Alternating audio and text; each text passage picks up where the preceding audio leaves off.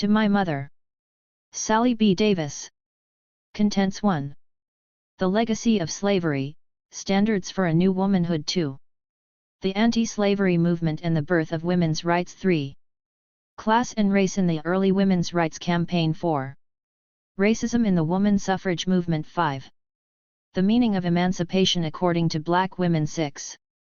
Education and Liberation, Black Women's Perspective 7. Woman Suffrage at the Turn of the Century, The Rising Influence of Racism 8. Black Women and the Club Movement 9. Working Women, Black Women, and the History of the Suffrage Movement 10. Communist Women 11. Rape, Racism, and the Myth of the Black Rapist 12.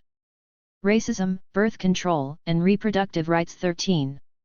The Approaching Obsolescence of Housework, A Working Class Perspective 1. The Legacy of Slavery, Standards for a New Womanhood. When the influential scholar Ulrich B. Phillips declared in 1918 that slavery in the Old South had impressed upon African savages and their native-born descendants the glorious stamp of civilization. 1. He set the stage for a long and passionate debate. As the decades passed and the debate raged on, one historian after another confidently professed to have deciphered the real meaning of the peculiar institution. But amidst all this scholarly activity, the special situation of the female slave remained unpenetrated. The ceaseless arguments about her sexual promiscuity or her matriarchal proclivities obscured, much more than they illuminated, the condition of black women during slavery. Herbert Aptheker remains one of the few historians who attempted to establish a more realistic basis for the understanding of the female slave. 2. During the 1970s the slavery debate re-emerged with renewed vigor. Eugene Genovese published Roll, Jordan, Roll, The World the Slaves Made. 3. John Blassingame's The Slave Community. 4. Appeared, as did Fogel and Engerman's Ill-Conceived Time on the Cross. 5. And Herbert Gutman's monumental Black Family in Slavery and Freedom. 6. Responding to this rejuvenated debate, Stanley Elkins decided it was time to publish an expanded edition of his 1959 study Slavery. 7. Conspicuously absent from this flurry of publications is a book expressly devoted to slave women. Those of us who have anxiously awaited a serious study of the black woman during slavery remain, so far, disappointed. It has been equally disappointing to discover that with the exception of the traditionally debatable questions of promiscuity versus marriage and forced versus voluntary sex with white men, scant attention has been focused on women by the authors of these new books. The most enlightening of all these recent studies is Herbert Gutman's investigation of the black family.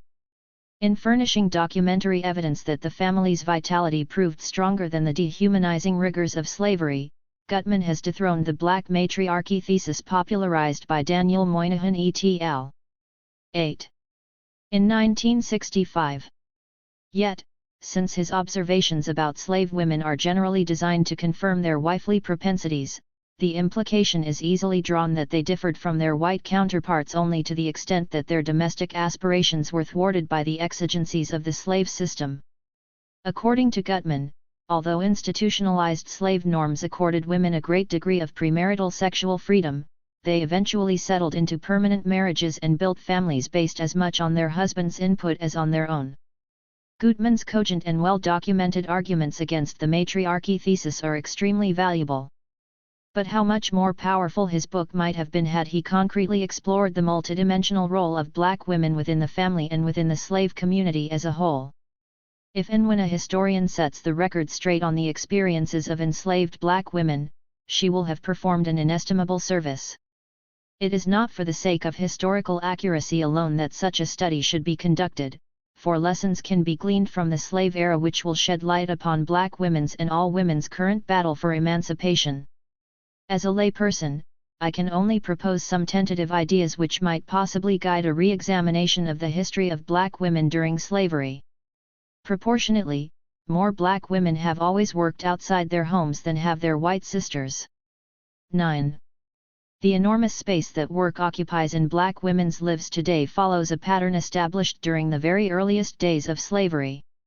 As slaves, compulsory labor overshadowed every other aspect of women's existence.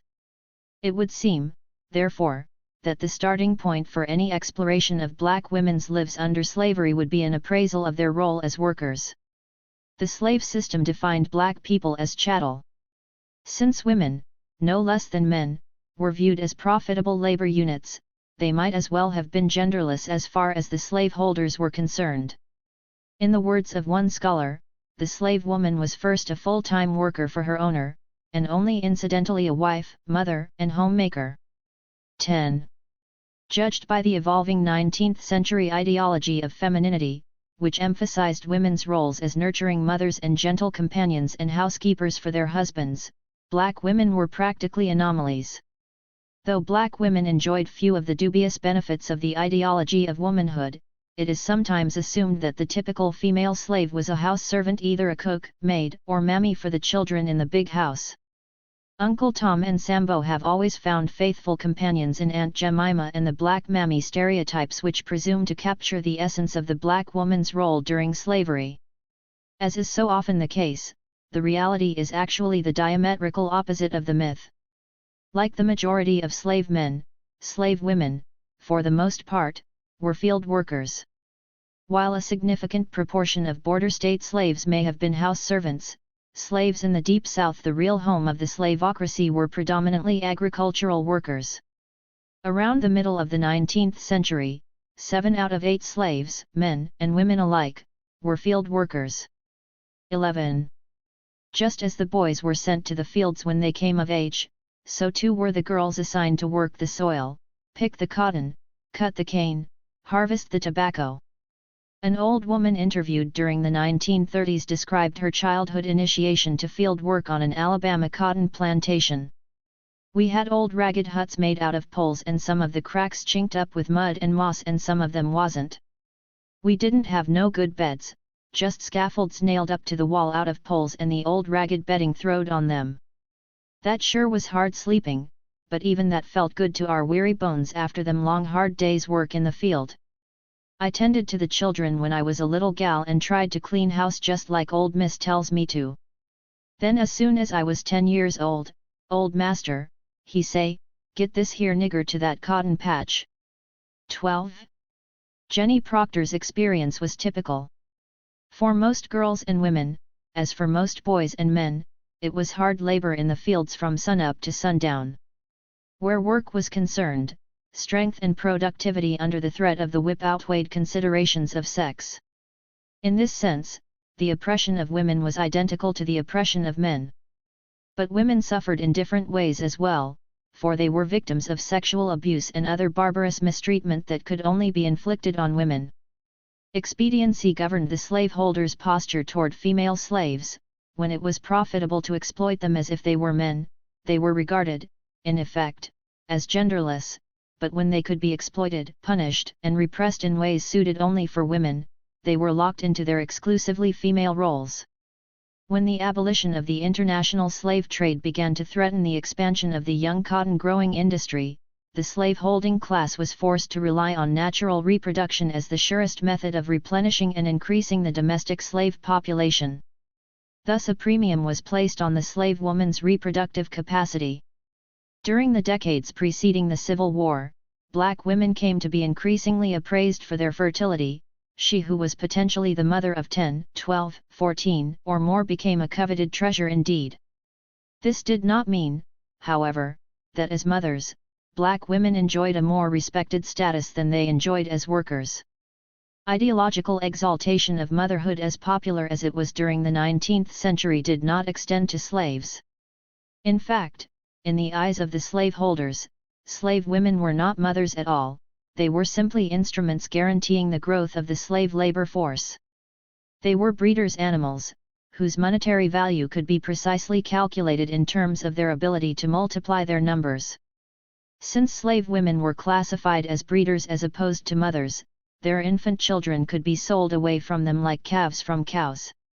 1 year after the importation of Africans was halted, a South Carolina court ruled that female slaves had no legal claims whatever on their children. Consequently, according to this ruling, children could be sold away from their mothers at any age because the young of slaves stand on the same footing as other animals. 13. As females, slave women were inherently vulnerable to all forms of sexual coercion. If the most violent punishments of men consisted in floggings and mutilations, women were flogged and mutilated, as well as raped. Rape, in fact, was an uncamouflaged expression of the slaveholders' economic mastery and the overseers' control over black women as workers. The special abuses inflicted on women thus facilitated the ruthless economic exploitation of their labor. The demands of this exploitation caused slave owners to cast aside their orthodox sexist attitudes except for purposes of repression. If black women were hardly women in the accepted sense, the slave system also discouraged male supremacy in black men. Because husbands and wives, fathers and daughters were equally subjected to the slave master's absolute authority, the promotion of male supremacy among the slaves might have prompted a dangerous rupture in the chain of command. Moreover, since black women as workers could not be treated as the weaker sex or the housewife, black men could not be candidates for the figure of family head and certainly not for family provider. After all, men, women and children alike were all providers for the slave-holding class. In the cotton, tobacco, corn, and sugarcane fields, women worked alongside their men. In the words of an ex-slave, "The bell rings at 4 o'clock in the morning and they have half an hour to get ready. Men and women start together, and the women must work as steadily as the men and perform the same tasks as the men." 14. Most slave owners established systems of calculating their slaves' yield in terms of the average rates of productivity they demanded. Children, thus, were frequently rated as quarter hands. Women, it was generally assumed, were full hands unless they had been expressly assigned to be breeders or sucklers, in which case they sometimes ranked as less than full hands. 15. Slave owners naturally sought to ensure that their breeders would bear children as often as biologically possible. But they never went so far as to exempt pregnant women and mothers with infant children from work in the fields. While many mothers were forced to leave their infants lying on the ground near the area where they worked, some refused to leave them unattended and tried to work at the normal pace with their babies on their backs. An ex-slave described such a case on the plantation where he lived. One young woman did not, like the others, leave her child at the end of the row, but had contrived a sort of rude knapsack, made of a piece of coarse linen cloth, in which she fastened her child, which was very young, upon her back, and in this way carried it all day, and performed her task at the hoe with the other people. 16.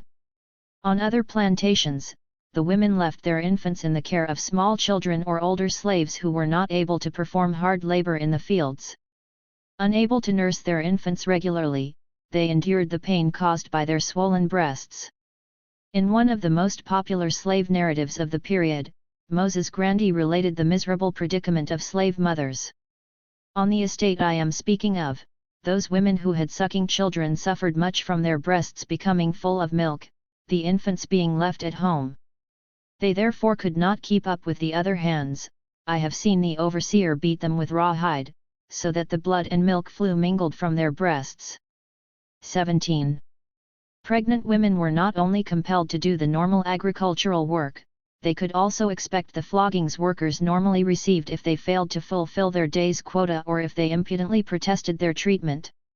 A woman who gives offense in the field, and is large in a family way, is compelled to lie down over a hole made to receive her corpulency, and is flogged with the whip or beat with a paddle, which has holes in it. At every stroke comes a blister.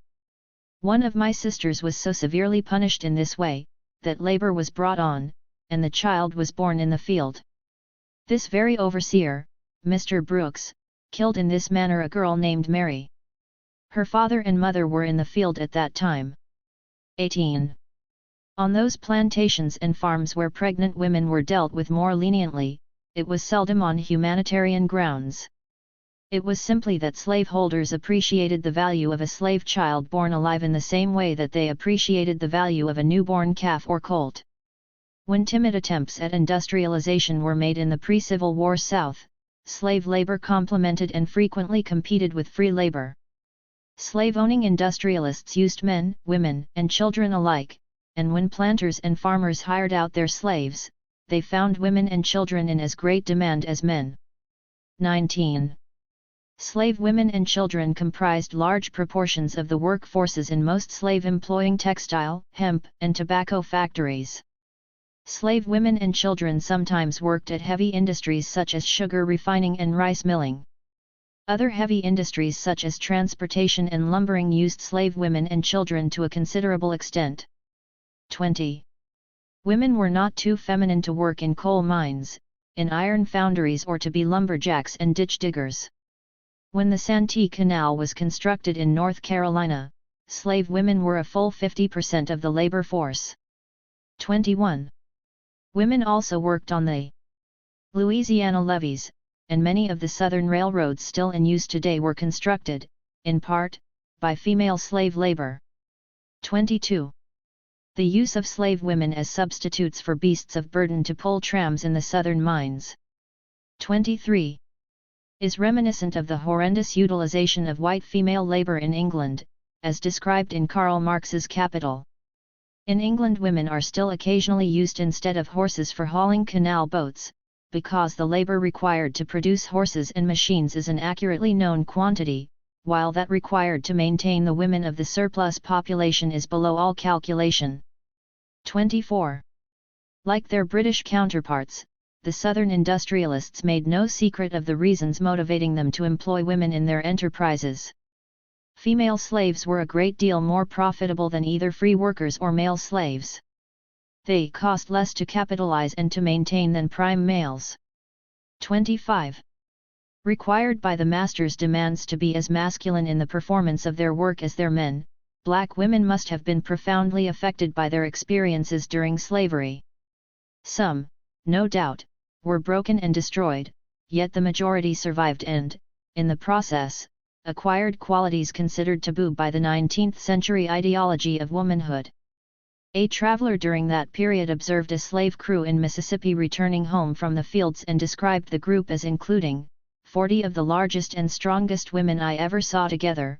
They were all in a simple uniform dress of a bluish check stuff, their legs and feet were bare, they carried themselves loftily, each having a hoe over the shoulder, and walking with a free, powerful swing like chasseurs on the march. 26. While it is hardly likely that these women were expressing pride in the work they performed under the ever-present threat of the whip, they must have been aware nonetheless of their enormous power, their ability to produce and create. For, as Marx put it, labor is the living, shaping fire, it represents the impermanence of things, their temporality. 27. It is possible, of course, that this traveler's observations were tainted by racism of the paternalistic variety, but if not, then perhaps these women had learned to extract from the oppressive circumstances of their lives the strength they needed to resist the daily dehumanization of slavery. Their awareness of their endless capacity for hard work may have imparted to them a confidence in their ability to struggle for themselves, their families and their people. When the tentative pre-Civil War forays into factory work gave way to an aggressive embrace of industrialization in the United States, it robbed many white women of the experience of performing productive labor. Their spinning wheels were rendered obsolete by the textile factories. Their candle-making paraphernalia became museum pieces, like so many of the other tools which had previously assisted them to produce the articles required by their families for survival. As the ideology of femininity, a byproduct of industrialization, was popularized and disseminated through the new ladies' magazines and romantic novels, white women came to be seen as inhabitants of a sphere totally severed from the realm of productive work. The cleavage between the home and the public economy, brought on by industrial capitalism, established female inferiority more firmly than ever before. Woman became synonymous in the prevailing propaganda with mother and housewife, and both mother and housewife bore the fatal mark of inferiority. But among black female slaves, this vocabulary was nowhere to be found. The economic arrangements of slavery contradicted the hierarchical sexual roles incorporated in the new ideology.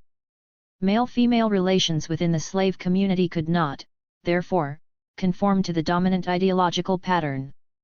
Much has been made of the slaveholder's definition of the black family as a matrilocal biological structure. Birth records on many plantations omitted the names of the fathers, listing only the children's mothers. And throughout the South, state legislatures adopted the principle of partus sequitur venturum, the child follows the condition of the mother. These were the dictates of the slave owners, who fathered not a few slave children themselves. But were they also the norms according to which the slaves ordered their domestic relationships among themselves? Most historical and sociological examinations of the black family during slavery have simply assumed that the master's refusal to acknowledge fatherhood among their slaves was directly translated into a matriarchal family arrangement of the slave's own making. The notorious 1965 government study on the Negro family, popularly known as the Moynihan Report, directly linked the contemporary social and economic problems of the black community to a putatively matriarchal family structure. In essence, wrote Daniel Moynihan, the Negro community has been forced into a matriarchal structure which, because it is out of line with the rest of the American society, seriously retards the progress of the group as a whole and imposes a crushing burden on the Negro male and, in consequence, on a great many Negro women as well.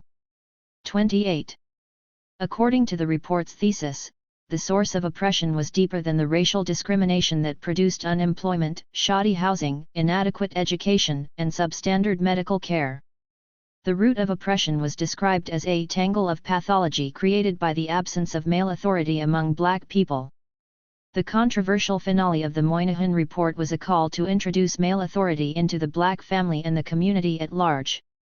One of Moynihan's liberal supporters, the sociologist Lee Rainwater, took exception to the solutions recommended by the report. 29. Rainwater proposed instead jobs, higher wages, and other economic reforms. He even went so far as to encourage continued civil rights protests and demonstrations. But, like most white sociologists and some black ones as well, he reiterated the thesis that slavery had effectively destroyed the black family. As a result, black people were allegedly left with the mother-centered family with its emphasis on the primacy of the mother-child relation and only tenuous ties to a man. 30. Today, he said, men often do not have real homes, they move about from one household where they have kinship or sexual ties to another. They live in flop houses and rooming houses, they spend their time in institutions. They are not household members in the only homes they have, the homes of their mothers and of their girlfriends. 31. Neither Moynihan nor Rainwater had invented the theory of the black family's internal deterioration under slavery. The pioneering work to support this thesis was done in the 1930s by the renowned black sociologist E. Franklin Frazier. In his book The Negro Family. 32. Published in 1939, Frazier dramatically described the horrendous impact of slavery on black people, but he underestimated their ability to resist its insinuations into the social life they forged for themselves. He also misinterpreted the spirit of independence and self-reliance black women necessarily developed, and thus deplored the fact that neither economic necessity nor tradition had instilled the spirit of subordination to masculine authority. 33. Motivated by the controversy unleashed by the appearance of the Moynihan Report, as well as by his doubts concerning the validity of Frazier's theory, Herbert Gutman initiated his research on the slave family. About 10 years later, in 1976, he published his remarkable work The Black Family in Slavery and Freedom. 34. Gutman's investigations uncovered fascinating evidence of a thriving and developing family during slavery. It was not the infamous matriarchal family he discovered, but rather one involving wife, husband, children, and frequently other relatives, as well as adoptive kin. Dissociating himself from the questionable econometric conclusions reached by Fogel and Engerman, who claim that slavery left most families intact, Gutman confirms that countless slave families were forcibly disrupted. The separation, through indiscriminate sales of husbands, wives, and children, was a terrifying hallmark of the North American variety of slavery. But, as he points out, the bonds of love and affection, the cultural norms governing family relations, and the overpowering desire to remain together survived the devastating onslaught of slavery. 35.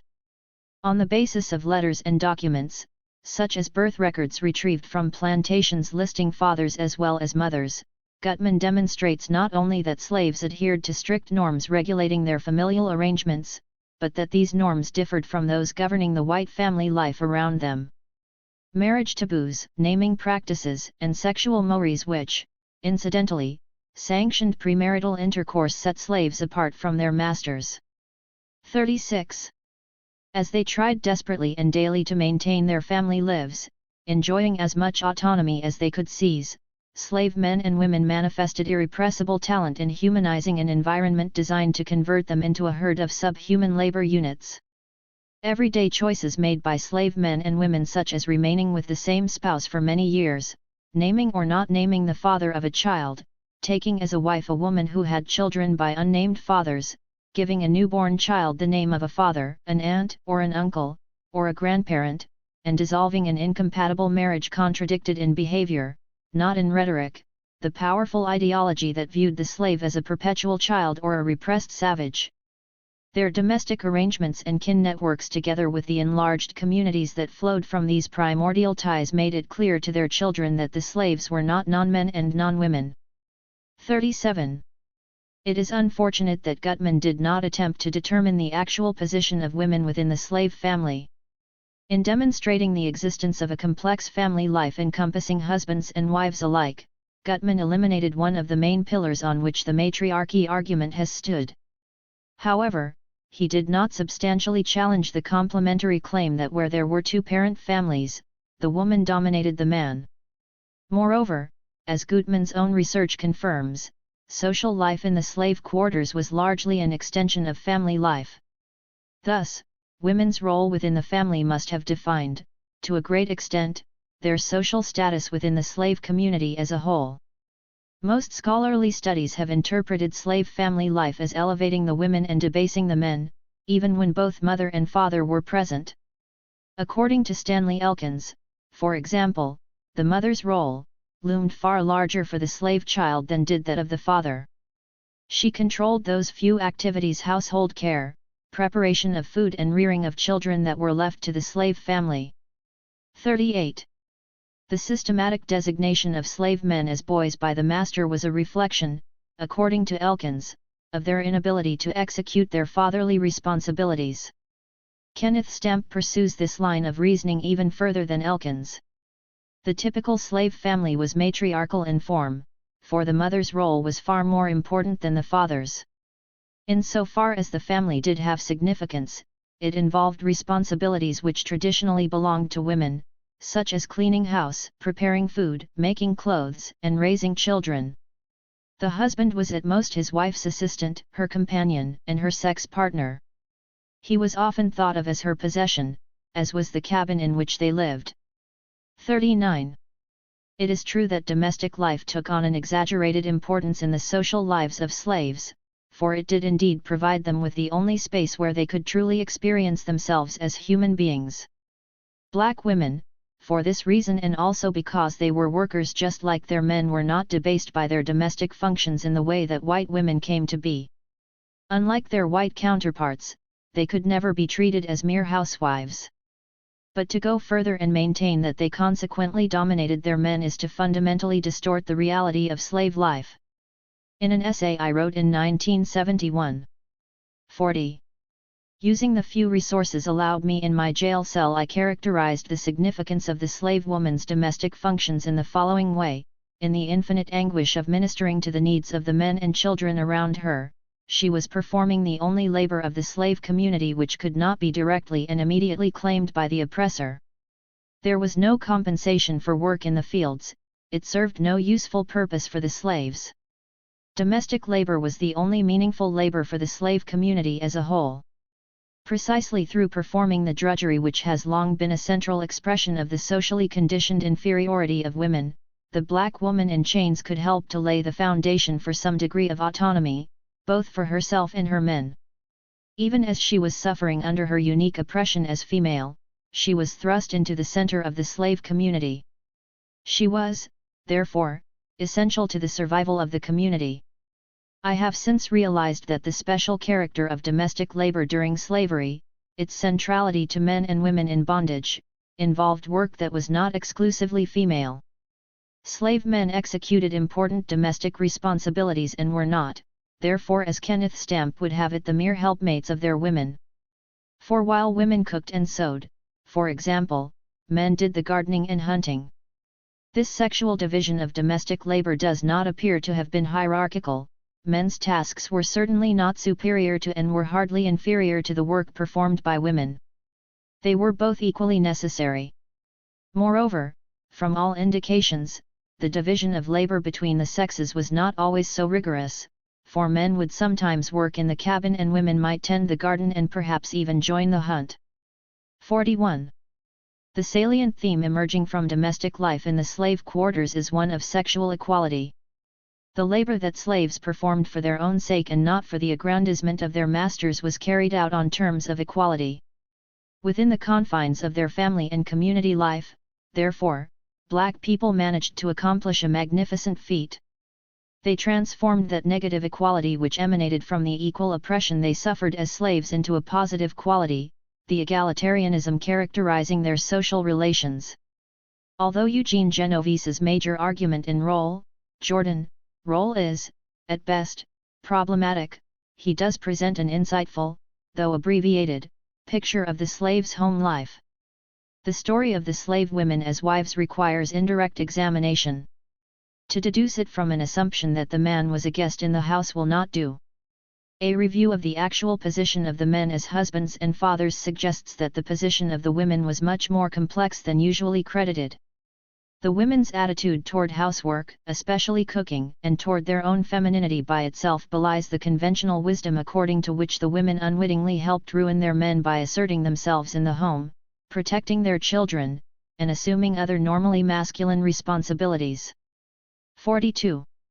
While there is a touch of male supremacy in his analysis, implying, as he does, that masculinity and femininity are immutable concepts, he clearly recognizes that what has usually been viewed as a debilitating female supremacy was in fact a closer approximation to a healthy sexual equality than was possible for whites and perhaps even for postbellum blacks. 43. The most fascinating point Genovese raises here, although he does not develop it, is that women often defended their men from the slave system's attempts to demean them. Most women, perhaps a substantial majority, he says, understood that whenever their men were degraded, so too were they. Furthermore, they wanted their boys to grow up to be men and knew perfectly well that, to do so, they needed the example of a strong black man in front of them. 44. Their boys needed strong male models to the very same extent that their girls needed strong female models. If black women bore the terrible burden of equality in oppression, if they enjoyed equality with their men in their domestic environment, then they also asserted their equality aggressively in challenging the inhuman institution of slavery. They resisted the sexual assaults of white men, defended their families and participated in work stoppages and revolts. As Herbert Aptheker points out in his pioneering work American Negro Slave Revolts. 45. They poisoned their masters, committed other acts of sabotage and, like their men, joined maroon communities and frequently fled northward to freedom.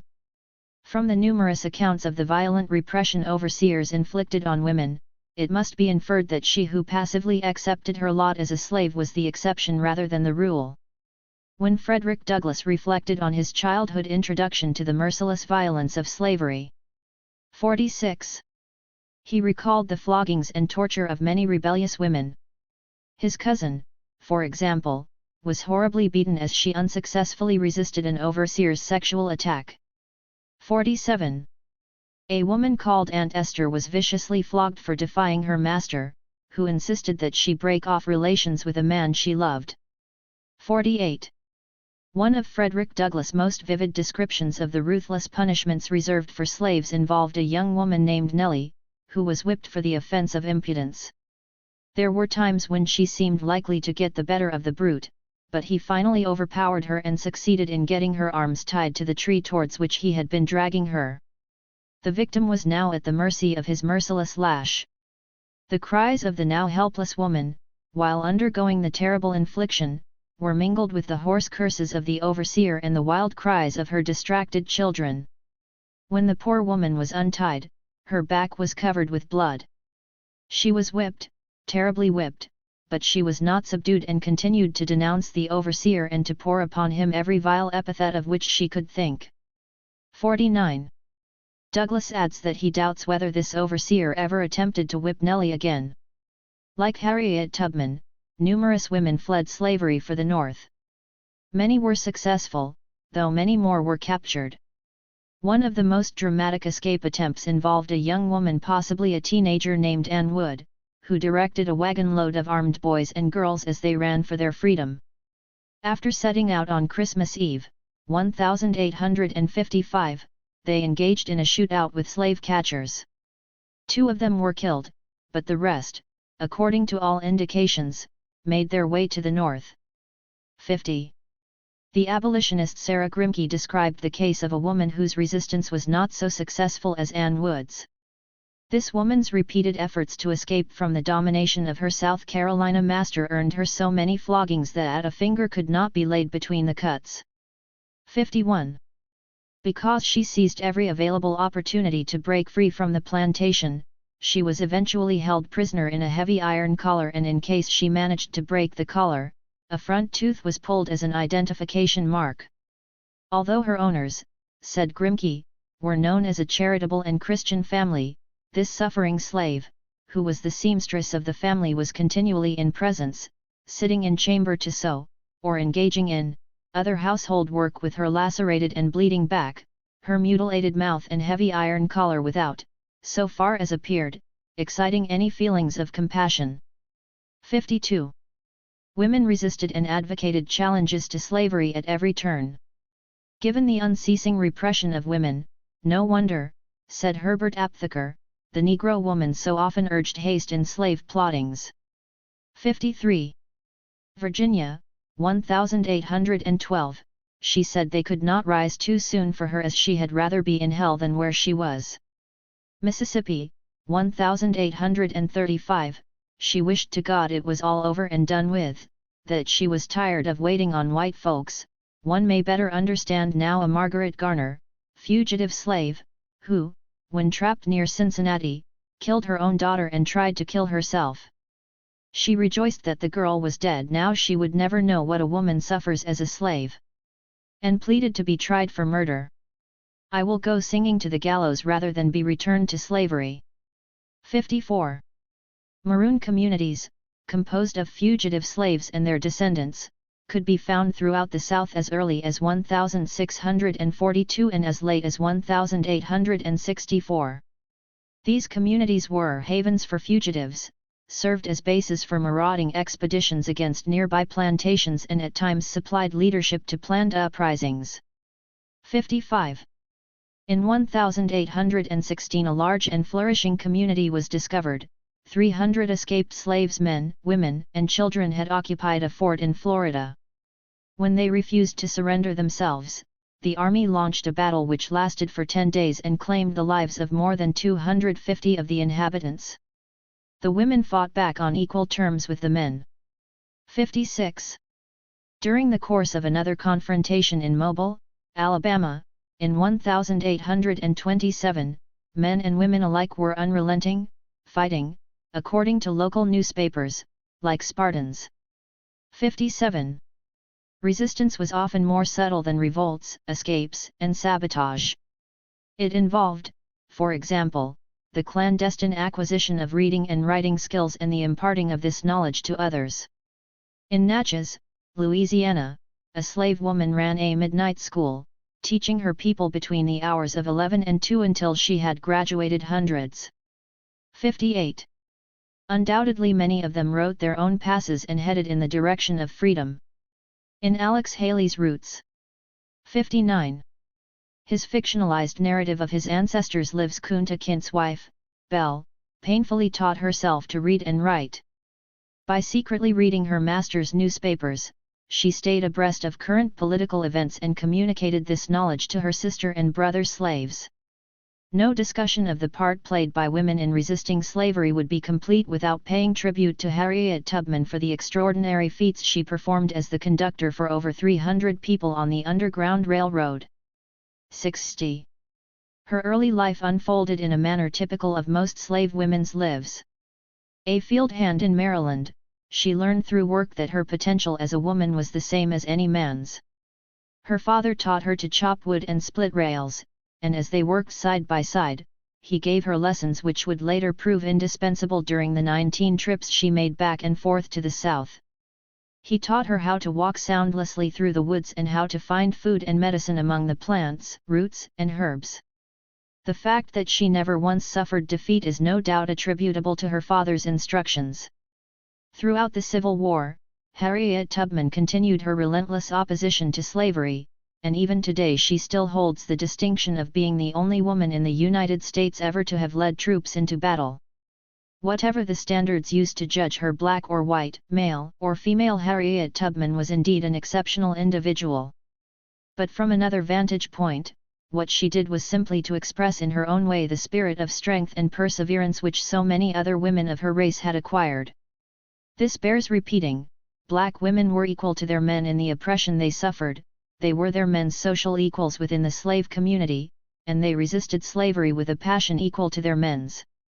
This was one of the greatest ironies of the slave system, for in subjecting women to the most ruthless exploitation conceivable, exploitation which knew no sex distinctions, the groundwork was created not only for black women to assert their equality through their social relations, but also to express it through their acts of resistance.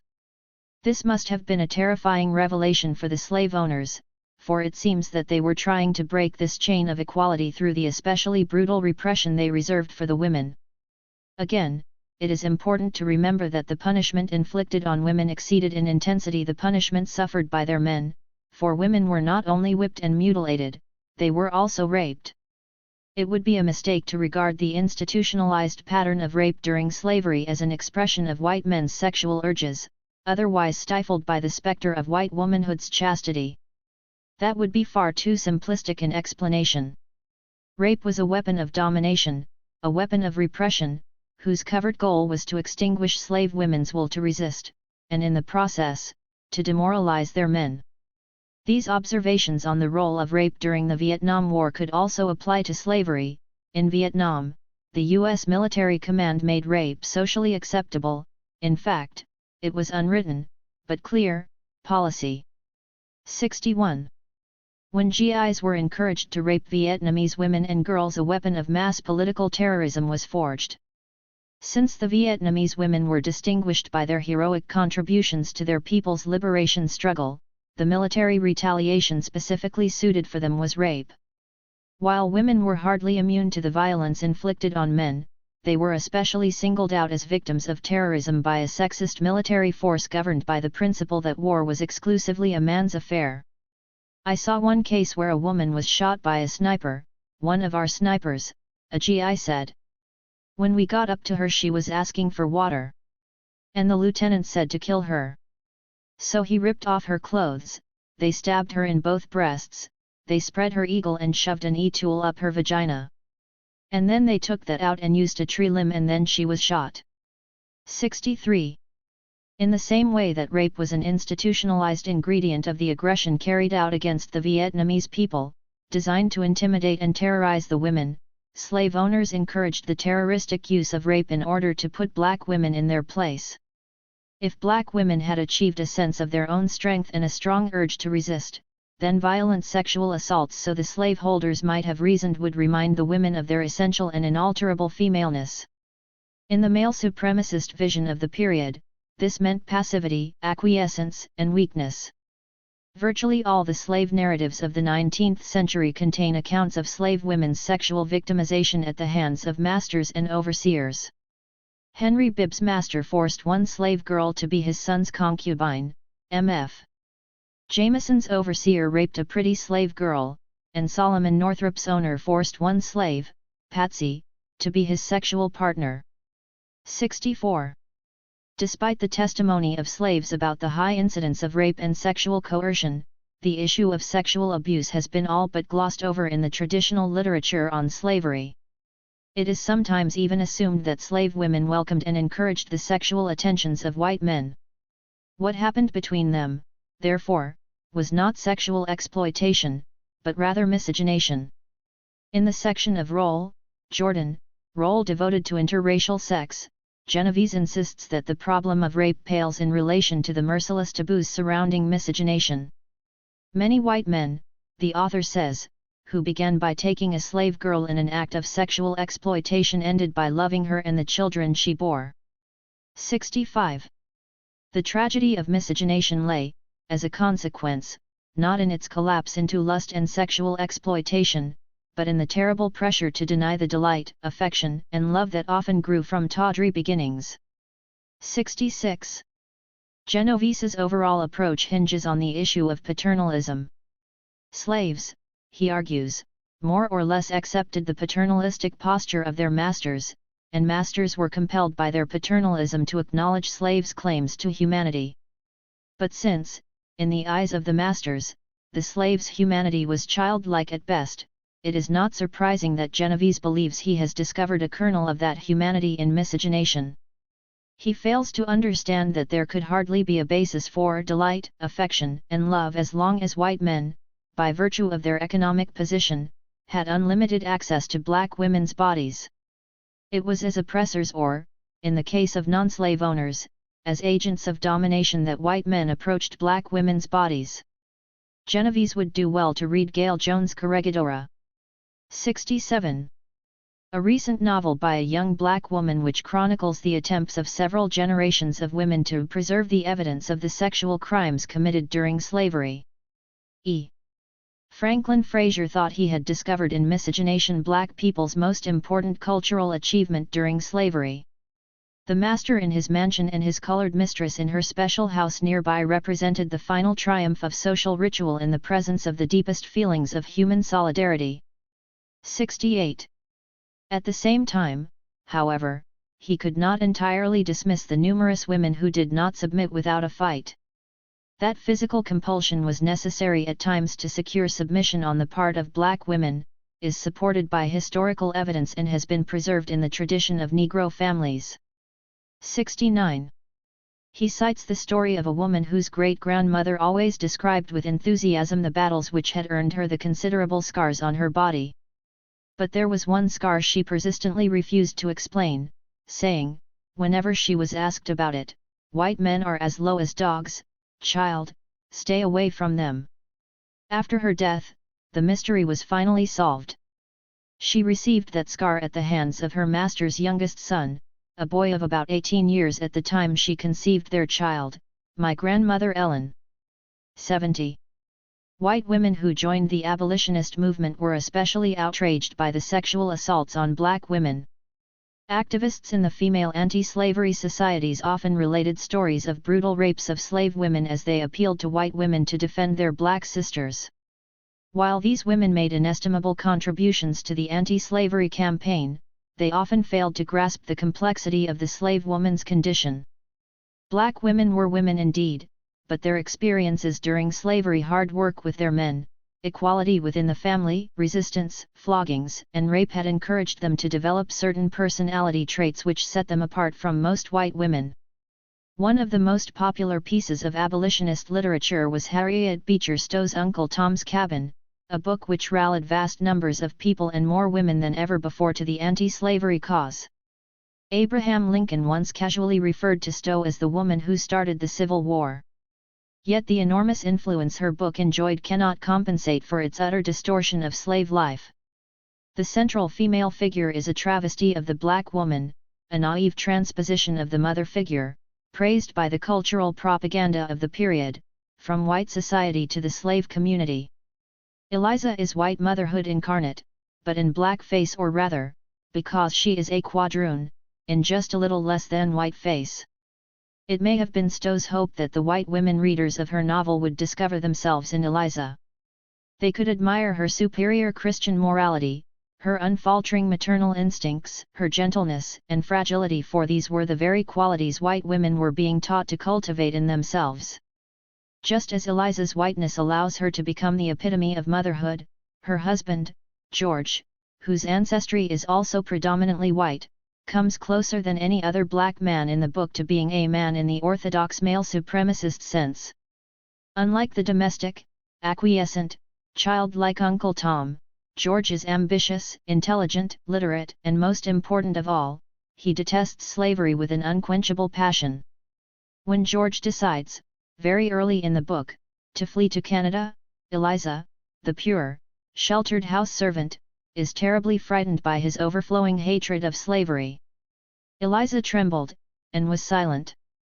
She had never seen her husband in this mood before, and her gentle system of ethics seemed to bend like a reed in the surges of such passions. 71. Eliza is practically oblivious to the general injustices of slavery.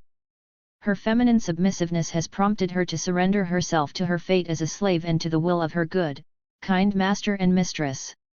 It is only when her maternal status is threatened that she finds the strength to stand up and fight. Like the mother who discovers she can lift an automobile if her child is trapped underneath, Eliza experiences a surge of maternal power when she learns that her son is going to be sold. Her kind master's financial troubles compel him to sell Uncle Tom and Eliza's son Harry despite, of course, the compassionate and maternal pleas of his wife.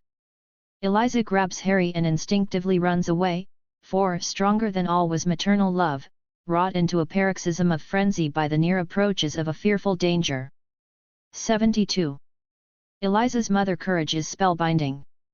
When, in the course of her flight, she reaches an impassable river of melting ice, the slave catcher hot on her heels, she spirits Harry across, nerved with strength such as God only gives to the desperate.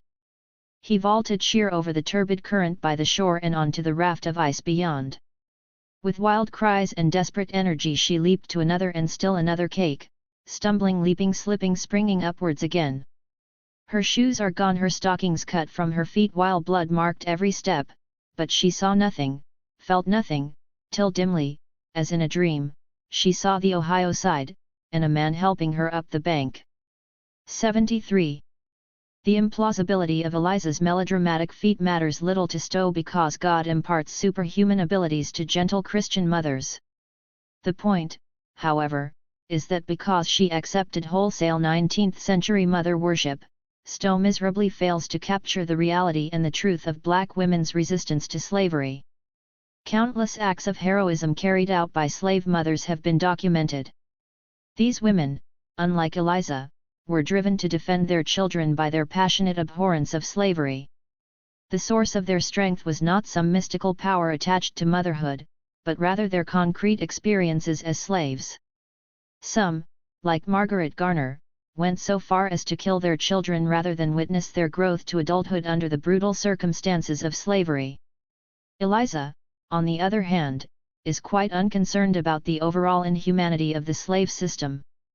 Had she not been threatened with the sale of her son, she would have probably lived happily ever after under the beneficent tutelage of her master and mistress. The Elizas, if they indeed existed, were certainly oddities among the great majority of black women.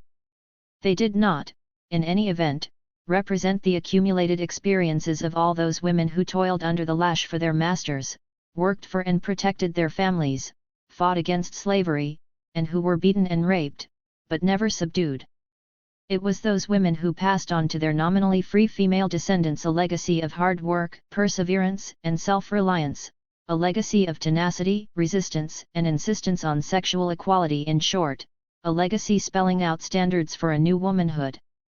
To the anti-slavery movement and the birth of women's rights. When the true history of the anti-slavery cause shall be written, women will occupy a large space in its pages, for the cause of the slave has been peculiarly women's cause. These are the words of an ex-slave, a man who became so closely associated with the 19th-century women's movement that he was accused of being a women's rights man. 2. Frederick Douglass, the country's leading black abolitionist, was also the most prominent male advocate of women's emancipation in his times. Because of his principled support of the controversial women's movement, he was often held up to public ridicule. Most men of his era, finding their manhood impugned, would have automatically risen to defend their masculinity.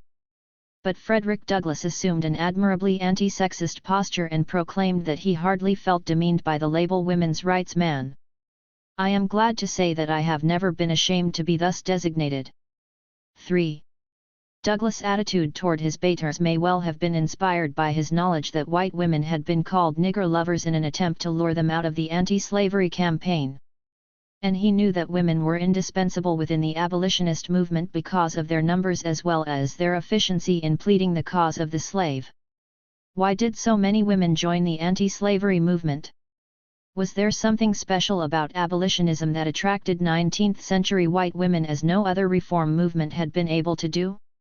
Had these questions been posed to a leading female abolitionist such as Harriet Beecher Stowe, she might have argued that women's maternal instincts provided a natural basis for their anti-slavery sympathies. This seems, at least, to be an implication of her novel Uncle Tom's Cabin. 5. Whose abolitionist appeal was answered by vast numbers of women. When Stowe published Uncle Tom's Cabin, the 19th-century cult of motherhood was in full swing. As portrayed in the press, in the new popular literature and even in the courts of law, the perfect woman was the perfect mother. Her place was at home, never, of course, in the sphere of politics. In Stowe's novel, slaves, for the most part, are represented as sweet, loving, defenseless, if sometimes naughty children. Uncle Tom's gentle domestic heart was, so Stowe wrote, the peculiar characteristic of his race. 6. Uncle Tom's Cabin is pervaded with assumptions of both black and female inferiority. Most black people are docile and domestic, and most women are mothers and little else. As ironic as it may seem, the most popular piece of anti-slavery literature of that time perpetuated the racist ideas which justified slavery and the sexist notions which justified the exclusion of women from the political arena where the battle against slavery would be fought. The glaring contradiction between the reactionary content and the progressive appeal of Uncle Tom's Cabin was not so much a flaw in the author's individual perspective as a reflection of the contradictory nature of women's status in the 19th century. During the first decades of the century, the Industrial Revolution caused U.S. society to undergo a profound metamorphosis. In the process, the circumstances of white women's lives were radically changed. By the 1830s, many of women's traditional economic tasks were being taken over by the factory system. True, they were freed from some of their old oppressive jobs. Yet the incipient industrialization of the economy was simultaneously eroding women's prestige in the home, a prestige based on their previously productive and absolutely essential domestic labor. Their social status began to deteriorate accordingly. An ideological consequence of industrial capitalism was the shaping of a more rigorous notion of female inferiority. It seemed, in fact, that the more women's domestic duties shrank under the impact of industrialization, the more rigid became the assertion that woman's place is in the home. 7. Actually, woman's place had always been in the home, but during the pre-industrial era, the economy itself had been centered in the home and its surrounding farmland. While men had tilled the land, the women had been manufacturers, producing fabric, clothing, candles, soap and practically all the other family necessities. Women's place had indeed been in the home, but not simply because they bore and reared children or ministered to their husbands' needs. They had been productive workers within the home economy, and their labor had been no less respected than their men's. When manufacturing moved out of the home and into the factory, the ideology of womanhood began to raise the wife and mother as ideals. As workers, women had at least enjoyed economic equality, but as wives, they were destined to become appendages to their men, servants to their husbands. As mothers, they would be defined as passive vehicles for the replenishment of human life. The situation of the white housewife was full of contradictions. There was bound to be resistance. 8. The turbulent 1830s were years of intense resistance. Nat Turner's revolt, toward the beginning of the decade, unequivocally announced that black men and women were profoundly dissatisfied with their lot as slaves and were determined, more than ever, to resist. In 1831, the year of Nat Turner's revolt, the organized abolitionist movement was born. The early 30s also brought turnouts and strikes to the northeastern textile factories, operated largely by young women and children. Around the same time, more prosperous white women began to fight for the right to education and for access to careers outside their homes. 9. White women in the North, the middle-class housewife as well as the young mill girl, frequently invoked the metaphor of slavery as they sought to articulate their respective oppressions. Well-situated women began to denounce their unfulfilling domestic lives by defining marriage as a form of slavery. For working women, the economic oppression they suffered on the job bore a strong resemblance to slavery. When the mill women in Lowell, Massachusetts, went out on strike in 1836, they marched through the town, singing, "Oh, I cannot be a slave. I will not be a slave. Oh, I'm so fond of liberty. I will not be a slave." 10. As between women who were workers and those who came from prosperous middle-class families, the former certainly had more legitimate grounds for comparing themselves to slaves. Although they were nominally free, their working conditions and low wages were so exploitative as to automatically invite the comparison with slavery. Yet it was the women of means who invoked the analogy of slavery most literally in their effort to express the oppressive nature of marriage. 11. During the first half of the 19th century, the idea that the age-old, established institution of marriage could be oppressive was somewhat novel.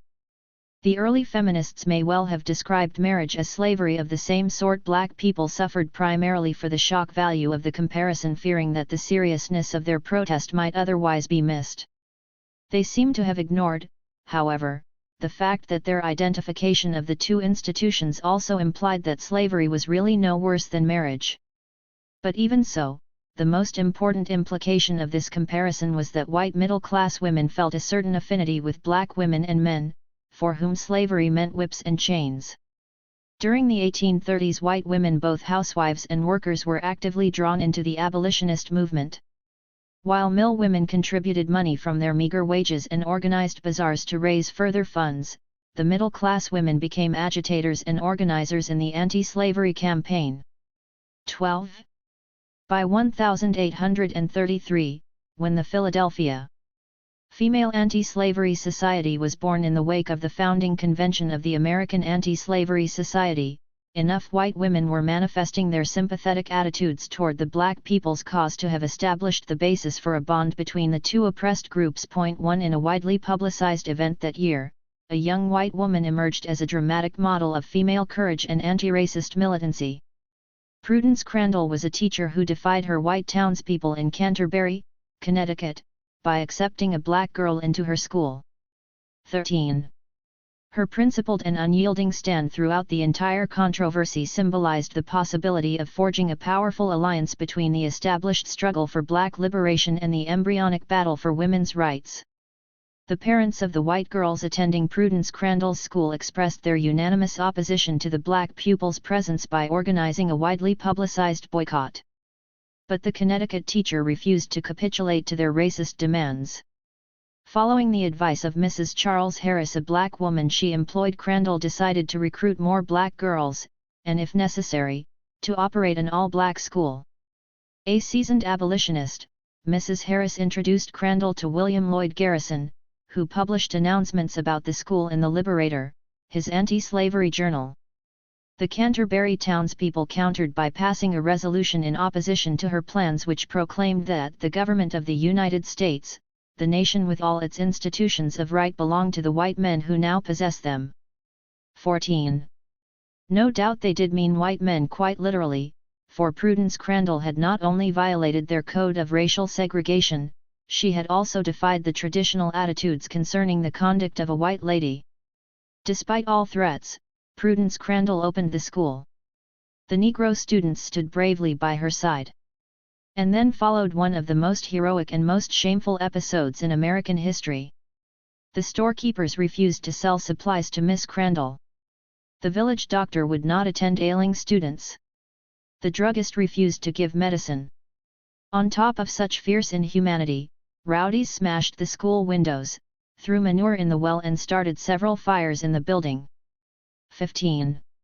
Where did this young Quaker woman find her extraordinary strength and her astonishing ability to persevere in a dangerous situation of daily siege? Probably through her bonds with the black people whose cause she so ardently defended.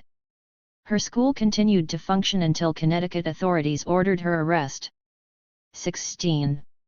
By the time she was arrested, Prudence Crandall had made such a mark on the epoch that even in apparent defeat, she emerged as a symbol of victory.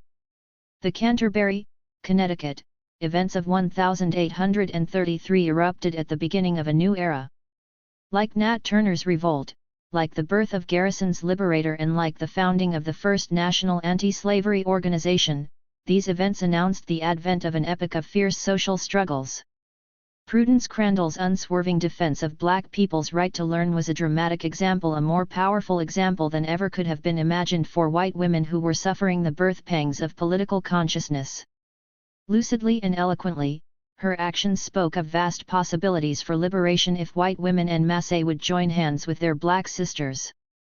Let Southern oppressors tremble, let their Northern apologists tremble, let all the enemies of the persecuted blacks tremble. Urge me not to use moderation in a cause like the present. I am in earnest, I will not equivocate, I will not excuse, I will not retreat a single inch, and I will be heard. 17. This uncompromising declaration was William Lloyd Garrison's personal statement to readers of the first issue of The Liberator.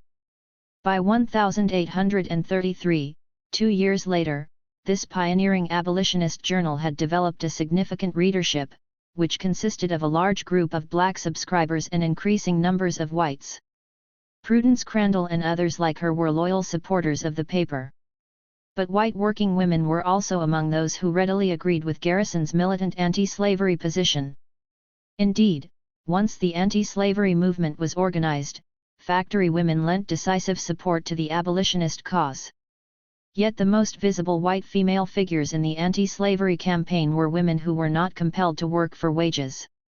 They were the wives of doctors, lawyers, judges, merchants, factory owners, in other words, women of the middle classes and the rising bourgeoisie. In 1833, many of these middle-class women had probably begun to realize that something had gone terribly awry in their lives. As housewives in the new era of industrial capitalism, they had lost their economic importance in the home, and their social status as women had suffered a corresponding deterioration.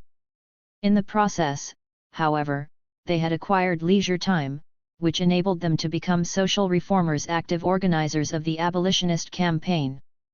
Abolitionism, in turn, conferred upon these women the opportunity to launch an implicit protest against their oppressive roles at home.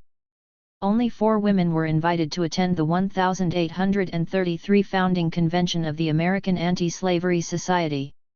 The male organizers of this Philadelphia meeting stipulated, moreover, that they were to be listeners and spectators. 18. Rather than full-fledged participants. This did not deter Lucretia Mott, one of the 4 women, from audaciously addressing the men at the convention on at least 2 occasions. At the opening session, she confidently arose from her listener and spectator seat in the balcony and argued against a motion to postpone the gathering because of the absence of a prominent Philadelphia man. Right principles are stronger than names. If our principles are right, why should we be cowards? Why should we wait for those who never have had the courage to maintain the inalienable rights of the slave? 19. A practicing Quaker minister, Lucretia Mott undoubtedly astounded the all-male audience, for in those days women never spoke out at public gatherings. 20. Although the convention applauded her and moved on to its business as she suggested, at the conclusion of the meeting neither she nor the other women were invited to sign the Declaration of Sentiments and Purposes. Whether the women's signatures were expressly disallowed or whether it simply did not occur to the male leaders that women should be asked to sign, the men were extremely short-sighted. Their sexist attitudes prevented them from grasping the vast potential of women's involvement in the anti-slavery movement. Lucretia Mott, who was not so short-sighted, organized the founding meeting of the Philadelphia Female Anti-Slavery Society in the immediate aftermath of the men's convention. 21. She was destined to become a leading public figure in the anti-slavery movement, a woman who would be extensively admired for her overall courage and for her steadfastness in the face of raging racist mobs. In 1838, this frail-looking woman, dressed in the sober, starched garb of the Quakers, calmly faced the pro-slavery mob that burned down Pennsylvania Hall with the connivance of the mayor of Philadelphia. 22. Mott's commitment to abolitionism involved other dangers, for her Philadelphia home was a well-traveled underground railroad station, where such renowned fugitives as Henry Box Brown stopped off during the northward journey. On one occasion, Lucretia Mott herself assisted a slave woman to escape in a carriage under armed guard. 23. Like Lucretia Mott, many other white women with no previous political experience joined the abolitionist movement and literally received their baptism in fire. A pro-slavery mob burst into a meeting chaired by Maria Chapman Weston and dragged its speaker William Lloyd Garrison through the streets of Boston. A leader of the Boston Female Anti-Slavery Society, Weston realized that the white mob sought to isolate and perhaps violently attack the black women in attendance, and thus insisted that each white woman leave the building with a black woman at her side. 24.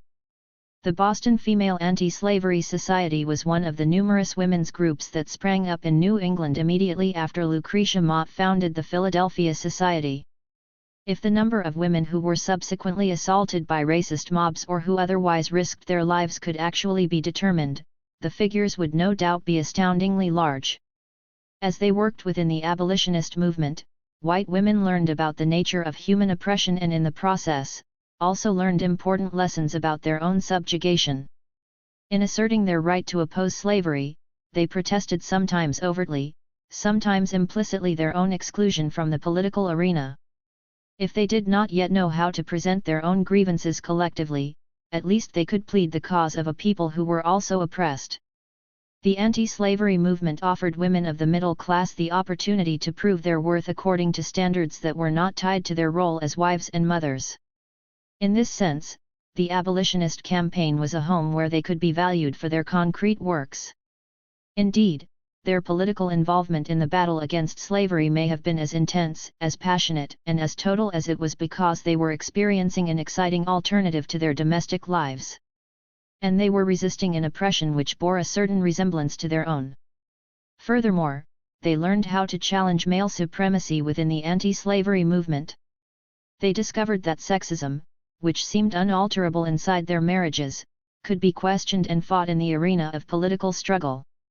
Yes, white women would be called upon to defend fiercely their rights as women in order to fight for the emancipation of black people. As Eleanor Flexner's outstanding study of the women's movement reveals, women abolitionists accumulated invaluable political experiences, without which they could not have effectively organized the campaign for women's rights more than a decade later. 25. Women developed fundraising skills, they learned how to distribute literature, how to call meetings, and some of them even became strong public speakers. Most important of all, they became efficient in the use of the petition, which would become the central tactical weapon of the women's rights campaign. As they petitioned against slavery, women were compelled simultaneously to champion their own right to engage in political work.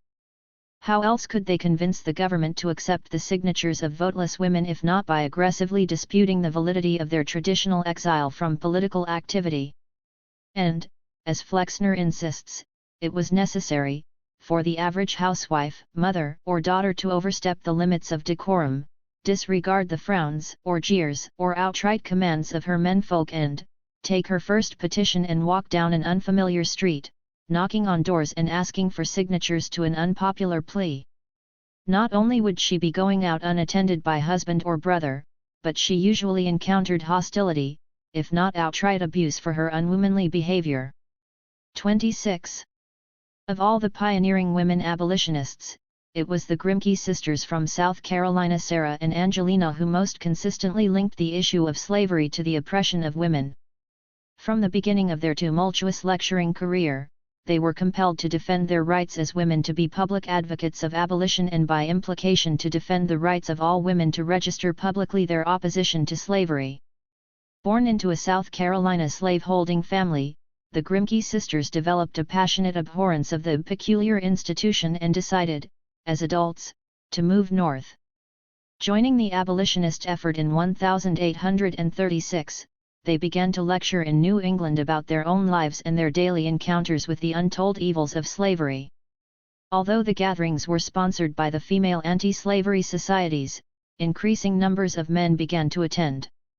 Gentlemen, hearing of their eloquence and power, soon began timidly to slip into the back seats.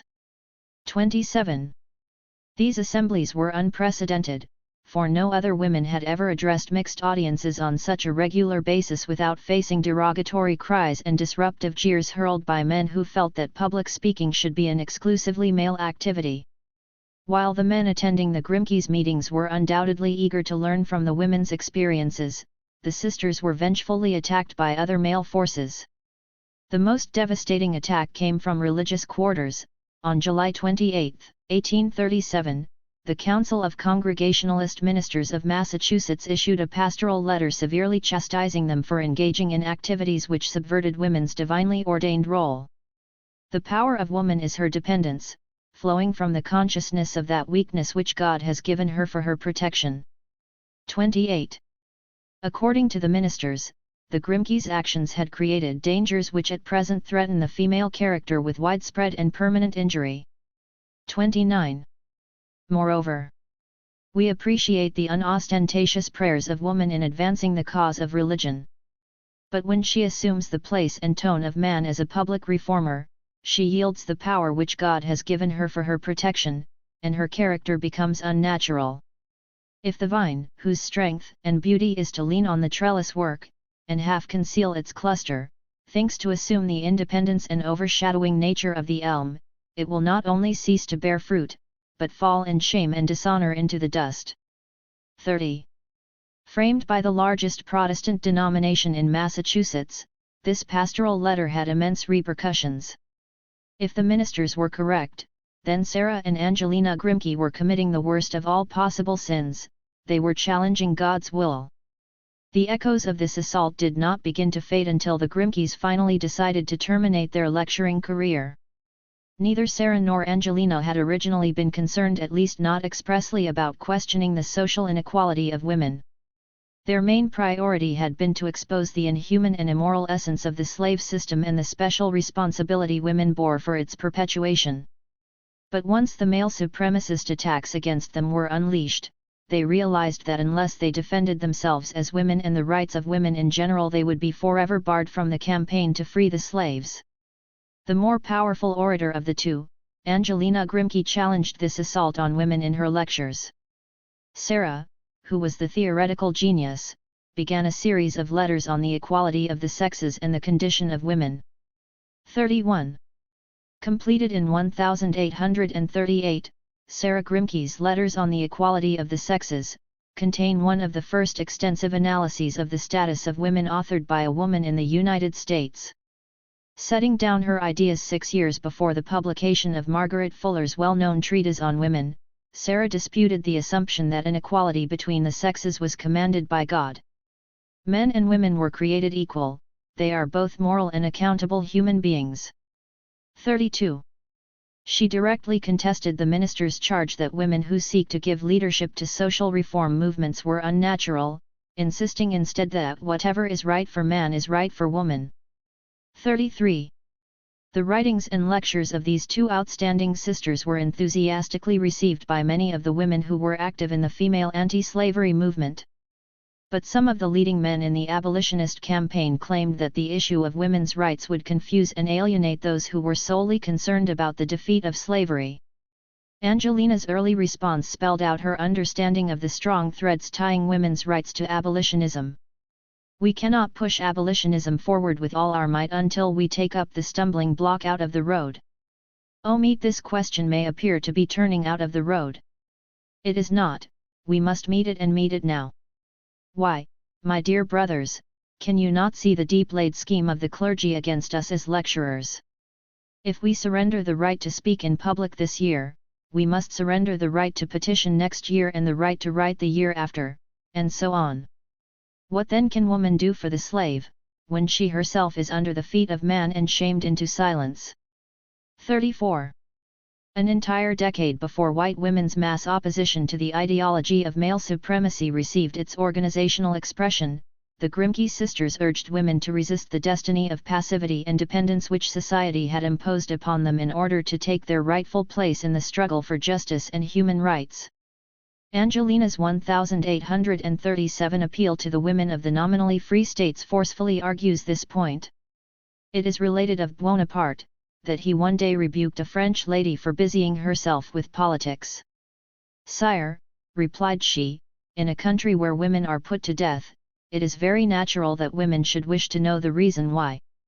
And, dear sisters, in a country where women are degraded and brutalized, and where their exposed persons bleed under the lash, where they are sold in the shambles of Negro brokers, robbed of their herd earnings, torn from their husbands, and forcibly plundered of their virtue and their offspring, surely in such a country, it is very natural that women should wish to know the reason why, especially when these outrages of blood and nameless horror are practiced in violation of the principles of our Constitution. We do not, then, and cannot concede the position, that because this is a political subject women ought to fold their hands in idleness, and close their eyes and ears to the horrible things that are practiced in our land. The denial of our duty to act is a bold denial of our right to act, and if we have no right to act, then may we well be termed the white slaves of the North, for like our brethren in bonds, we must seal our lips in silence and despair. 35.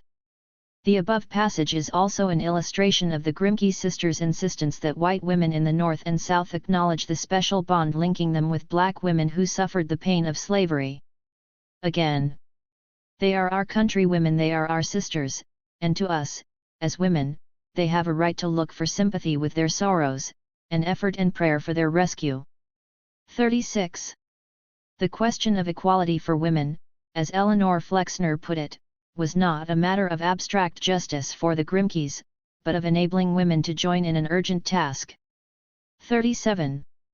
Since the abolition of slavery was the most pressing political necessity of the times, they urged women to join in that struggle with the understanding that their own oppression was nurtured and perpetuated by the continued existence of the slave system. Because the Grimke sisters had such a profound consciousness of the inseparability of the fight for black liberation and the fight for women's liberation, they were never caught in the ideological snare of insisting that one struggle was absolutely more important than the other. They recognized the dialectical character of the relationship between the two causes. More than any other women in the campaign against slavery, the Grimkes urged the constant inclusion of the issue of women's rights. At the same time they argued that women could never achieve their freedom independently of black people. "I want to be identified with the Negro," said Angelina to a convention of patriotic women supporting the Civil War effort in 1863. "Until he gets his rights, we shall never have ours." 38. Prudence Crandall had risked her life in defense of black children's right to education. If her stand contained a promise of a fruitful and powerful alliance, bringing black people and women together in order to realize their common dream of liberation, then the analysis presented by Sarah and Angelina Grimke was the most profound and most moving theoretical expression of that promise of unity. 3. Class and race in the early women's rights campaign. As Lucretia Mott and Elizabeth Cady Stanton wended their way arm in arm down Great Queen Street that night, reviewing the exciting scenes of the day, they agreed to hold a women's rights convention on their return to America, as the men to whom they had just listened had manifested their great need of some education on that question. Thus the missionary work for the emancipation of woman in the land of the free and the home of the brave was then and there inaugurated. 1. This conversation, which took place in London on the opening day of the 1840 World Anti-Slavery Convention, is frequently assumed to contain the real story behind the birth of the organized women's movement in the United States. As such, it has acquired a somewhat legendary significance. And like most legends, the truth it presumes to embody is far less unequivocal than it appears. This anecdote and its surrounding circumstances have been made the basis of a popular interpretation of the women's rights movement as having been primarily inspired or rather provoked by the insufferable male supremacy within the anti-slavery campaign. No doubt the U.S. women who had expected to participate in the London conference were quite furious when they found themselves excluded by majority vote, fenced off behind a bar and a curtain similar to those used in churches to screen the choir from public gaze. 2. Lucretia Mott, like the other women officially representing the American Anti-Slavery Society, had further cause for anger and indignation. For she had just recently emerged from a turbulent struggle around the issue of female abolitionists' right to participate on a basis of full equality in the work of the Anti-Slavery Society. Yet for a woman who had been excluded from membership in the society some 7 years previously, this was no new experience. If she was indeed inspired to fight for women's rights by the London events, by the fact that, as two contemporary feminist authors put it, the leading male radicals, those most concerned with social inequalities, also discriminate against women. 3. It was an inspiration that had struck her long before 1840. Unlike Lucretia Mott, Elizabeth Cady Stanton was not an experienced political activist when the London Convention took place. Accompanying her husband of only several weeks on what she called their wedding journey. 4. She was attending her first anti-slavery meeting not as a delegate but, rather, as the wife of an abolitionist leader. Mrs. Stanton was thus somewhat handicapped, lacking the perspective forged by years of struggle in defense of women's right to contribute to the anti-slavery cause. When she wrote that during her conversation in 1840 with Lucretia Mott, a missionary work for the emancipation of women, was then and there inaugurated. 5. Her remarks did not account for the accumulated lessons wrought by almost a decade during which abolitionist women had battled for their political emancipation as women. Although they were defeated at the London Convention, the abolitionist women did discover evidence that their past struggles had achieved a few positive results. For they were supported by some of the male anti-slavery leaders, who opposed the move to exclude them. William Lloyd Garrison, brave noble Garrison. 6. Who arrived too late to participate in the debate, refused to take his seat, remaining during the entire 10-day convention a silent spectator in the gallery. 7. According to Elizabeth Cady Stanton's account, Nathaniel P. Rogers of Concord, New Hampshire, was the only other male abolitionist who joined the women in the gallery. 8. Why the black abolitionist Charles Remond is not mentioned in Stanton's description of the events is rather puzzling. He was also, as he himself wrote in an article published in The Liberator, a silent listener. 9. Charles Remond wrote that he experienced one of the few great disappointments of his life when he discovered, upon his arrival, that the women had been excluded from the convention floor. He had good reason to feel distressed, for his own travel expenses had been paid by several women's groups. I was almost entirely indebted to the kind and generous members of the Bangor Female Anti-Slavery Society, the Portland Sewing Circle, and the Newport Young Ladies Juvenile Anti-Slavery Society, for aid in visiting this country. 10. Remond felt compelled to refuse his seat in the convention, because he could not otherwise be the honored representative of the three female associations, at once most praiseworthy in their object and efficient in this cooperation. 11. Not all of the men, therefore, were the bigoted abolitionists. 12. To whom Stanton refers in her historical account. At least some of them had learned to detect and challenge the injustices of male supremacy. Whereas Elizabeth Cady Stanton's interest in abolitionism was quite recent, she had conducted a personal fight against sexism throughout her youth.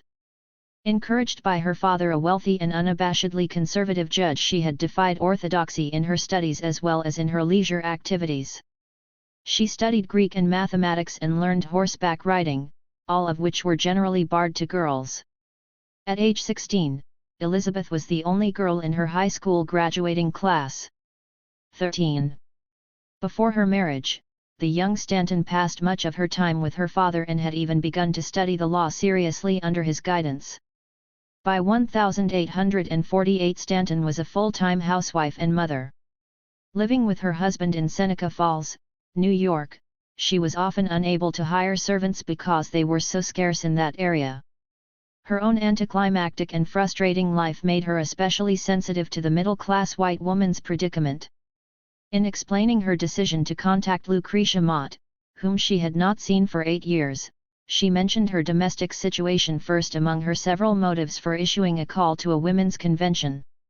The general discontent I felt with woman's portion as wife, mother, housekeeper, physician, and spiritual guide, and the wearied, anxious look of the majority of women, impressed me with the strong feeling that some active measures should be taken to remedy the wrongs of society in general and of women in particular. My experiences at the World Anti-Slavery Convention, all I had read of the legal status of women, and the oppression I saw everywhere, together swept across my soul, intensified now by many personal experiences. It seemed as if all the elements had conspired to impel me to some onward step. I could not see what to do or where to begin. My only thought was a public meeting for protest and discussion. 14. Elizabeth Cady Stanton's life exhibited all the basic elements, in their most contradictory form, of the middle-class woman's dilemma. Her diligent efforts to achieve excellence in her studies, the knowledge she had gained as a law student, and all the other ways she had cultivated her intellectual powers, all this had come to naught. Marriage and motherhood precluded the achievement of the goals she had set for herself as a single woman.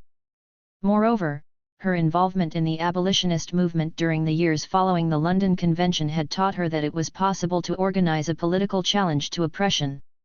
Many of the women who would answer the call to attend the first Women's Rights Convention in Seneca Falls were becoming conscious of similar contradictions in their lives and had likewise seen, from the example of the anti-slavery struggle, that it was possible to fight for equality.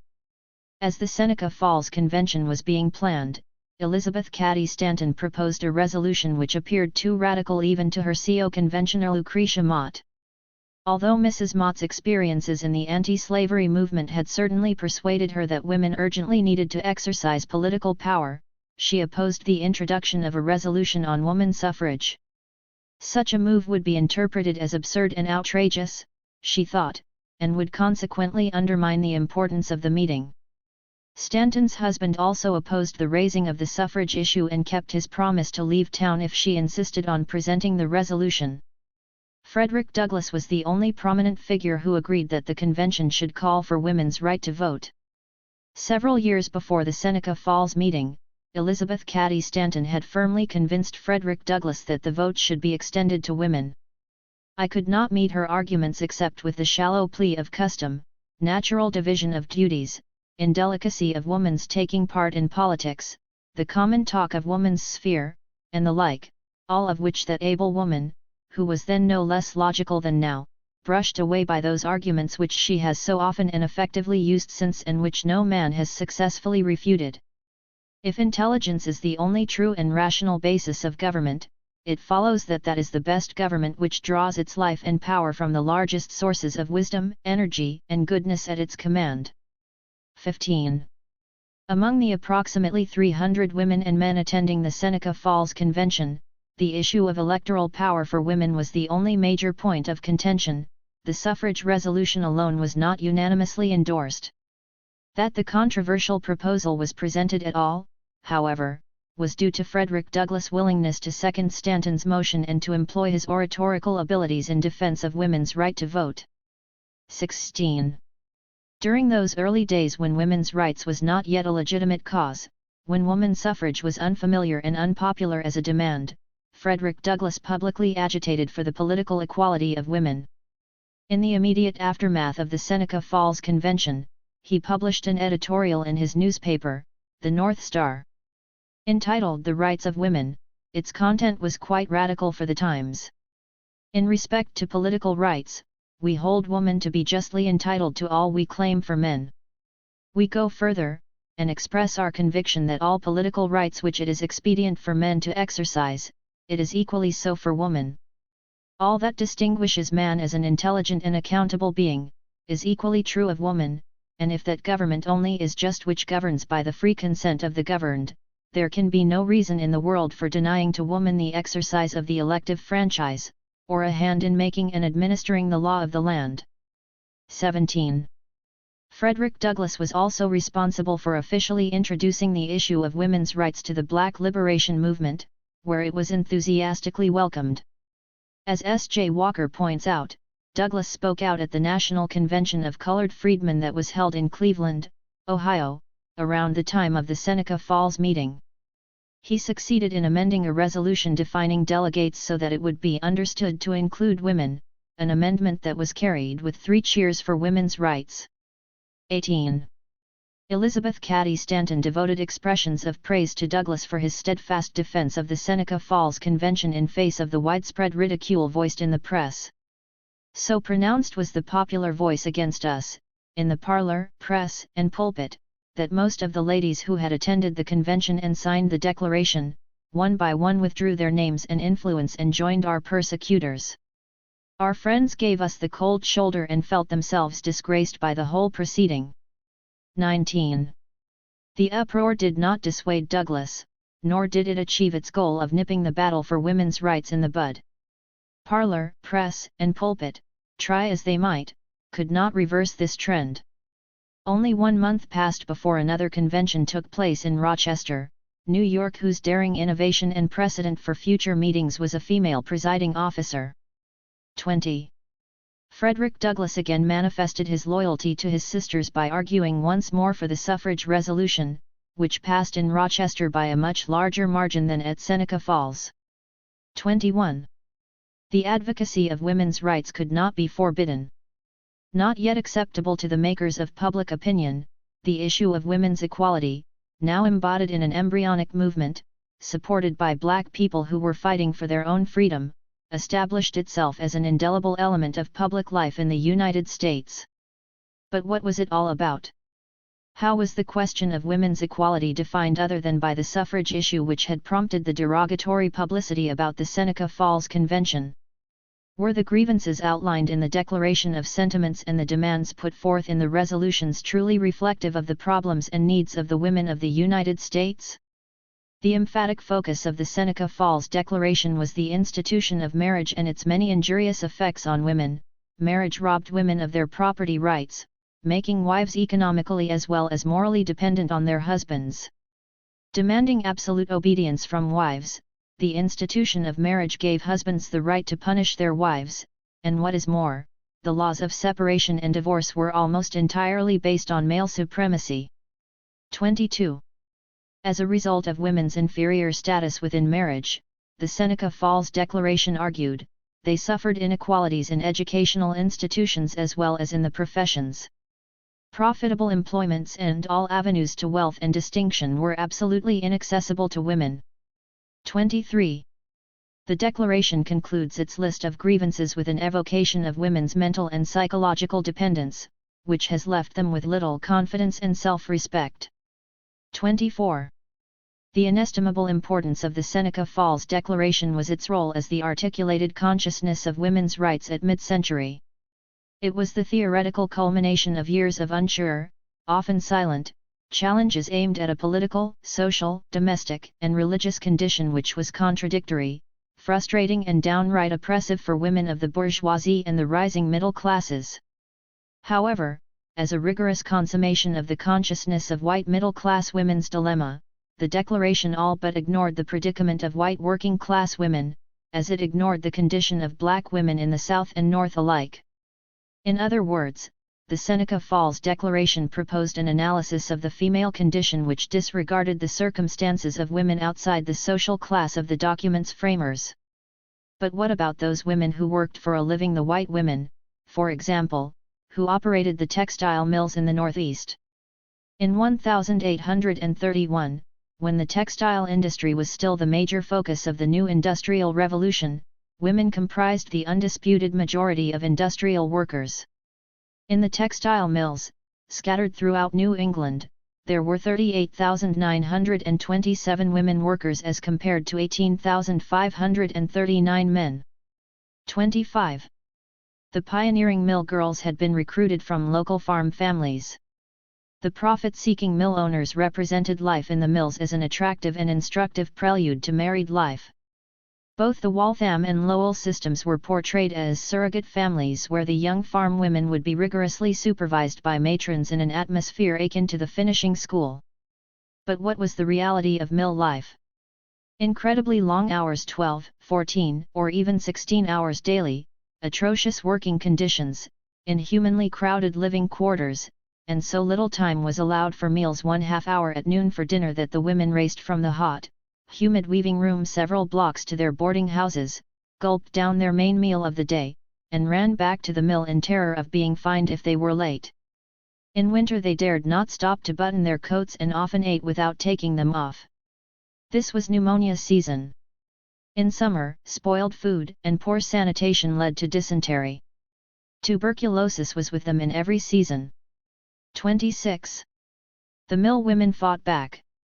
Beginning in the late 1820s, long before the 1848 Seneca Falls Convention, working women staged turnouts and strikes, militantly protesting the double oppression they suffered as women and as industrial workers. In Dover, New Hampshire, for example, the mill women walked off the job in 1828 to dramatize their opposition to newly instituted restrictions.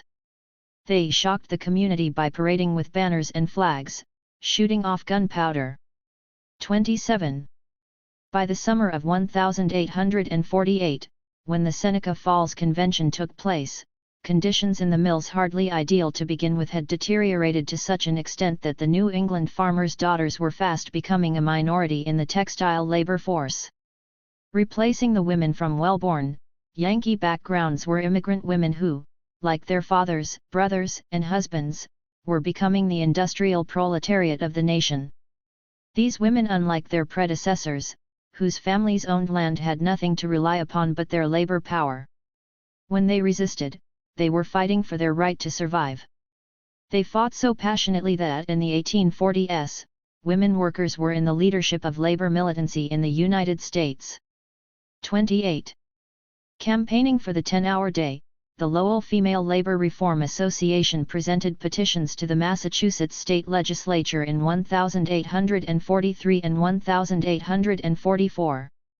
When the legislature agreed to hold public hearings, the Lowell women acquired the distinction of winning the very first investigation of labor conditions by a government body in the history of the United States. 29. This was clearly a blow for women's rights, and it predated, by 4 years, the official launching of the women's movement.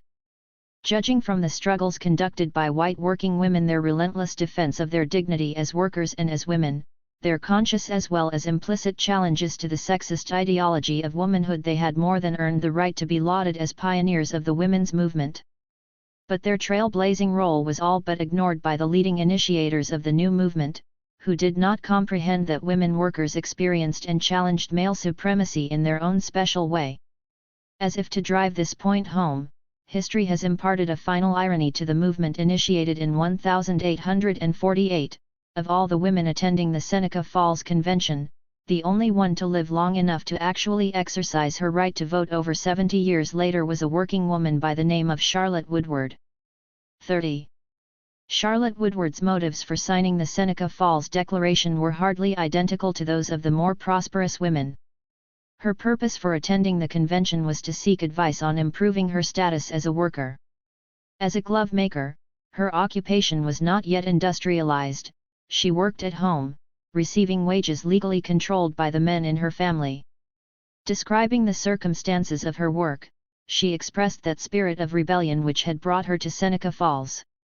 We women work secretly in the seclusion of our bed chambers because all society was built on the theory that men, not women, earned money, and that men alone supported the family. I do not believe that there was any community in which the souls of some women were not beating their wings in rebellion.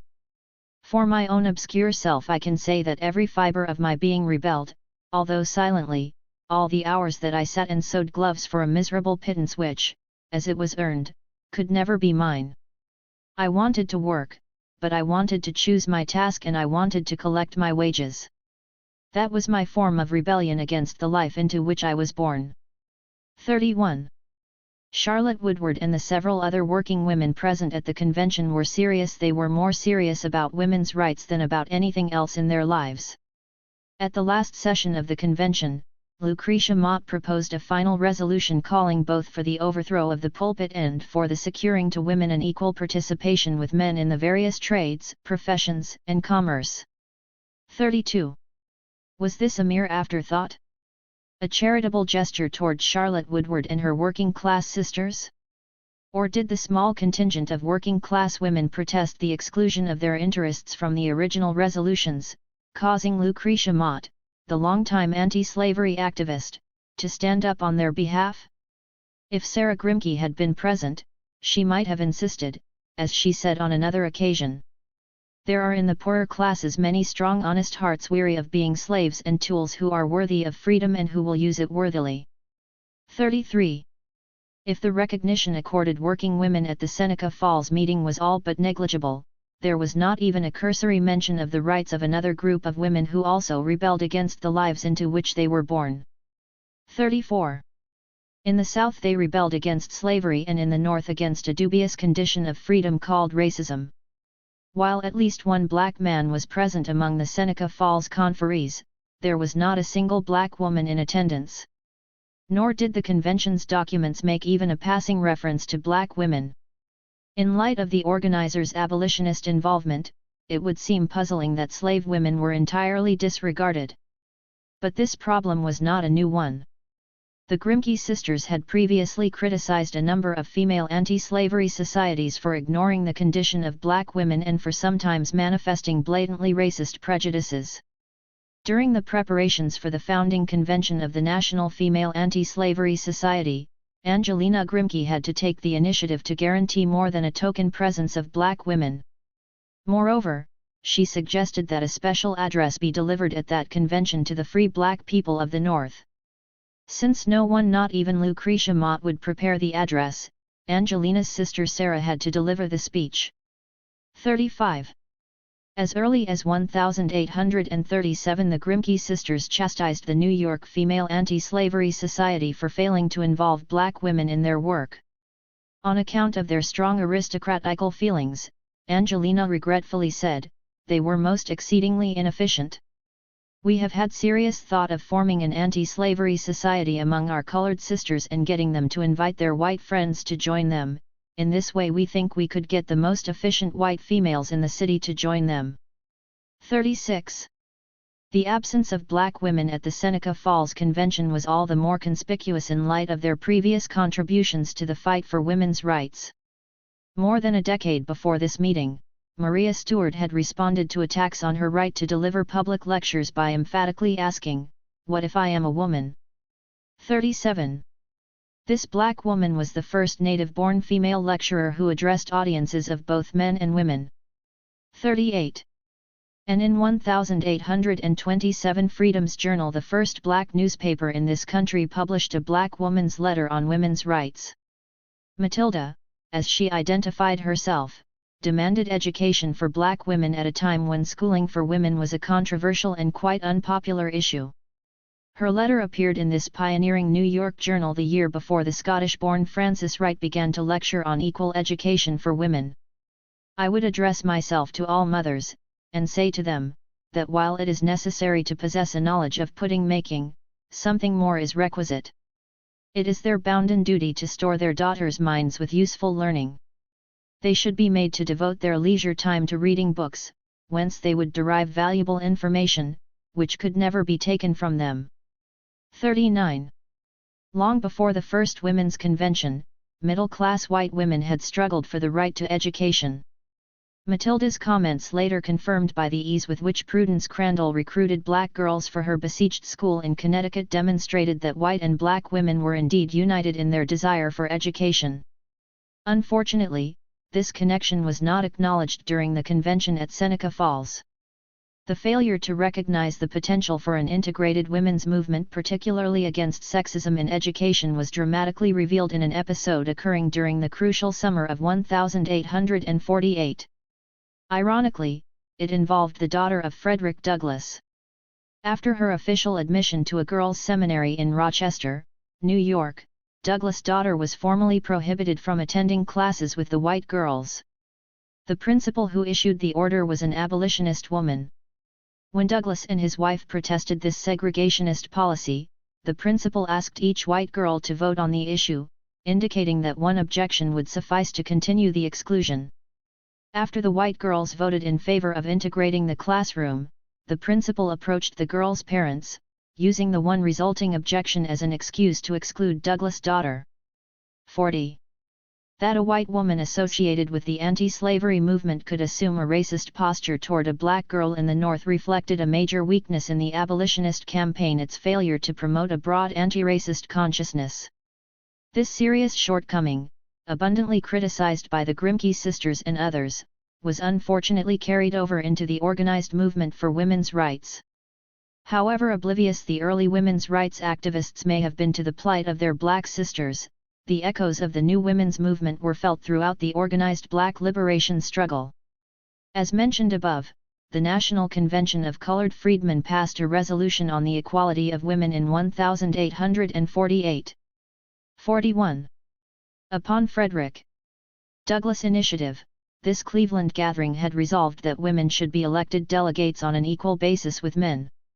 Shortly thereafter, a convention of Negro people in Philadelphia not only invited black women to participate, but in recognition of the new movement launched in Seneca Falls, also asked white women to join them.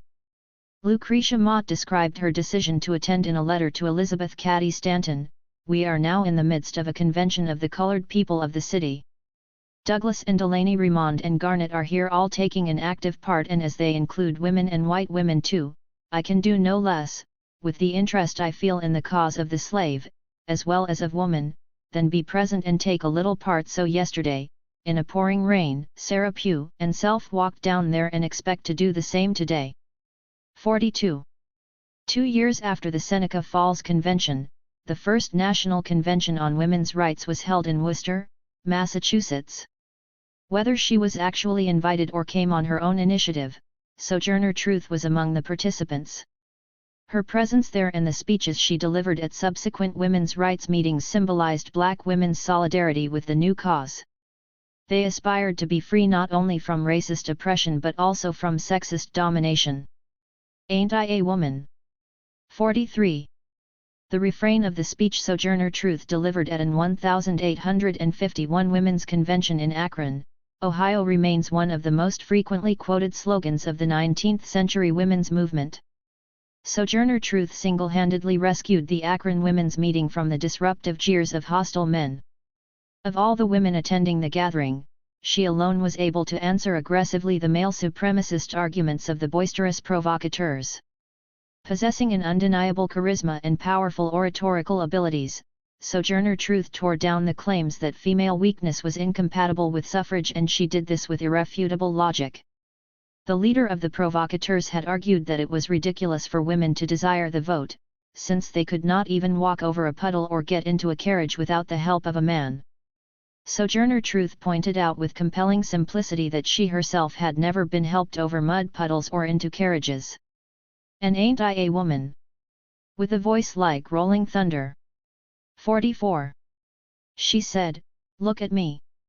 Look at my arm," and rolled up her sleeve to reveal the tremendous muscular power of her arm. 45. "I have plowed, and planted, and gathered into barns, and no man could head me. And ain't I a woman? I could work as much and eat as much as a man when I could get it, and bear the lash as well. And ain't I a woman? I have borne 13 children and seen them most all sold off to slavery, and when I cried out with my mother's grief, none but Jesus heard me. And ain't I a woman?" 46. As the only black woman attending the Akron Convention, Sojourner Truth had done what not one of her timid white sisters was capable of doing. According to the chairperson, there were very few women in those days who dared to speak in meeting.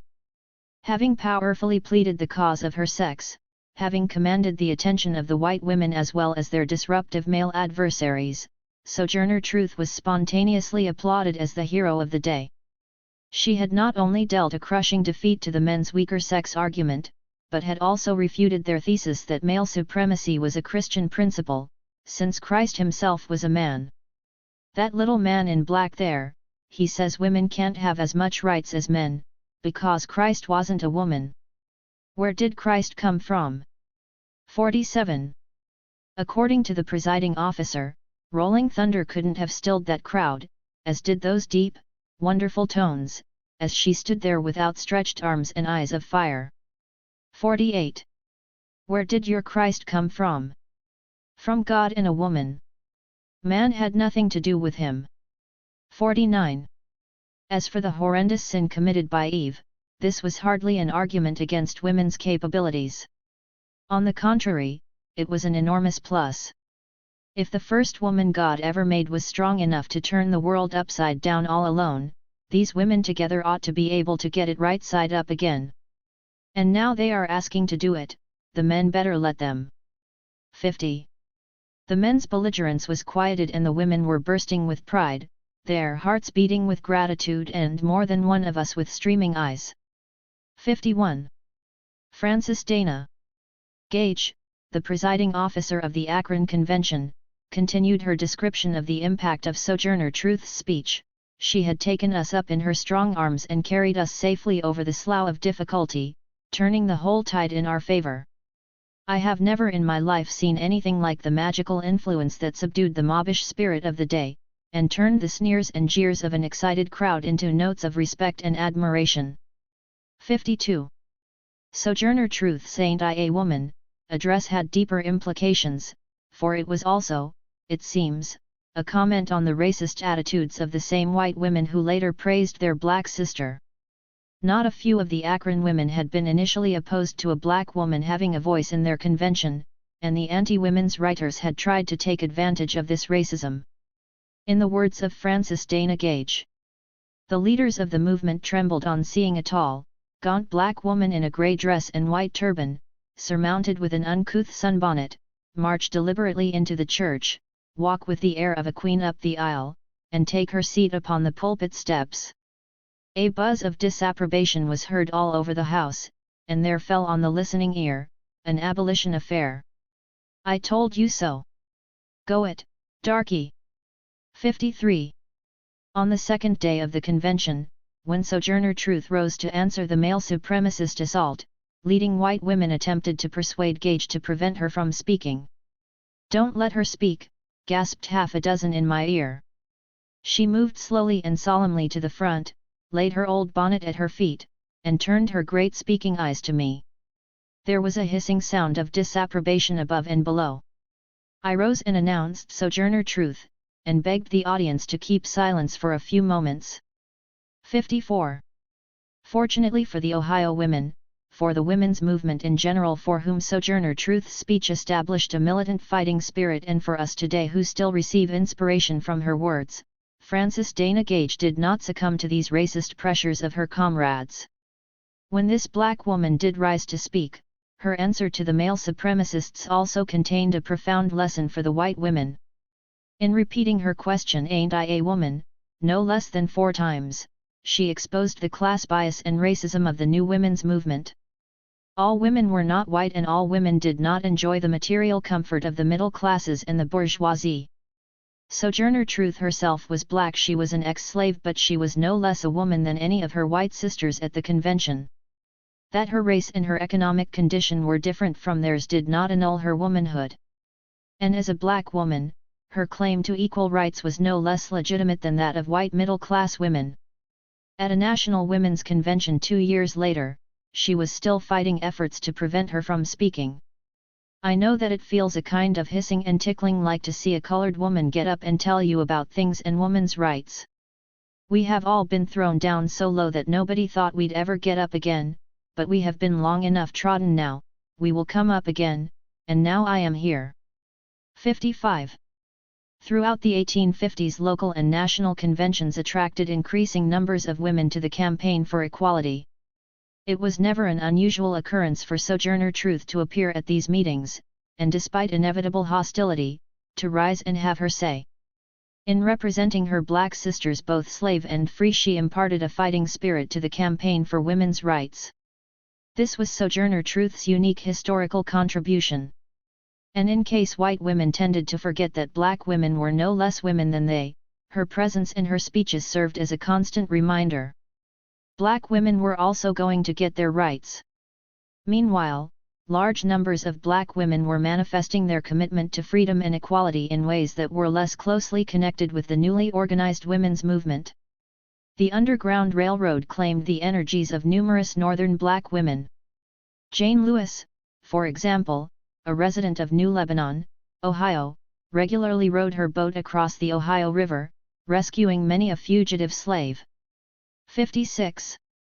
Frances E. W. Harper, a dedicated feminist and the most popular black poet at mid-century, was one of the most active lecturers associated with the anti-slavery movement. Charlotte Forten, who became a leading black educator during the post-Civil War period, was likewise an active abolitionist.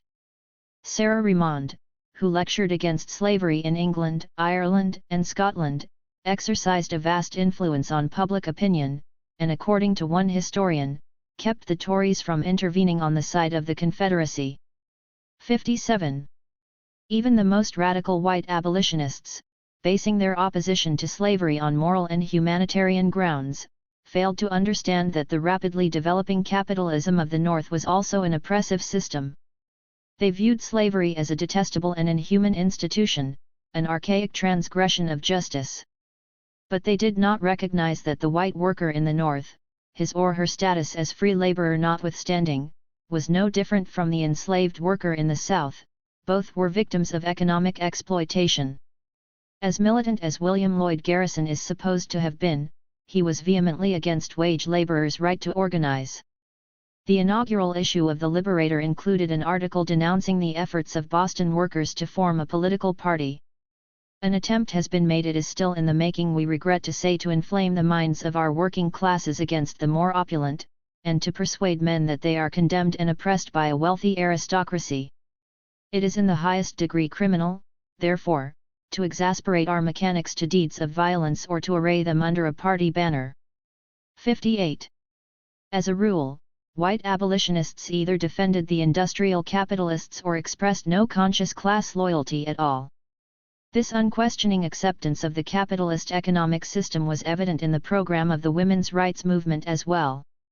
If most abolitionists viewed slavery as a nasty blemish which needed to be eliminated, most women's writers viewed male supremacy in a similar manner as an immoral flaw in their otherwise acceptable society. The leaders of the women's rights movement did not suspect that the enslavement of black people in the South, the economic exploitation of Northern workers and the social oppression of women might be systematically related.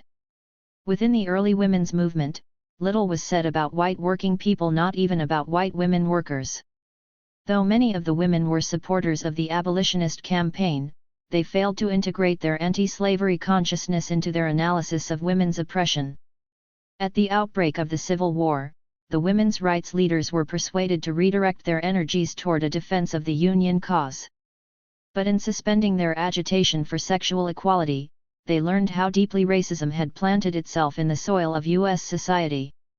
Elizabeth Cady Stanton, Lucretia Mott, and Susan B. Anthony traveled throughout the state of New York delivering pro-union lectures demanding immediate and unconditional emancipation. 59. And they received the roughest treatment of their lives at the hands of aroused mobs in every city where they stopped between Buffalo and Albany. In Syracuse, the hall was invaded by a crowd of men brandishing knives and pistols. 60. If they had not previously recognized that the South held no monopoly on racism, their experiences as agitators for the Union cause should have taught them that there was indeed racism in the North and that it could be brutal. When the military draft was instituted in the North, large-scale riots in major urban centers were fomented by pro-slavery forces. They brought violence and death to the free black population. In July 1863, mobs in New York City destroyed the recruiting stations, set fire to an armory, attacked the Tribune and prominent Republicans, burned a Negro orphan asylum, and generally created chaos throughout the city. The mobs directed their fury especially against the Negroes, assailing them wherever found. Many were murdered. It is calculated that some 1,000 people were killed and wounded. 61. If the degree to which the North itself was infected with racism had formerly gone unrecognized, the mob violence of 1863 demonstrated that anti-black sentiment was deep and widespread and potentially murderous. If the South had a monopoly on slavery, it was certainly not alone in its sponsorship of racism. Elizabeth Cady Stanton and Susan B. Anthony had agreed with the radical abolitionists that the Civil War could be hastily ended by emancipating the slaves and recruiting them into the Union Army. They attempted to rally masses of women to their position by issuing a call to organize a Women's Loyal League. At the founding meeting, hundreds of women agreed to promote the war effort by circulating petitions demanding the emancipation of the slaves. They were not so unanimous, however, in their response to Susan B. Anthony's resolution linking the rights of women to the liberation of black people. The proposed resolution stated that there can never be a true peace in this republic until the civil and political rights of all citizens of African descent and all women are practically established. 62. Unfortunately, in light of the post-war developments, it appears that this resolution may have been motivated by the fear that women might be left behind when the slaves emerged into the light of freedom. But Angelina Grimke proposed a principled defense of the unity between black liberation and women's liberation. "I want to be identified with the Negro," she insisted. "Until he gets his rights, we shall never have ours." 63. I rejoice exceedingly that the resolution should combine us with the Negro. I feel that we have been with him, that the iron has entered into our souls. True, we have not felt the slaveholder's lash. True, we have not had our hands manacled, but our hearts have been crushed. 64. At this founding convention of the Women's Loyal League, to which all the veterans of the abolitionist campaign and the women's rights movement were invited, Angelina Grimke characteristically proposed the most advanced interpretation of the war she described as our second revolution. 65. The war is not, as the South falsely pretends, a war of races, nor of sections, nor of political parties, but a war of principles, a war upon the working classes, whether white or black.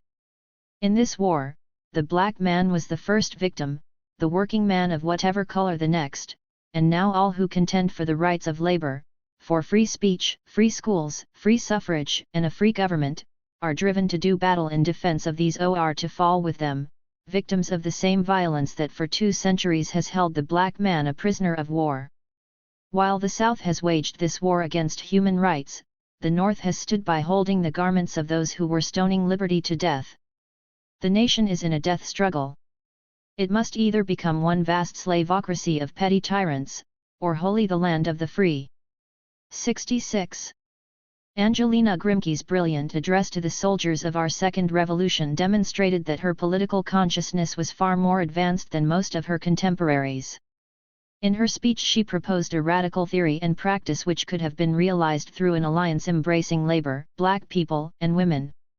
If, as Karl Marx said, labor in a white skin can never be free as long as labor in a black skin is branded, it was also true, as Angelina Grimke lucidly insisted, that the democratic struggles of the times, especially the fight for women's equality, could be most effectively waged in association with the struggle for black liberation. For racism in the woman suffrage movement, although this may remain a question for politicians to wrangle over for 5 or 10 years, the black man is still, in a political point of view, far above the educated white women of the country. The representative women of the nation have done their uttermost for the last 30 years to secure freedom for the Negro, and as long as he was lowest in the scale of being, we were willing to press his claims, but now, as the celestial gate to civil rights is slowly moving on its hinges, it becomes a serious question whether we had better stand aside and see Sambo walk into the kingdom first.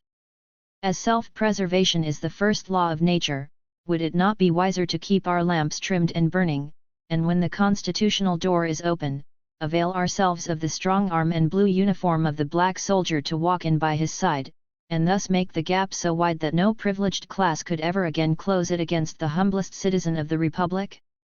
This is the Negro's hour. Are we sure that he, once entrenched in all his inalienable rights, may not be an added power to hold us at bay? Have not black male citizens been heard to say they doubted the wisdom of extending the right of suffrage to women? Why should the African prove more just and generous than his Saxon compeers? If the 2 millions of Southern black women are not to be secured the rights of person, property, wages, and children, their emancipation is but another form of slavery. In fact, it is better to be the slave of an educated white man, than of a degraded, ignorant black one. 1. This letter to the editor of the New York Standard, dated December 26, 1865, was authored by Elizabeth Cady Stanton. Its indisputably racist ideas indicate that Stanton's understanding of the relationship between the battle for black liberation and the struggle for women's rights was, at best, superficial. She was determined, it seems, to prevent further progress for black people for Sambo, no less if it meant that white women might not enjoy the immediate benefits of that progress. The opportunistic and unfortunately racist line of reasoning in Stanton's letter to the Standard raises serious questions about the proposal to merge women's cause with the black cause that was made at the first women's rights meeting since the eve of the Civil War. Held in New York City in May of 1866, the delegates to this Women's Rights Convention decided to establish an Equal Rights Association incorporating the struggles for black and woman suffrage into a single campaign. Many of the delegates no doubt understood the pressing need for unity, the kind of unity which would be mutually beneficial for black people and women alike. Susan B. Anthony, for example, insisted that it was necessary to broaden our women's rights platform and make it in name what it has always been in spirit, a human rights platform. 2. Yet the influence of racism in the convention's proceedings was unmistakable. In one of the major addresses to the gathering, the well-known abolitionist Henry Ward Beecher argued that white, native-born, educated women had far more compelling claims for suffrage than did black people and immigrants, whom he portrayed in an obviously demeaning fashion. Now place this great army of refined and cultivated women on the one side, and on the other side the rising cloud of emancipated Africans, and in front of them the great emigrant band of the Emerald Isle, and is there force enough in our government to make it safe to give to the African and the Irishman the franchise? There is. We shall give it to them. And will our force all fall, having done that? And shall we take the fairest and best part of our society, those to whom we owe it that we ourselves are civilized, our teachers, our companions, those to whom we go for counsel and trouble more than to any others, those to whom we trust everything that is dear to ourselves, our children's welfare, our household, our property, our name and reputation, and that which is deeper, our inward life itself, that no man may mention to more than one, shall we take them and say, they are not, after all, fit to vote where the Irishman votes, and where the African votes? I say, it is more important that women should vote than that the black man should vote. 3. Beecher's remarks reveal the deep ideological links between racism, class bias and male supremacy, for the white women he praises are described in the language of the prevailing sexist stereotypes. At the first annual meeting of the Equal Rights Association in May, 1867, Elizabeth Cady Stanton strongly echoed Henry Ward Beecher's argument that it was far more important for women to receive the franchise than for black men to win the vote. With the black man, we have no new element in government, but with the education and elevation of women, we have a power that is to develop the Saxon race into a higher and nobler life, and thus, by the law of attraction, to lift all races to a more even platform than can ever be reached in the political isolation of the sexes. 4. The major issue at this convention was the impending enfranchisement of black men and whether the advocates of women's rights were willing to support black suffrage even if women were unable to achieve the vote simultaneously. Elizabeth Cady Stanton and others who believed that because, in their eyes, emancipation had rendered black people equal to white women, the vote would render black men superior, were absolutely opposed to black male suffrage. Yet there were those who understood that the abolition of slavery had not abolished the economic oppression of black people, who therefore had a special and urgent need for political power. As Abby Kelly Foster disagreed with Stanton's logic, she asked this question: have we any true sense of justice? Are we not dead to the sentiment of humanity if we shall wish to postpone his security against present woes and future enslavement till woman shall obtain political rights? At the outbreak of the Civil War, Elizabeth Cady Stanton had urged her feminist colleagues to devote all their energies during the war years to the anti-slavery campaign. Later she argued that women's rights advocates had committed a strategic error in subordinating themselves to the cause of abolitionism. Alluding, in her reminiscences, to the 6 years held their own claims in abeyance to those of the slaves in the South. 6. She conceded that they were highly praised in Republican circles for their patriotic activism. But when the slaves were emancipated, she lamented, and these women asked that they should be recognized in the Reconstruction as citizens of the Republic, equal before the law. All these transcendent virtues vanished like dew before the morning sun. 7. According to Elizabeth Cady Stanton, the moral to be drawn from women's Civil War experiences was that women should never labor to second man's endeavors and exalt his sex above her own. 8.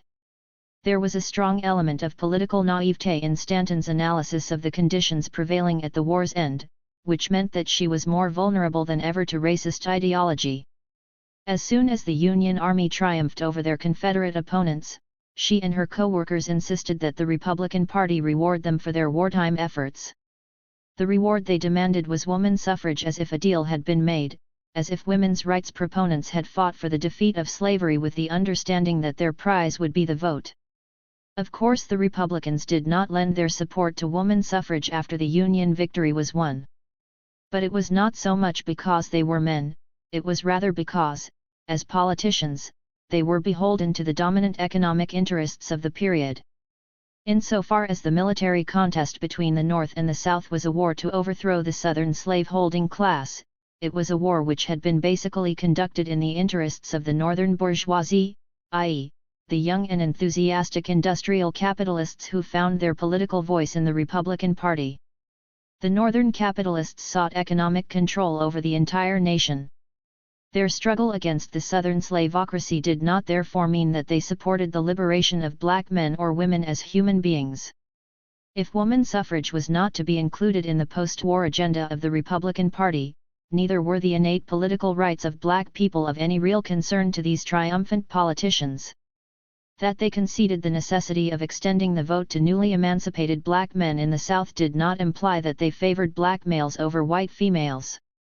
Black male suffrage, as spelled out in the 14th and 15th constitutional amendments proposed by the Republicans, was a tactical move designed to ensure the political hegemony of the Republican Party in the chaotic post-war South. The Republican Senate leader Charles Sumner had been a passionate proponent of woman suffrage until the post-war period brought a sudden change in his attitude. The extension of the vote to women, he then insisted, was an inopportune 9. demand. In other words, the Republicans wanted nothing to interfere with winning 2 million black votes for their party. 10. When the orthodox Republicans countered the post-war demand for woman suffrage with the slogan "This is the Negro's hour," they were actually saying under their breaths, "This is the hour of 2 million more votes for our party." Yet Elizabeth Cady Stanton and her followers seemed to believe that it was the hour of the male and that the Republicans were prepared to extend to black men the full privileges of male supremacy. When she was asked by a black delegate to the 1867 Equal Rights Convention whether she opposed the extension of the vote to black men unless women were also enfranchised, she answered, "I say no, I would not trust him with my rights. Degraded, oppressed, himself, he would be more despotic than ever our Saxon rulers are." 11. The principle of unity underlying the creation of the Equal Rights Association was undoubtedly beyond reproach. That Frederick Douglass agreed to serve as CO vice president with Elizabeth Cady Stanton symbolized the serious nature of this search for unity. It seems nonetheless that Stanton and some of her co-workers unfortunately perceived the organization as a means to ensure that black men would not receive the franchise unless and until white women were also its recipients. When the Equal Rights Association resolved to agitate for the passage of the 14th Amendment, which curtailed the apportionment of congressional representatives in accordance with the number of male citizens denied the right to vote in federal elections, these white women felt fundamentally betrayed. After the association voted to support the 15th Amendment, which prohibited the use of race, color, or previous condition of servitude as a basis for denying citizens the right to vote, the internal friction erupted into open and strident ideological struggle. As Eleanor Flexner put it, indignation and that of Miss Anthony knew no bounds. The latter made the pledge that "I will cut off this right arm of mine before I will ever work for or demand the ballot for the Negro and not the woman."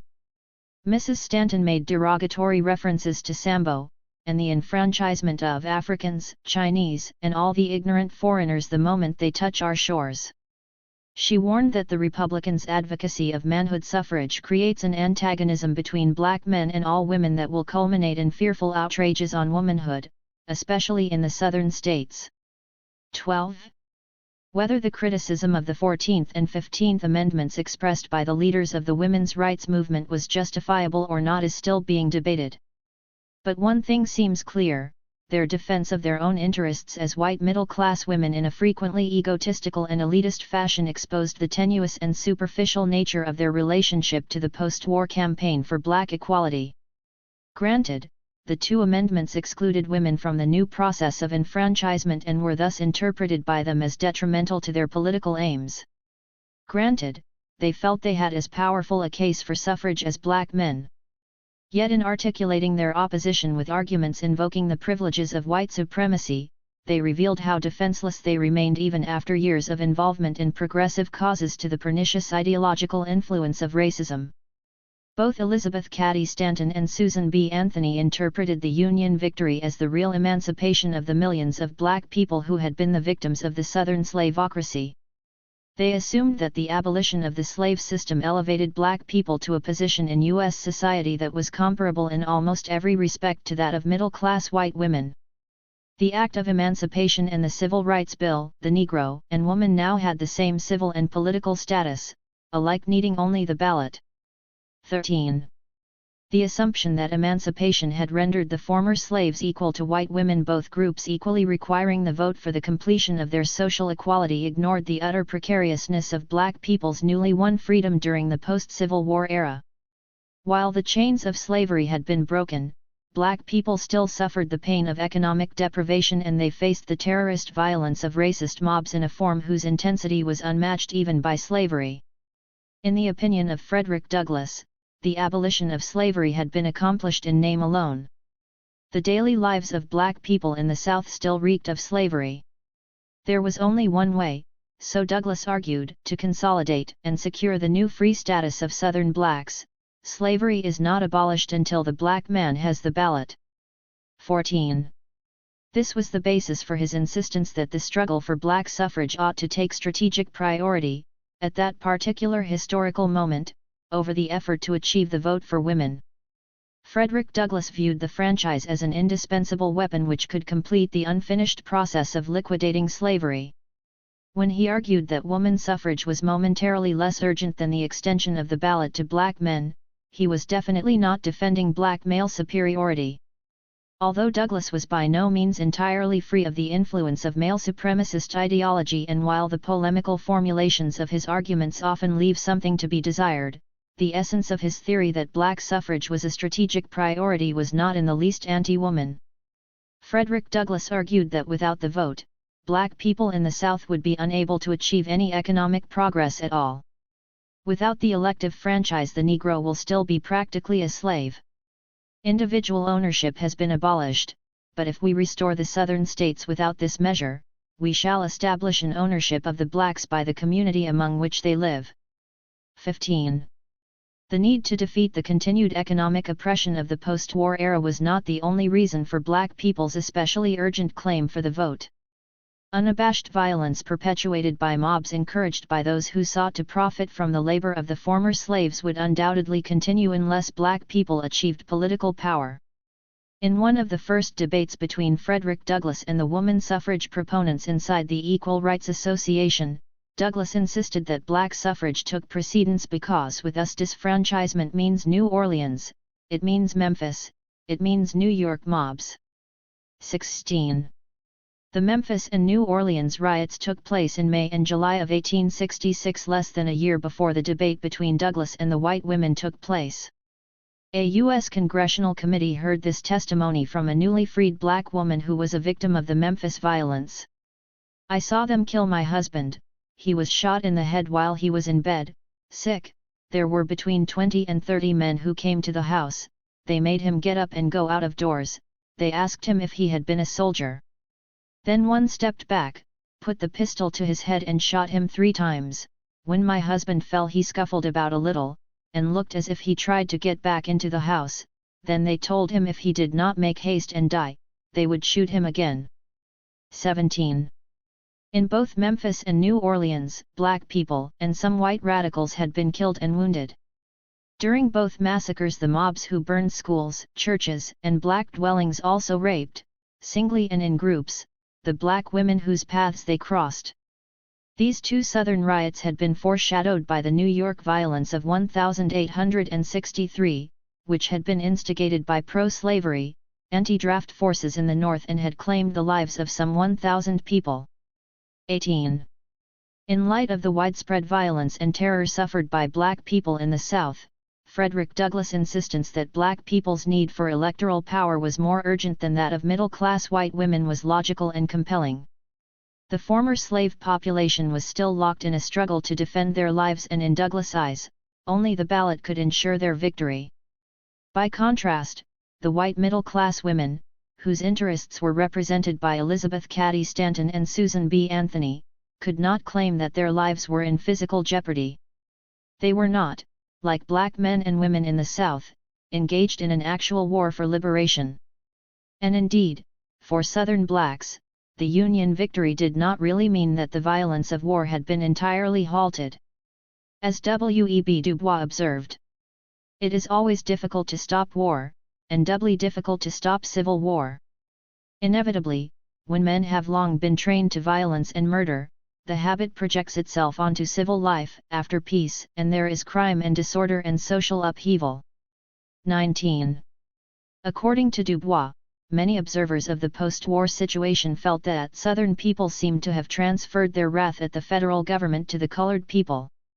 20. In Alabama, Mississippi, and Louisiana, it was said in 1866, "The life of a Negro is not worth much there. I have seen one who was shot in the leg while he was riding a mule because the ruffian thought it more trouble to ask him to get off the mule than to shoot him." 21. As far as black people in the post-war South were concerned, a state of emergency prevailed. Frederick Douglass' argument for black suffrage was based on his insistence that the ballot was an emergency measure. However naive he may have been about the potential power of the vote within the confines of the Republican Party, he did not treat the issue of black suffrage as a political game.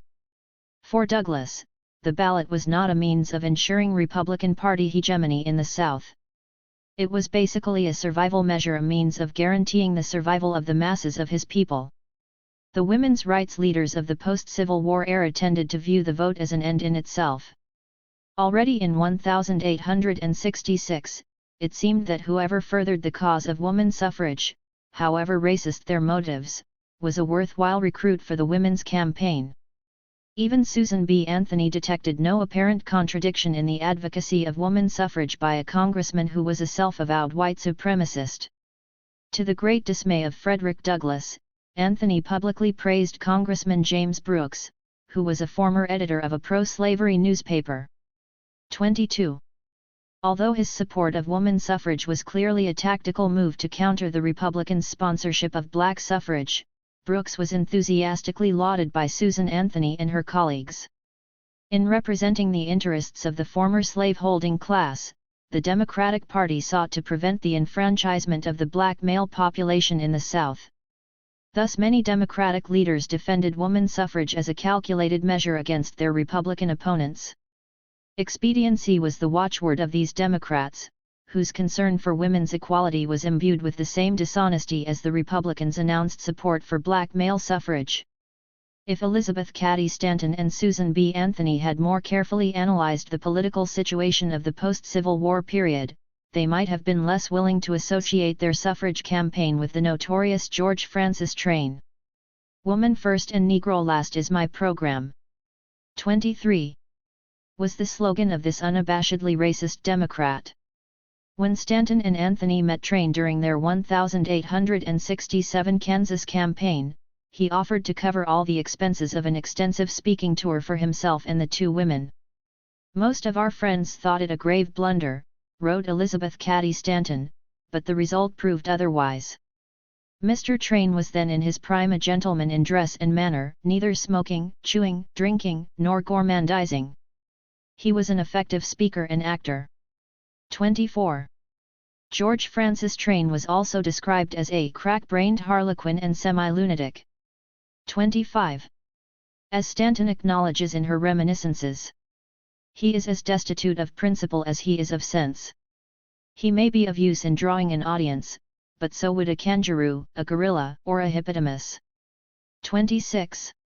That was the opinion of William Lloyd Garrison, whose assessment of Train was shared by such figures as Lucy Stone and Henry Blackwell.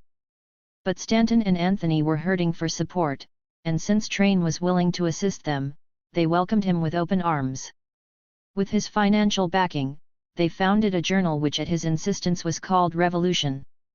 The paper bore the motto also at his insistence: "Men, their rights, and nothing more; women, their rights, and nothing less." 27. By the time the Equal Rights Association held its 1869 convention, the 14th Amendment with its implication that only male citizens were unconditionally entitled to the ballot had already been passed. The 15th Amendment prohibiting disfranchisement on the grounds of race, color, or previous condition of servitude was on the verge of becoming law. On the agenda of this era convention was the endorsement of the 15th Amendment. Since the leading proponents of woman suffrage passionately opposed this position, it was clear that an open schism was inevitable. Although the delegates recognized that this would probably be the association's final meeting, Frederick Douglass made a last-minute appeal to his white sisters. When women, because they are women, are dragged from their homes and hung upon lamp posts, when their children are torn from their arms and their brains dashed upon the pavement, when they are objects of insult and outrage at every turn, when they are in danger of having their homes burnt down over their heads, when their children are not allowed to enter schools, then they will have urgency to obtain the ballot. 28. As blunt and polemical as this argument may have been, there was a lucidity about it that was unmistakable. Its vivid visual imagery demonstrated that the former black slaves suffered an oppression that was qualitatively and brutally different from the predicament of white middle-class women. As Frederick Douglass argued for the era's endorsement of the 15th Amendment, he did not counsel his supporters to entirely dismiss the demand for woman suffrage. On the contrary, the resolution he submitted called for the enthusiastic ratification of the extension of suffrage to any class heretofore disenfranchised, as a cheering part of the triumph of our whole idea. 29. Frederick Douglass envisioned the passage of the 15th Amendment as the culmination of one half of our demands. 30. And the grounds for accelerating our energy to secure the further amendment guaranteeing the same sacred rights without limitation to sex. 31. 2 years earlier Sojourner Truth might possibly have opposed the position of Frederick Douglass. At the 1867 era convention, she had opposed the ratification of the 14th Amendment because it effectively denied the franchise to black women. There is a great stir about colored men getting their rights, but not a word about the colored women, and if colored men get their rights, and not colored women theirs, you see the colored men will be masters over the women, and it will be just as bad as it was before. 32. By the final meeting of the Equal Rights Association in 1869, Sojourner Truth had recognized the dangerous racism underlying the feminists' opposition to black male suffrage. In Frederick Douglass' words, the position of Stanton's and Anthony's supporters was that, no Negro shall be enfranchised while woman is not. 33. When Sojourner Truth insisted that if you bait the suffrage hook with a woman, you will certainly catch a black man. 34. She issued yet another profound warning about the menacing influence of racist ideology. Frederick Douglass' appeal for unity in respect to the ratification of the 15th Amendment was also supported by Frances E. W. Harper. This outstanding black poet and leading advocate of woman suffrage insisted that the enfranchisement of black men was far too vital to her entire people to risk losing it at such a critical moment. When it was a question of race, she let the lesser question of sex go. 35. In her speech at the last convention of the Equal Rights Association, Harper appealed to her white sisters to support her people's struggle for liberation. As women, Frances E. W. Harper and Sojourner Truth were outnumbered by those who were not persuaded by Frederick Douglass' appeal for unity. Elizabeth Cady Stanton and Susan B. Anthony were among those who successfully argued for the dissolution of the Equal Rights Association. Shortly thereafter they formed the National Woman Suffrage Association. As supporters within the era of the ratification of the 15th Amendment, Lucy Stone and her husband were joined by Julia Ward Howe as founders of the American Woman Suffrage Association. The dissolution of the Equal Rights Association brought to an end the tenuous, though potentially powerful, alliance between black liberation and women's liberation. In all fairness to such feminist leaders as Stanton and Anthony, it must be said that the former abolitionist men in the era were not always shining advocates of sexual equality. Indeed, some of the association's male leaders were intransigent in their defense of male supremacist positions. The black leader George Downing was really asking for a fight when he claimed that it was God's will, no less, that man should dominate woman. 36. While Downing's sexism was absolutely inexcusable. Elizabeth Cady Stanton's racist response was no less unjustifiable. When Mr. Downing puts the question to me, "Are you willing to have the colored man enfranchised before the women?" I say no. I would not trust him with my rights. Degraded, oppressed himself, he would be more despotic with the governing power than ever our Saxon rulers are. If women are still to be represented by men, then I say let only the highest type of manhood stand at the helm of state. 37. Although black men in the era could not claim a spotless record as advocates of women's equality, such utterances as Downing's did not warrant the conclusion that black men in general would be more despotic toward women than their white male counterparts. Moreover, the fact that black men might also exhibit sexist attitudes was hardly a sound reason for arresting the progress of the overall struggle for black liberation. Even Frederick Douglass was sometimes uncritical of the prevalent stereotypes and clichés associated with women. But his occasionally sexist remarks were never so oppressive as to depreciate the value of his contributions to the battle for women's rights in general. By any historian's estimate, Frederick Douglass remains the foremost male proponent of women's emancipation of the entire 19th century. If Douglass deserves any serious criticism for his conduct in the controversy surrounding the 14th and 15th Amendments, it is not so much for his support of black male suffrage, but rather for his seemingly unquestioning faith in the power of the ballot within the confines of the Republican Party. Of course, black people did need the vote even if the prevailing political climate prevented women from simultaneously winning the franchise. And the decade of radical Reconstruction in the South, which was based on the new black vote, was an era of unparalleled progress for the former slaves and poor white people as well. Yet the Republican Party was basically opposed to the revolutionary demands of the black population in the South. Once the Northern capitalists had established their hegemony in the South, the Republican Party, which represented the capitalists' interests, participated in the systematic disfranchisement of black people in the South. Although Frederick Douglass was the 19th century's most brilliant proponent of black liberation, he did not fully understand the capitalist loyalties of the Republican Party, for whom racism became no less expedient than the initial push for black suffrage. The real tragedy of the controversy surrounding black suffrage within the Equal Rights Association is that Douglass' vision of the franchise as a quasi-panacea for black people may have encouraged the racist rigidity of the feminists' stand on woman suffrage. 5. The meaning of emancipation according to black women. "Cursed be Canaan," cried the Hebrew priests. "A servant of servants shall he be unto his brethren. Are not Negroes servants? Ergo." Upon such spiritual myths was the anachronism of American slavery built, and this was the degradation that once made menial servants the aristocrats among colored folk. When emancipation came, the lure of house service for the Negro was gone. The path of salvation for the emancipated host of black folk no longer lay through the kitchen door, with its white hall and pillared yards beyond. It lay, as every Negro soon knew and knows, in escape from menial serfdom. 1. After a quarter of a century of freedom, vast numbers of black women were still working in the fields.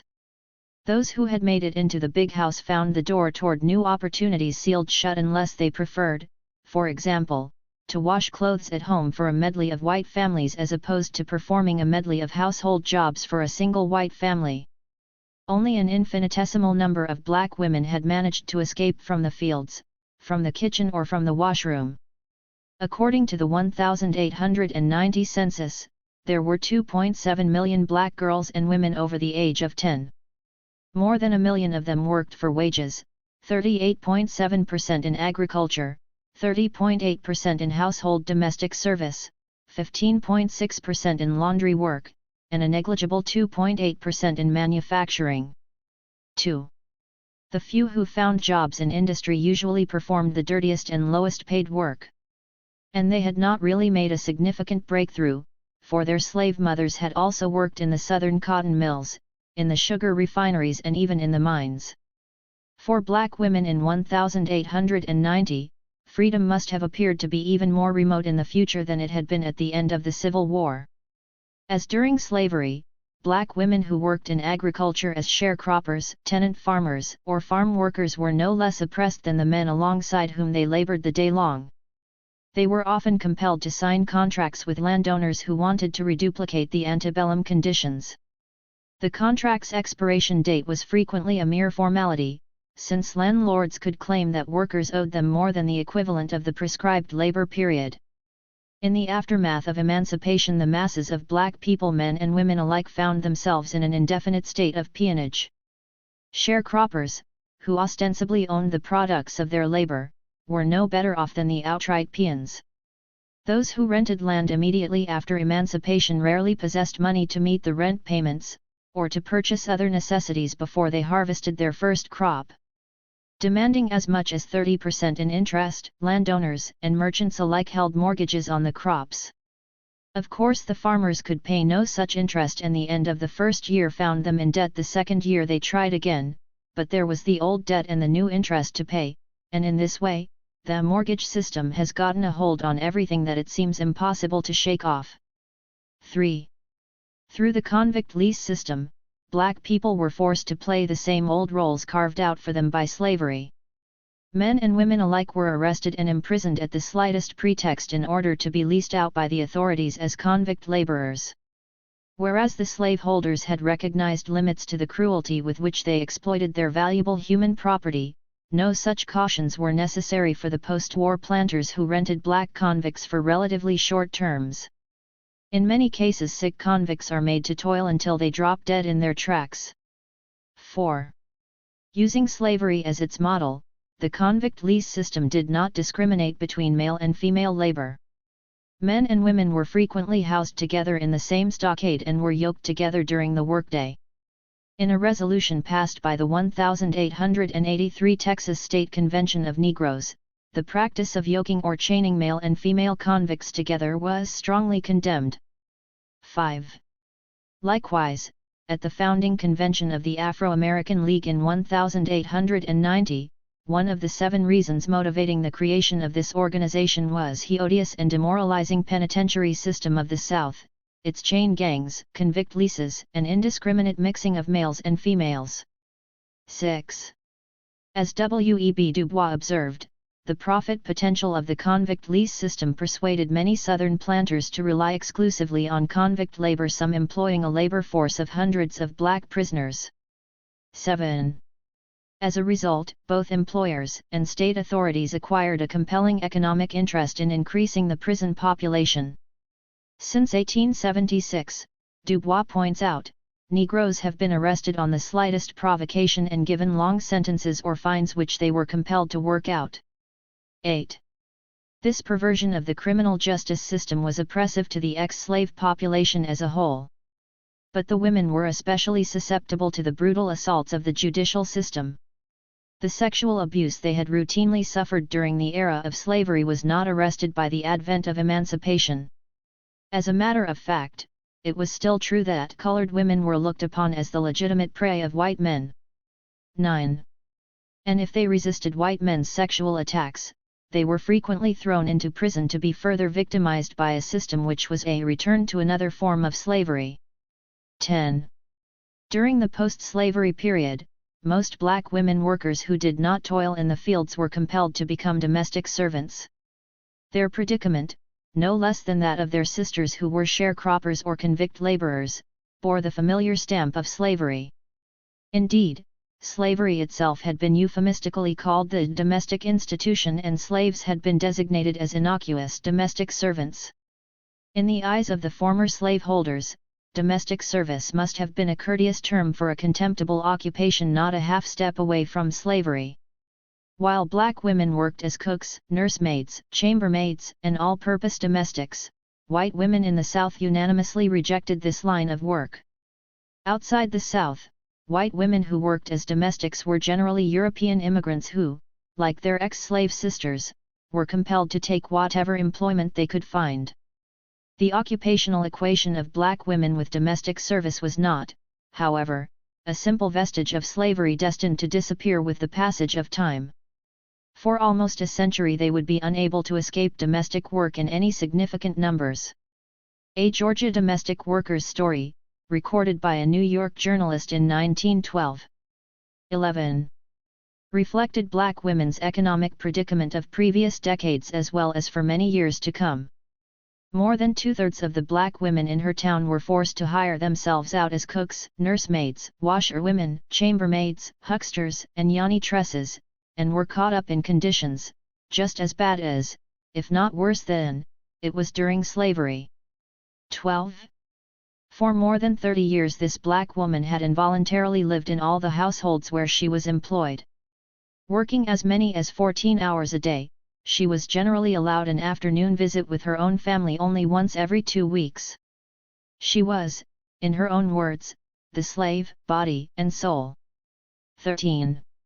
Of her white employers.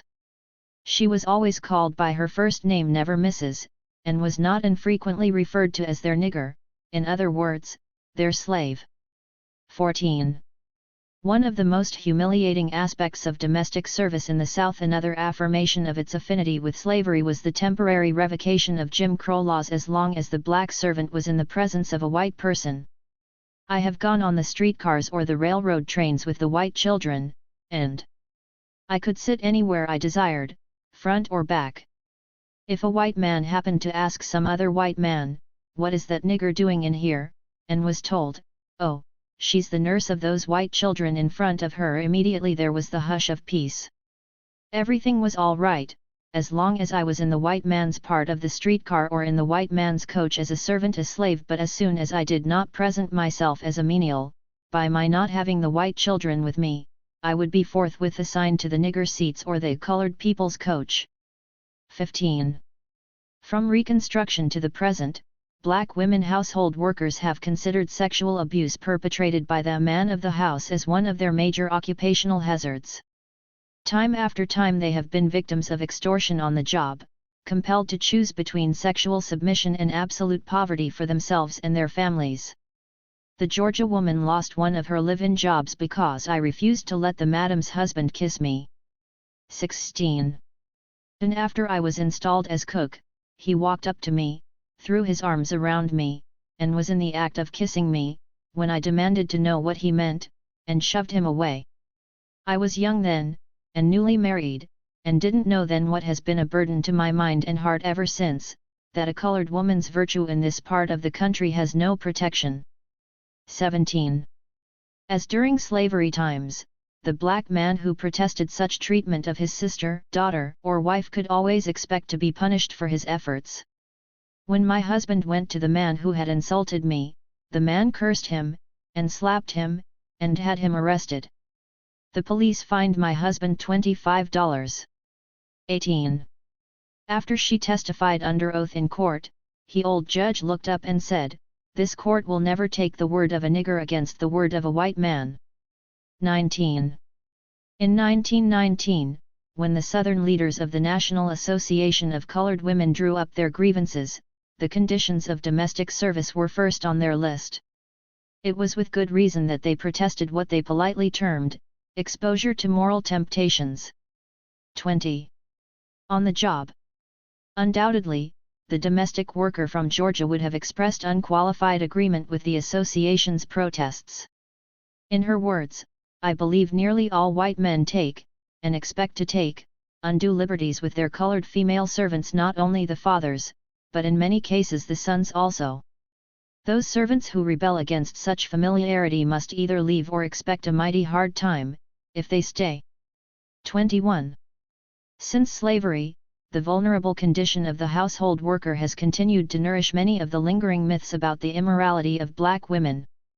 In this classic catch-22 situation, household work is considered degrading because it has been disproportionately performed by black women, who in turn are viewed as inept and promiscuous. But their ostensible ineptness and promiscuity are myths which are repeatedly confirmed by the degrading work they are compelled to do. As W.E.B. Du Bois said, any white man of decency would certainly cut his daughter's throat before he permitted her to accept domestic employment. 22. When black people began to migrate northward, men and women alike discovered that their white employers outside the South were not fundamentally different from their former owners in their attitudes about the occupational potentials of the newly freed slaves. They also believed, it seemed, that Negroes are servants, servants are Negroes. 23. According to the 1890 census, Delaware was the only state outside the South where the majority of black people were farm workers and sharecroppers as opposed to domestic servants. 24. In 32 out of 48 states, domestic service was the dominant occupation for men and women alike. In 7 out of 10 of these states, there were more black people working as domestics than in all the other occupations combined. 25.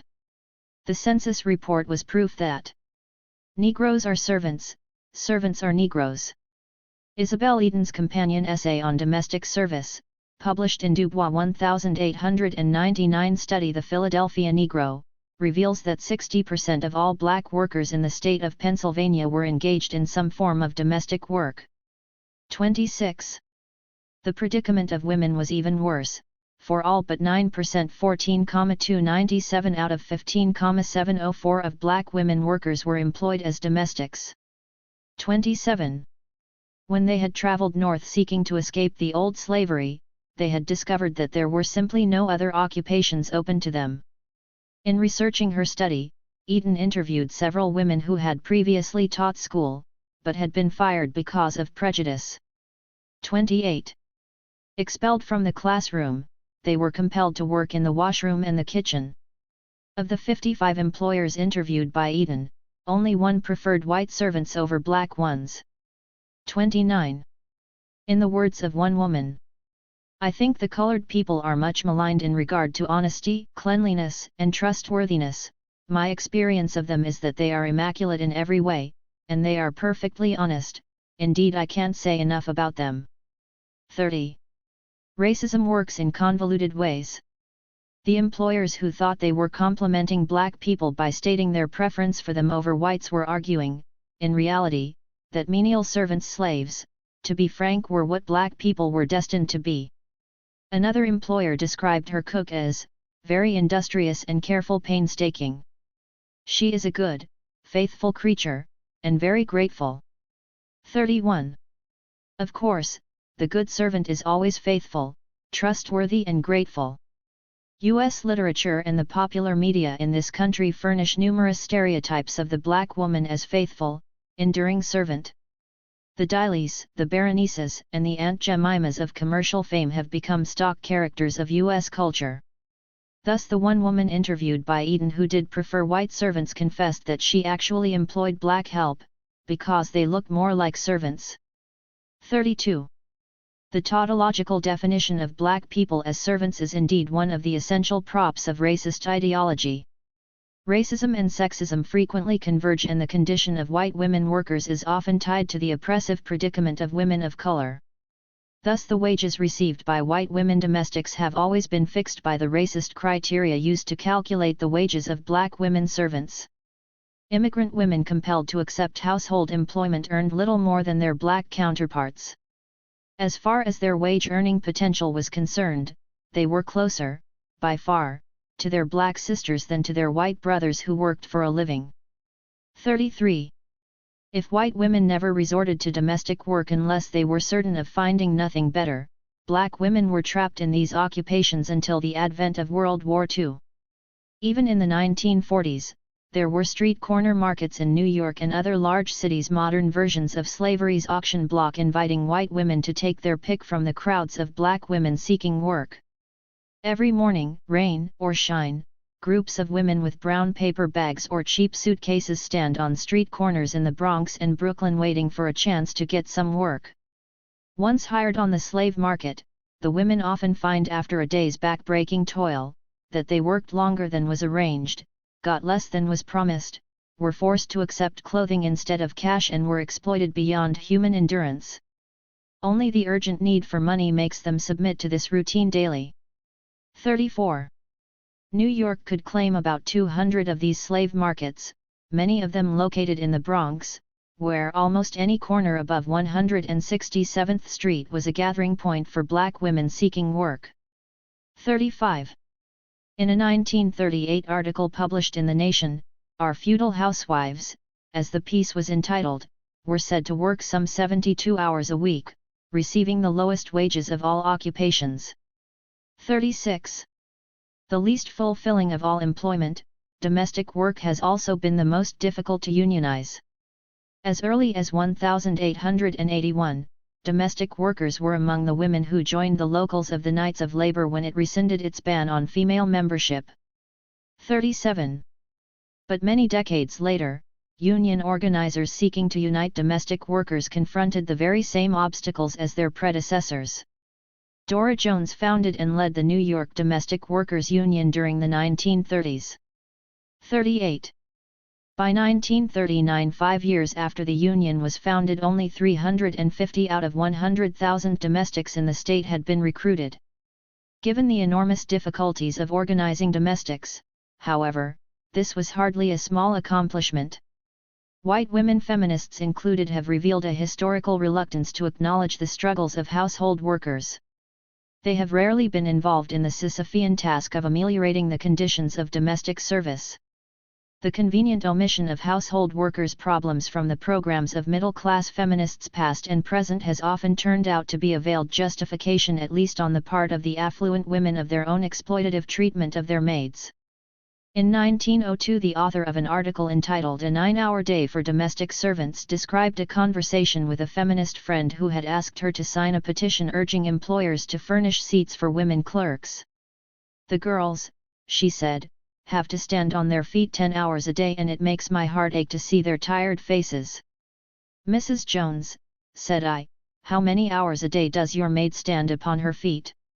"Why, I don't know," she gasped, "5 or 6 I suppose."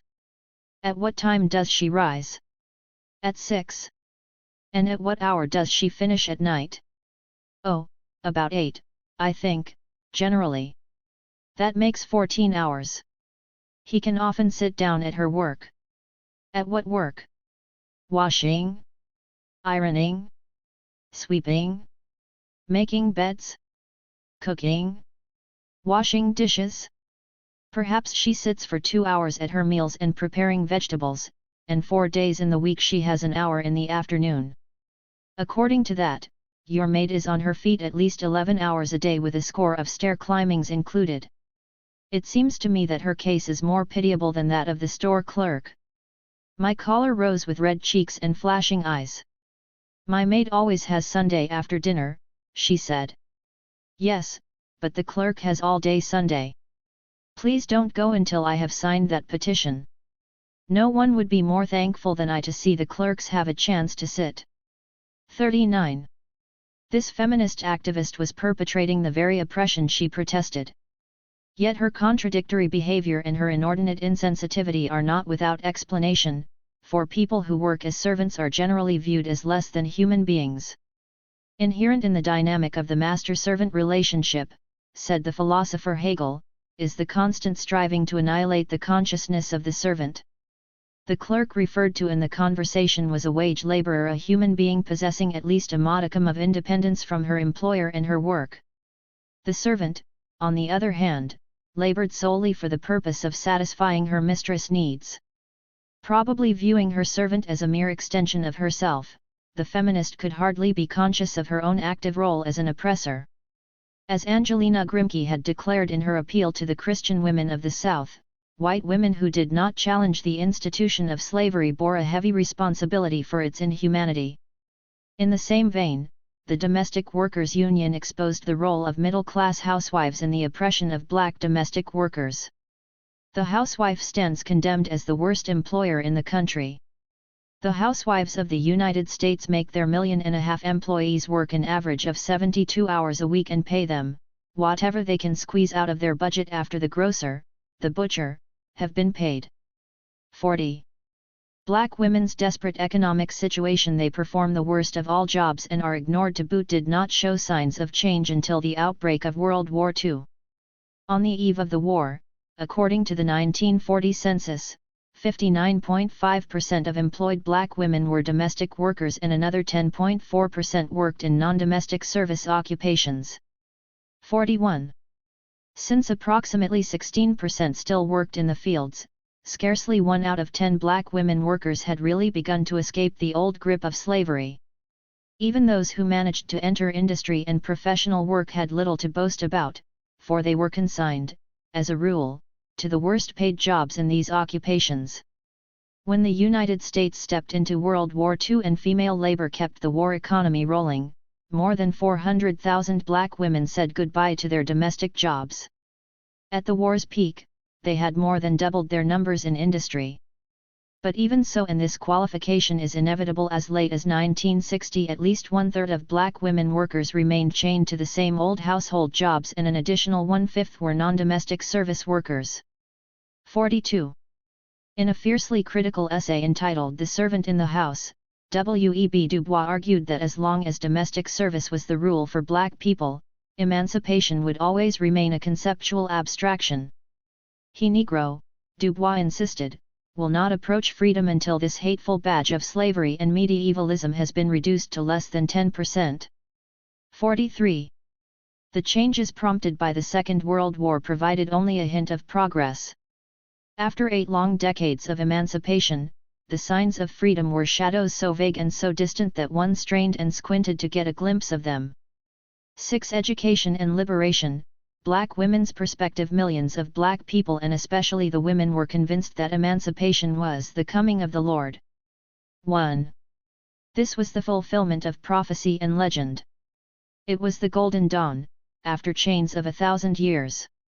It was everything miraculous and perfect and promising. 2. There was joy in the South. It rose like perfume, like a prayer. Men stood quivering. Slim, dark girls, wild and beautiful with wrinkled hair, wept silently.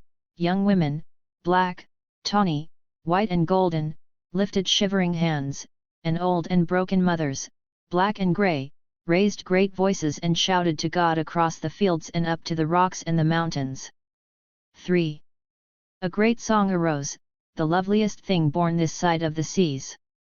It was a new song, and its deep and plaintive beauty, its great cadences and wild appeal wailed, throbbed, and thundered on the world's ears with a message seldom voiced by man.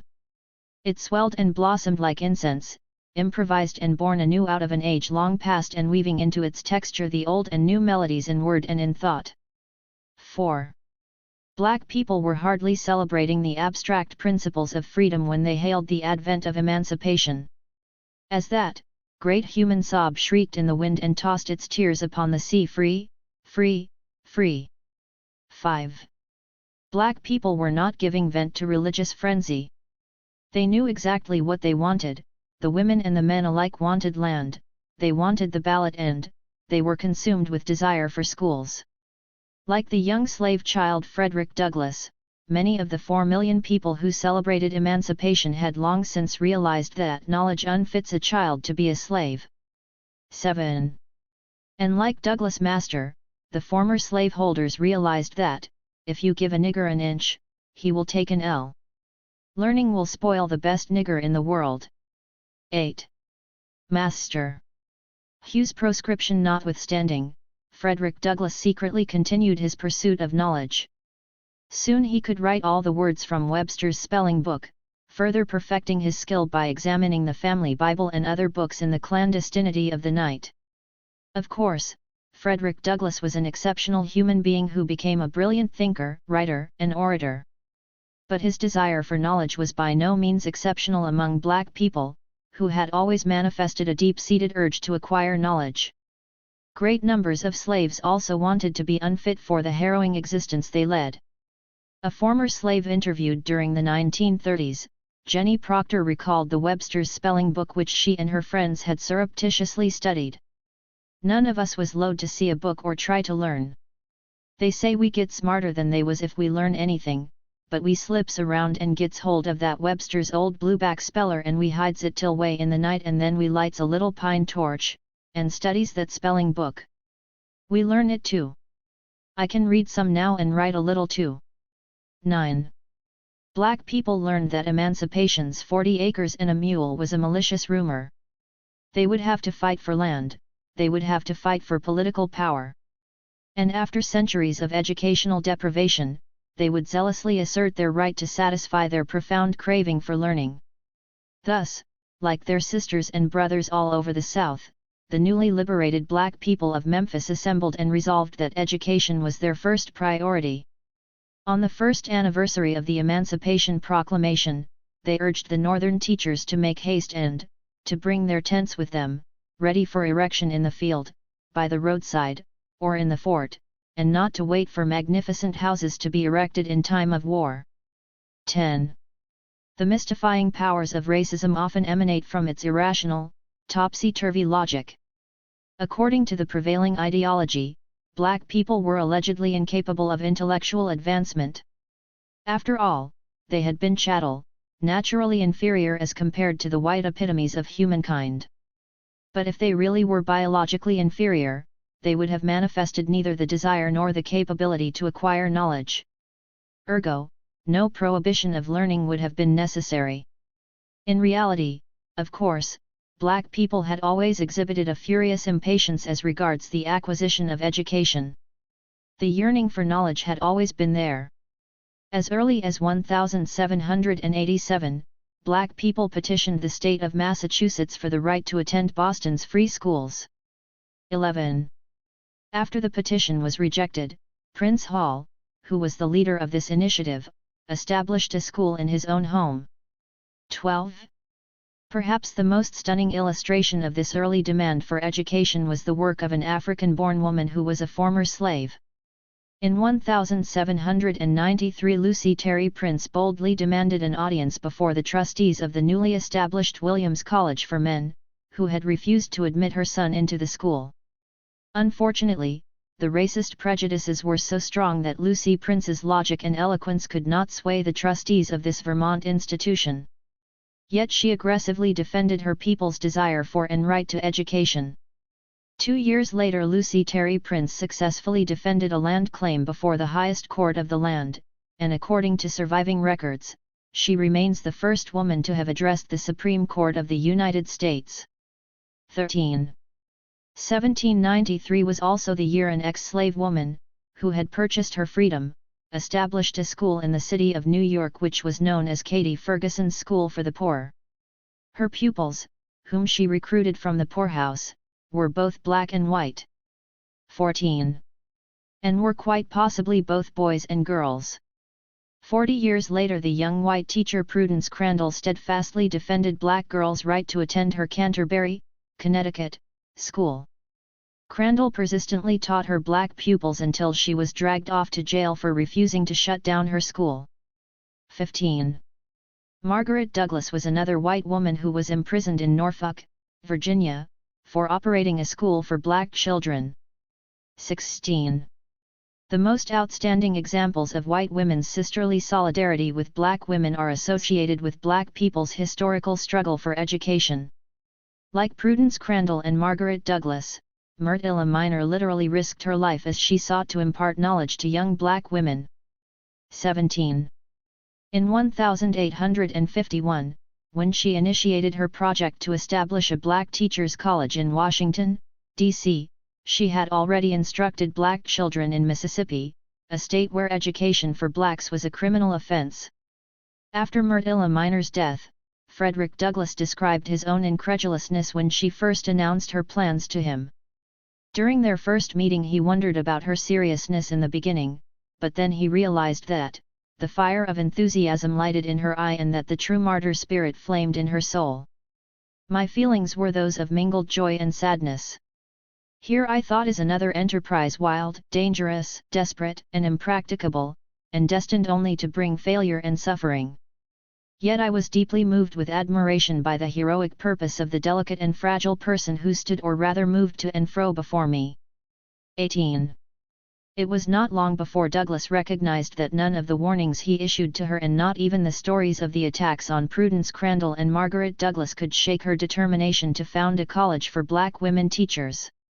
To me the proposition was reckless almost to the point of madness. In my fancy I saw this fragile little woman harassed by the law, insulted in the street, a victim of slave-holding malice and possibly beaten down by the mob. 19. In Frederick Douglass' opinion, relatively few white people outside the anti-slavery activists would sympathize with Myrtilla Minor's cause and support her against the mob. This was a period, he argued, of diminishing solidarity with black people.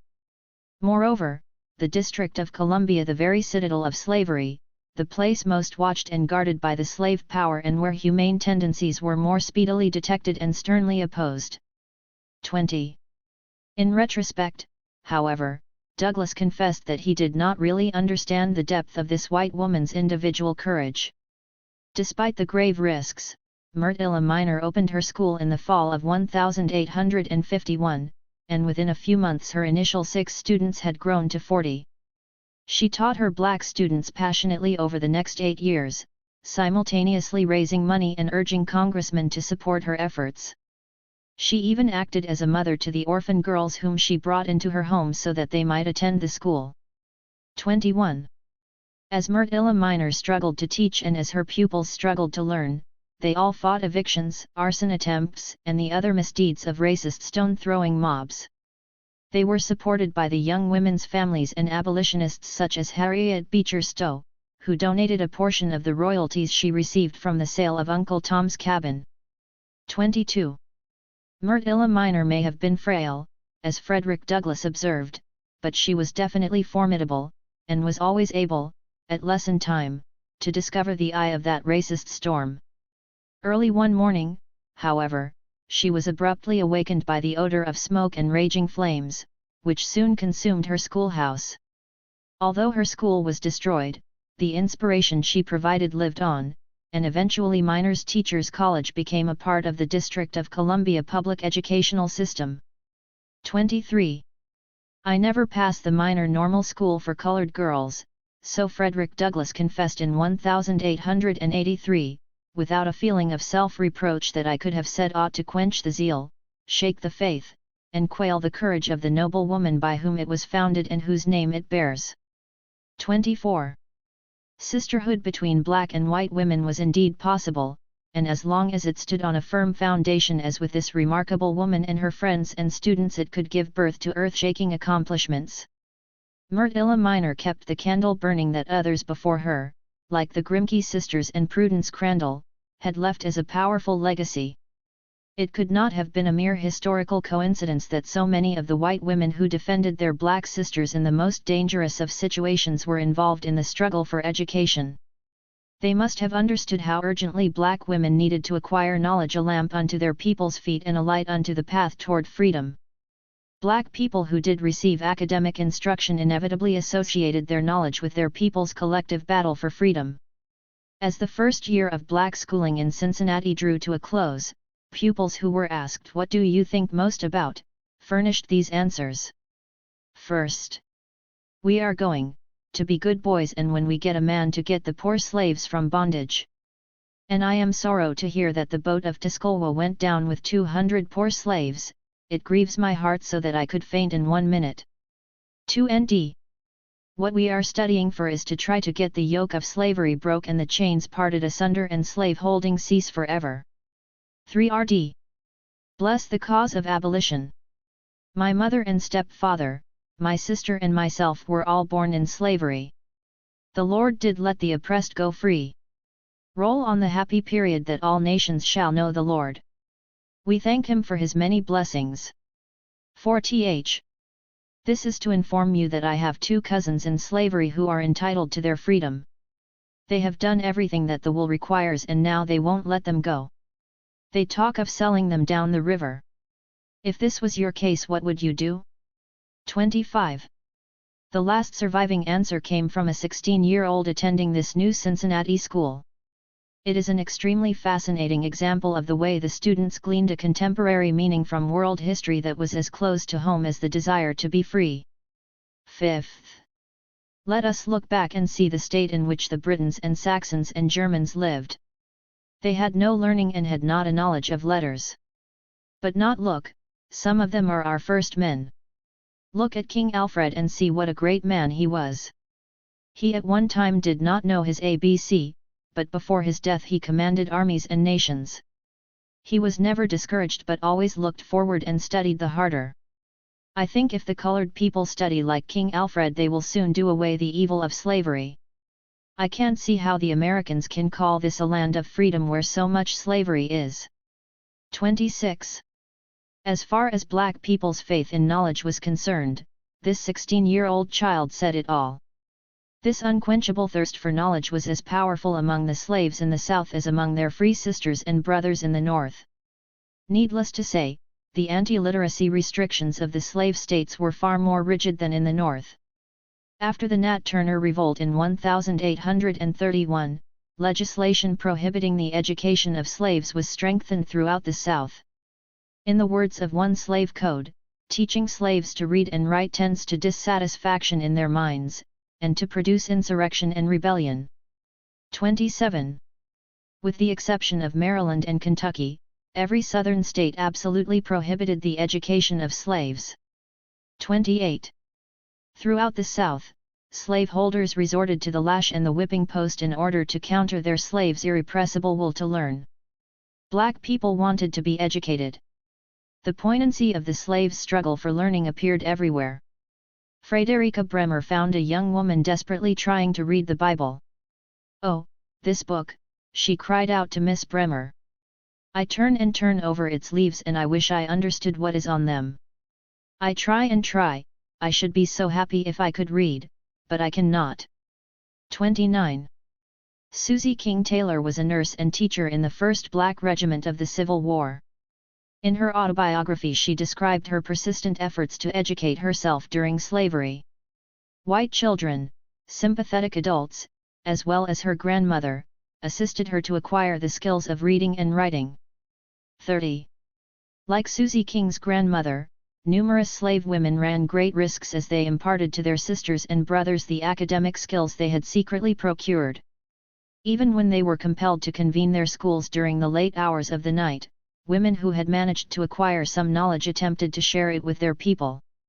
31. These were some of the early signs in the North and South alike of that post-emancipation phenomenon which Dubois called a frenzy for schools. 32. Another historian described the ex-slaves' thirst for learning in these words. With a yearning born of centuries of denial, ex-slaves worshipped the sight and sound of the printed word. Old men and women on the edge of the grave could be seen in the dark of the night, poring over the scripture by the light of a pine knot, painfully spelling out the sacred words. 33.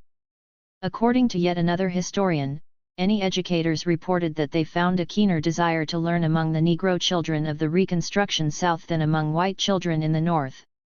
34. About half of the volunteer teachers who joined the massive educational campaign organized by the Freedmen's Bureau were women. Northern white women went south during Reconstruction to assist their black sisters who were absolutely determined to wipe out illiteracy among the millions of former slaves. The dimensions of this task were Herculean. According to Dubois, the prevailing illiteracy rate was 95%. 35. In the histories chronicling the Reconstruction era and in the historical accounts of the women's rights movement, the experiences of black and white women working together in the struggle for education have received sparse attention. Judging, however, from the articles in the Freedmen's Record, these teachers undoubtedly inspired each other and were themselves inspired by their students. Almost universally mentioned in the white teachers' observations was the former slaves' unyielding commitment to knowledge. In the words of a teacher working in Raleigh, North Carolina, "It is surprising to me to see the amount of suffering which many of the people endure for the sake of sending their children to school." 36. Material comfort was unhesitatingly sacrificed for the furtherance of educational progress. A pile of books is seen in almost every cabin, though there be no furniture except a poor bed, a table, and 2 or 3 broken chairs. 37. As teachers, the black and white women seem to have developed a profound and intense mutual appreciation. A white woman working in Virginia, for example, was immensely impressed by the work of a black woman teacher who had just emerged from slavery. "It seems almost a miracle," this white woman exclaimed, "that a colored woman, who had been a slave up to the time of the surrender, would succeed in a vocation to her so novel." 38. In the reports she authored, the black woman in question expressed sincere though by no means servile gratitude for the work of her friends from the North. 39. By the time of the Hayes betrayal and the overthrow of radical Reconstruction, the accomplishments in education had become one of the most powerful proofs of progress during that potentially revolutionary era. Fisk University, Hampton Institute, and several other black colleges and universities had been established in the post-Civil War South. 40. Some 247,333 pupils were attending 4,329 schools, and these were the building blocks for the South's first public school system, which would benefit black and white children alike. Although the post-Reconstruction period and the attendant rise of Jim Crow education drastically diminished black people's educational opportunities, the impact of the Reconstruction experience could not be entirely obliterated. The dream of land was shattered for the time being, and the hope for political equality waned. But the beacon of knowledge was not easily extinguished, and this was the guarantee that the fight for land and for political power would unrelentingly go on. Had it not been for the Negro school and college, the Negro would, to all intents and purposes, have been driven back to slavery. His Reconstruction leadership had come from Negroes educated in the North, and white politicians, capitalists, and philanthropic teachers. The counter-revolution of 1876 drove most of these, save the teachers, away. But already, through establishing public schools and private colleges, and by organizing the Negro Church, the Negro had acquired enough leadership and knowledge to thwart the worst designs of the new slave drivers. 41. Aided by their white sister allies, black women played an indispensable role in creating this new fortress. The history of women's struggle for education in the United States reached a true peak when black and white women together led the post-Civil War battle against illiteracy in the South. Their unity and solidarity preserved and confirmed one of our history's most fruitful promises.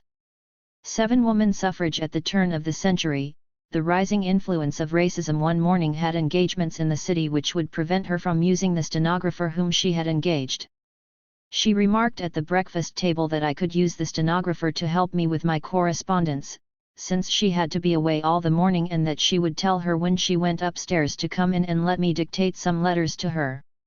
When I went upstairs to my room, I waited for her to come in. When she did not do so, I concluded she didn't find it convenient, and went on writing my letters in longhand. When Miss Anthony returned, she came to my room and found me busily engaged. "You didn't care to use my secretary, I suppose? I told her to come to your room when you came upstairs. Didn't she come?" I said no. She said no more, but turned and went into her office. Within 10 minutes she was back again in my room. The door being open, she walked in and said, "Well, she's gone." And I said, "Who?" She said, "The stenographer." I said, "Gone where?" "Why," she said, "I went into the office and said to her, 'You didn't tell Miss Wells what I said about writing some letters for her.'" The girl said, "No, I didn't." "Well, why not?" Then the girl said, "It is all right for you, Miss Anthony, to treat Negroes as equals, but I refuse to take dictation from a colored woman." "Indeed," said Miss Anthony. "Then," she said, "you needn't take any more dictation from me. Miss Wells is my guest, and any insult to her is an insult to me. So if that is the way you feel about it, you needn't stay any longer." 1. This interchange between Susan B. Anthony and Ida B. Wells, who later founded the first Black Women's Suffrage Club, occurred during those precious days in which I sat at the feet of this pioneer and veteran in the work of women's suffrage. 2. Wells' admiration for Anthony's individual stance against racism was undeniable, and her respect for the suffragists' contributions to the women's rights campaign was profound. But she unhesitatingly criticized her white sister for failing to make her personal fight against racism a public issue of the suffrage movement. Susan B. Anthony was never lacking in praises for Frederick Douglass, consistently reminding people that he was the first man to publicly advocate the enfranchisement of women. She considered him a lifetime honorary member of her suffrage organization. Yet, as Anthony explained to Wells, she pushed Douglass aside for the sake of recruiting white Southern women into the movement for woman suffrage. "In our conventions, he was the honored guest who sat on our platform and spoke at our gatherings. But when the Suffrage Association went to Atlanta, Georgia, knowing the feeling of the South with regard to Negro participation on equality with whites, I myself asked Mr. Douglas not to come. I did not want to subject him to humiliation, and I did not want anything to get in the way of bringing the Southern white women into our suffrage association. 3. In this particular conversation with Ida B. Wells, Anthony went on to explain that she had also refused to support the efforts of several black women who wanted to form a branch of the suffrage association. She did not want to awaken the anti-black hostility of her white Southern members, who might withdraw from the organization if black women were admitted. "And you think I was wrong in so doing?" she asked. I answered uncompromisingly yes, for I felt that although she may have made gains for suffrage, she had also confirmed white women in their attitude of segregation. 4. This conversation between Ida B. Wells and Susan B. Anthony took place in 1894. Anthony's self-avowed capitulation to racism on the ground of expediency. 5. Characterized her public stance on this issue until she resigned in 1900 from the presidency of the National American Woman Suffrage Association. When Wells admonished Anthony for legitimizing the Southern white women's commitment to segregation, the underlying question was far more consequential than Anthony's individual attitude. Racism was objectively on the rise during this period, and the rights and lives of black people were at stake. By 1894, the disfranchisement of black people in the South, the legal system of segregation and the reign of lynch law were already well established.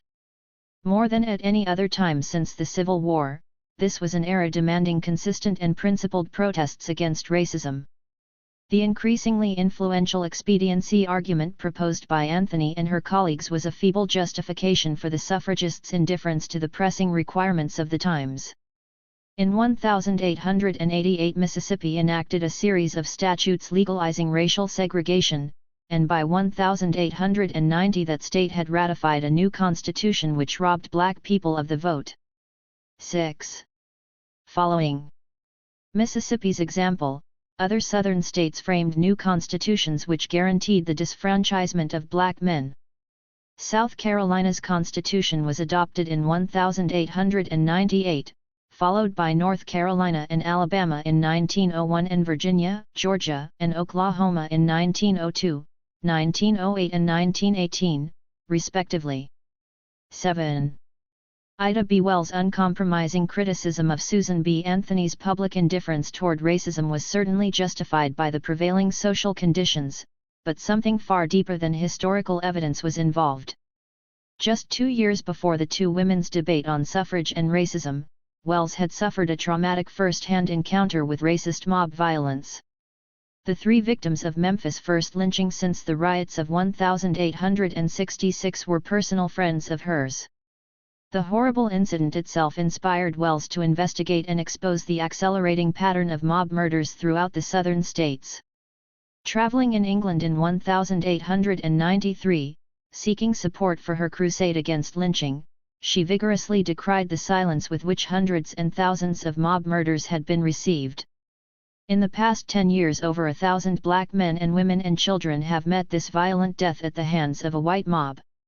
And the rest of America has remained silent. The pulpit and press of our country remains silent on these continued outrages, and the voice of my race thus tortured and outraged is stifled or ignored wherever it is lifted in America in a demand for justice. 8. Given the uncamouflaged violence visited upon black people during the 1890s, how could white suffragists argue in good faith that for the sake of expediency they should stoop to conquer on this color question? 9. The ostensibly neutral stance assumed by the leadership of the NASA with respect to the color question actually encouraged the proliferation of undisguised racist ideas within the ranks of the suffrage campaign. At the association's 1895 convention, appropriately held in Atlanta, Georgia, one of the most prominent figures in the campaign for the vote, urged the South to adopt woman suffrage as one solution to the Negro problem. 10. This Negro problem could be simply solved, so Henry Blackwell proclaimed, by attaching a literacy qualification to the right to vote. In the development of our complex political society, we have today 2 great bodies of illiterate citizens: in the North, people of foreign birth; in the South, people of the African race and a considerable portion of the white population. Against foreigners and Negroes, as such, we would not discriminate. But in every state save one, there are more educated white women than all the illiterate voters, white and black, native and foreign. 11.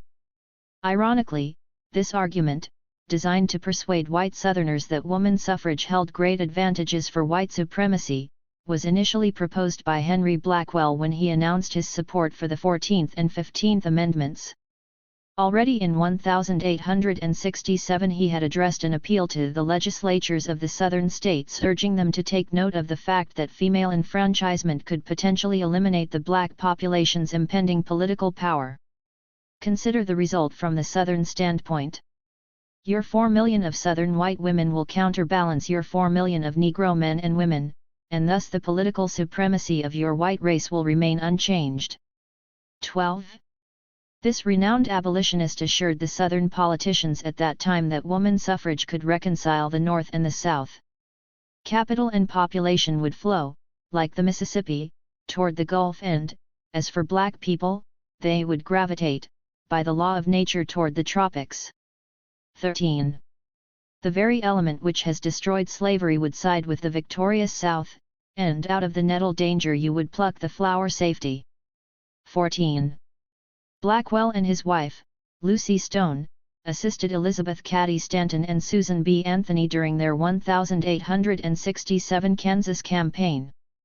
That Stanton and Anthony welcomed at this time the support of a notorious Democrat, whose program was Woman First, the Negro Last, was an indication that they implicitly assented to Blackwell's racist logic. Moreover, they uncritically described, in their History of Woman Suffrage, the Kansas politicians' fear of black suffrage.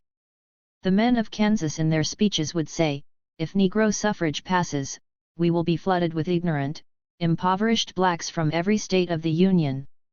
If woman suffrage passes, we invite to our borders people of character and position, of wealth and education. Who can hesitate to decide, when the question lies between educated women and ignorant Negroes? 15. However racist these early postures of the women's movement may seem, it was not until the last decade of the 19th century that the woman suffrage campaign began to definitively accept the fatal embrace of white supremacy. The two factions, Stanton Anthony and Blackwell Stone, which had split on the issue of the 14th and 15th Amendments, were reunited in 1890. In 1892 Elizabeth Cady Stanton had grown disillusioned about the ballot's potential power to liberate women and ceded the presidency of the National American Woman Suffrage Association to her colleague Susan B. Anthony. During the second year of Anthony's term, the NASA passed a resolution which was a variation of Blackwell's racist and class-biased argument of more than a century earlier. Resolved, that without expressing any opinion on the proper qualifications for voting, we call attention to the significant facts that in every state there are more women who can read and write than the whole number of illiterate male voters, more white women who can read and write than all Negro voters, more American women who can read and write than all foreign voters, so that the enfranchisement of such women would settle the vexed question of rule by illiteracy, whether of homegrown or foreign-born. Production. 16. This resolution cavalierly dismissed the rights of black and immigrant women along with the rights of their male relations. Moreover, it pointed to a fundamental betrayal of democracy that could no longer be justified by the old expediency argument. Implied in the logic of this resolution was an attack on the working class as a whole and a willingness, whether conscious or not, to make common cause with the new monopoly capitalists whose indiscriminate search for profits knew no human bounds. In passing the 1893 resolution, the suffragists might as well have announced that if they, as white women of the middle classes and bourgeoisie, were given the power of the vote, they would rapidly subdue the three main elements of the U.S. working class: black people, immigrants, and the uneducated native white workers. It was these three groups of people whose labor was exploited and whose lives were sacrificed by the Morgans, Rockefellers, Mellons, Vanderbilts, by the new class of monopoly capitalists who were ruthlessly establishing their industrial empires. They controlled the immigrant workers in the North as well as the former slaves and poor white laborers who were operating the new railroad, mining, and steel industries in the South. Terror and violence compelled black workers in the South to accept slave-like wages and working conditions that were frequently worse than slavery. This was the logic behind the rising waves of lynchings and the pattern of legal disfranchisement in the South. In 1893, the year of that fatal Naza resolution, the Supreme Court reversed the Civil Rights Act of 1875. With this decision, Jim Crow and lynch law, a new mode of racist enslavement, received judicial sanction. Indeed, 3 years later the Plessy v. Ferguson decision announced the separate but equal doctrine, which consolidated the South's new system of racial segregation. The last decade of the 19th century was a critical moment in the development of modern racism, its major institutional supports as well as its attendant ideological justifications. This was also the period of imperialist expansion into the Philippines, Hawaii, Cuba, and Puerto Rico. The same forces that sought to subjugate the peoples of these countries were responsible for the worsening plight of black people and the entire U.S. working class. Racism nourished those imperialist ventures and was likewise conditioned by imperialism's strategies and apologetic. On November 12, 1898, the New York Herald ran stories about the U.S. presence in Cuba, the race riot in Phoenix, South Carolina, and the massacre of black people in Wilmington, North Carolina. The Wilmington Massacre was the most murderous of an entire series of organized mob attacks on black people during that period. According to a black minister at that time, Wilmington was Cuba's kindergarten of ethics and good government. 17.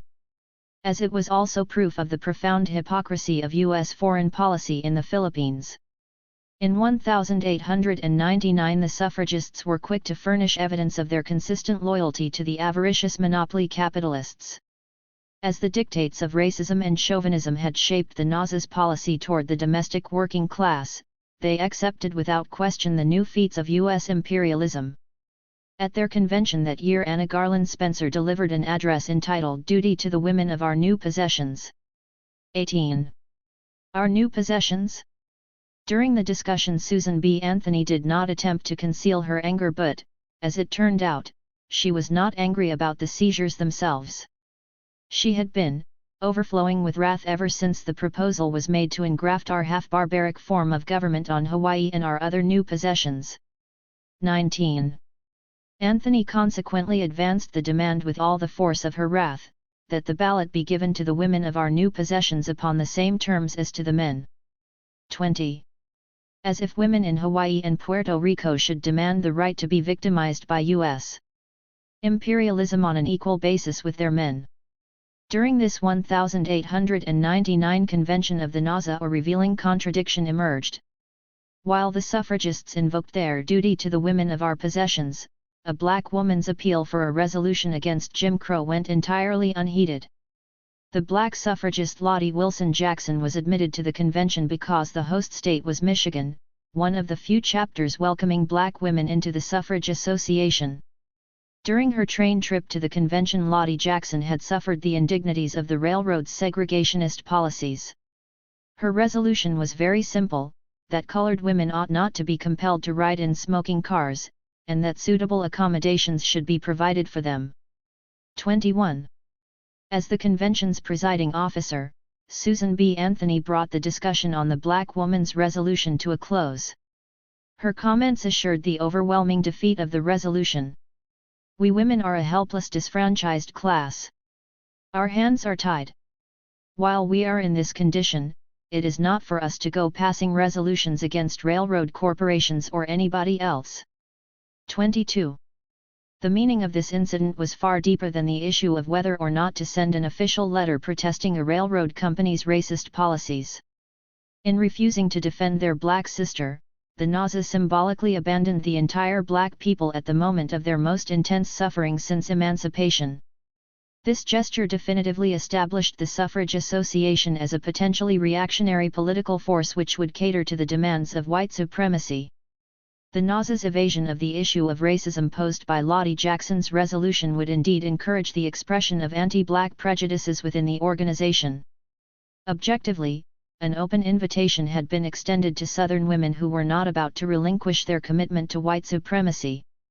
At best, this noncommittal posture on the struggle for black equality constituted an acquiescence to racism, and at worst, it was a deliberate incentive, on the part of an influential mass organization, for the violence and devastation spawned by the white supremacist forces of the times. Susan B. Anthony should not, of course, be held personally responsible for the suffrage movement's racist errors. But she was the movement's most outstanding leader at the turn of the century, and her presumably neutral public posture toward the fight for black equality did indeed bolster the influence of racism within the NAZA. Had Anthony seriously reflected on the findings of her friend Ida B. Wells, she might have realized that a noncommittal stand on racism implied that lynchings and mass murders by the thousands could be considered a neutral issue. By 1899, Wells had completed an enormous amount of research on lynchings and had published her tragically astounding results. Over the previous 10 years, between 1 and 200 officially recorded lynchings had occurred on an annual basis. 23.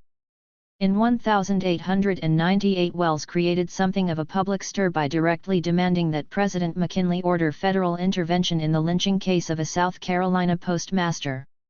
24. In 1899, when Susan B. Anthony urged the defeat of the anti-Jim Crow resolution, black people massively denounced President McKinley's encouragement of white supremacy. The Massachusetts branch of the Colored National League charged that McKinley had been apologetically silent during the Reign of Terror in Phoenix, South Carolina, and that he failed to intervene when black people were massacred in Wilmington, North Carolina. During his trip south, they told McKinley, "You preached patience, industry, moderation to your long-suffering black fellow citizens, and patriotism, jingoism, and imperialism to your white ones." 25. While McKinley was in Georgia, a mob broke into a prison, seized 5 black men and, almost in your hearing, before your eyes, they were atrociously murdered. Did you speak? Did you open your lips to express horror of the awful crime, which out-barbarized barbarism and stained through and through with indelible infamy before the world your country's justice, honor and humanity? 26. And not a presidential word was uttered about one of the period's most notorious lynchings. The burning that year of Sam Hose in Georgia was taken one quiet Sunday morning from his captors and burned to death with indescribable and hellish cruelty in the presence of cheering thousands of the so-called best people of Georgia, men, women, and children, who had gone forth on a Christian Sabbath to the burning of a human being as to a country festival and holiday of innocent enjoyment and amusement. 27. Countless historical documents confirm the atmosphere of racist aggression as well as the powerful challenges emanating from black people during the year 1899. An especially symbolic document is the call issued by the National Afro-American Council urging black people to observe June 2 as a day of fasting and prayer. Published in the New York Tribune, this proclamation denounced the unjustified and indiscriminate arrests which leave men and women easy prey for mobs of ignorant, vicious, whiskey-besotted men who torture, hang, shoot, butcher, dismember and burn. 28. It was thus not even a question of reading the handwriting on the wall. The reign of terror had already descended upon black people. How could Susan B. Anthony claim to believe in human rights and political equality and at the same time counsel the members of her organization to remain silent on the issue of racism? Bourgeois ideology and particularly its racist ingredients must really possess the power of dissolving real images of terror into obscurity and insignificance, and of fading horrible cries of suffering human beings into barely audible murmurings and then silence. When the new century rolled around, a serious ideological marriage had linked racism and sexism in a new way. White supremacy and male supremacy, which had always had an easy courtship, openly embraced and consolidated the affair. During the first years of the 20th century, the influence of racist ideas was stronger than ever. The intellectual climate even in progressive circles seemed to be fatally infected with irrational notions about the superiority of the Anglo-Saxon race. This escalated promotion of racist propaganda was accompanied by a similarly accelerated promotion of ideas implying female inferiority. If people of color at home and abroad were portrayed as incompetent barbarians, white women, that is, were more rigorously depicted as mother figures, whose fundamental raison d'être was the nurturing of the male of the species. White women were learning that as mothers, they bore a very special responsibility in the struggle to safeguard white supremacy. After all, they were the mothers of the race. Although the term race allegedly referred to the human race, in practice, especially as the eugenics movement grew in popularity, little distinction was made between the race and the Anglo-Saxon race. As racism developed more durable roots within white women's organizations, so too did the sexist cult of motherhood creep into the very movement whose announced aim was the elimination of male supremacy. The coupling of sexism and racism was mutually strengthening. Having opened its doors to the prevailing racist ideology more widely than ever before, the suffrage movement had opted for an obstacle course which placed its own goal of woman suffrage in continuous jeopardy. The 1901 convention of the NASA was the first in many years at which Susan B. Anthony was not the presiding officer. Having retired the preceding year, she was nonetheless in attendance and was introduced by the new president, Carrie Chapman Catt, to deliver the welcoming message. Anthony's remarks reflected the influence of the rejuvenated eugenics campaign. While women, she argued, had been corrupted in the past by man's appetites and passions. 29. It was time for them to fulfill their purpose of becoming saviors of the race. 30. It would be through women's intelligent emancipation that shall be purified. It is through woman the race is to be redeemed. For this reason I ask for her immediate and unconditional emancipation from all political, industrial, and religious subjection. 31. The main address, delivered by Carrie Chapman Catt, pointed to three great obstacles to woman suffrage: militarism, prostitution and the inertia in the growth of democracy which has come as a reaction following the aggressive movements that with possibly ill-advised haste enfranchised the foreigner, the Negro, and the Indian. Perilous conditions seeming to follow from the introduction into the body politic vast numbers of irresponsible citizens, have made the nation timid. 32. By 1903 the NASA witnessed such an outburst of racist argumentation that it appeared that the upholders of white supremacy were determined to seize control over the organization. Significantly, the 1903 convention was held in the southern city of New Orleans. It was hardly a coincidence that the racist arguments heard by the delegates were complemented by numerous defenses of the motherhood cult. If Edward Merrick, son of the Louisiana Supreme Court Chief Justice, spoke about the crime of enfranchising a horde of ignorant Negro men. 33. Mary Chase, a delegate from New Hampshire, claimed that women should be enfranchised as the natural guardians and protectors of the home. 34. At the 1903 convention it was Belle Carney from Mississippi whose remarks most blatantly confirmed the dangerous alliance between racism and sexism. Bluntly referring to the southern black population as the 4,500,000 ex-slaves, illiterate and semi-barbarous. 35. She histrionically evoked their enfranchisement as a death weight, under which the South had struggled for nearly 40 years, bravely and magnanimously. 36. However inadequate Booker T. Washington's theory of vocational education for black people may have been in reality, Carney insisted that Tuskegee and similar schools were only fitting for power, and when the black man becomes necessary to a community by reason of his skill and acquired wealth. 37. Something of a race war will result. He, poor white man, embittered by his poverty and humiliated by his inferiority, finds no place for himself and his children, then will come the grapple between the races. 38. Of course, no such struggle between white workers and black workers was inevitable.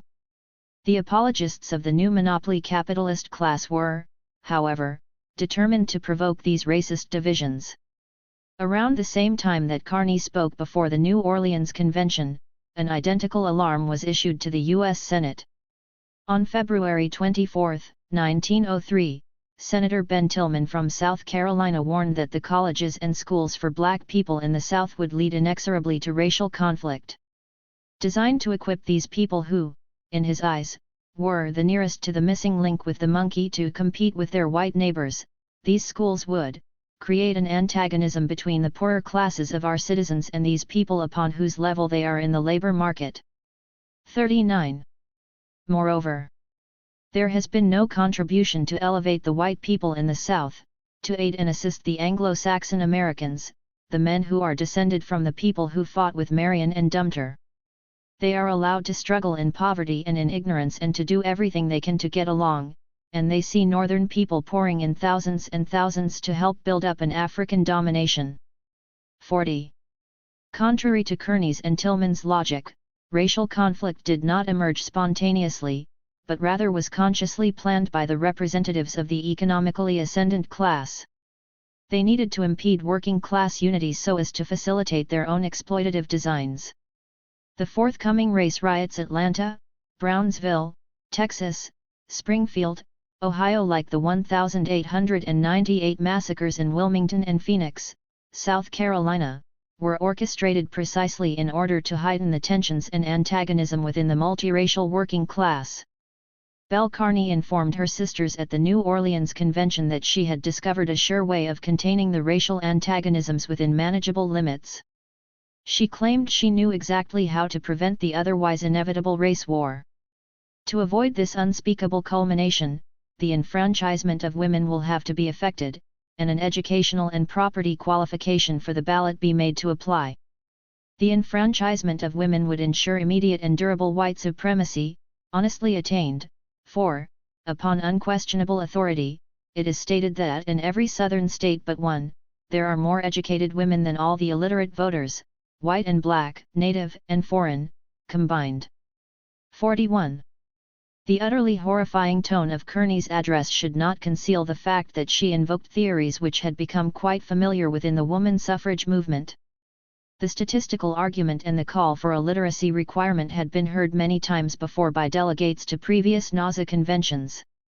In proposing a property qualification for the vote, Kearney reflected the anti-working class ideas which had unfortunately gained a stronghold in the suffrage movement. There was an ironical twist to the words Belle Kearney delivered to the convened membership of the National American Woman Suffrage Association. For years and years, leading suffragists had justified the association's indifference to the cause of racial equality by invoking the catch-all argument of expediency. Now woman suffrage was represented as the most expedient means to achieve racial supremacy. The NASA had unwittingly caught itself in its own trap, in the trap of expediency which was supposed to catch the vote.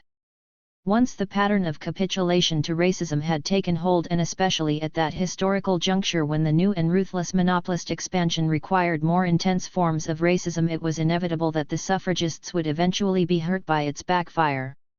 The delegate from Mississippi confidently declared, "Someday the North will be compelled to look to the South for redemption, on account of the purity of its Anglo-Saxon blood, the simplicity of its social and economic structure, and the maintenance of the sanctity of its faith, which has been kept inviolate."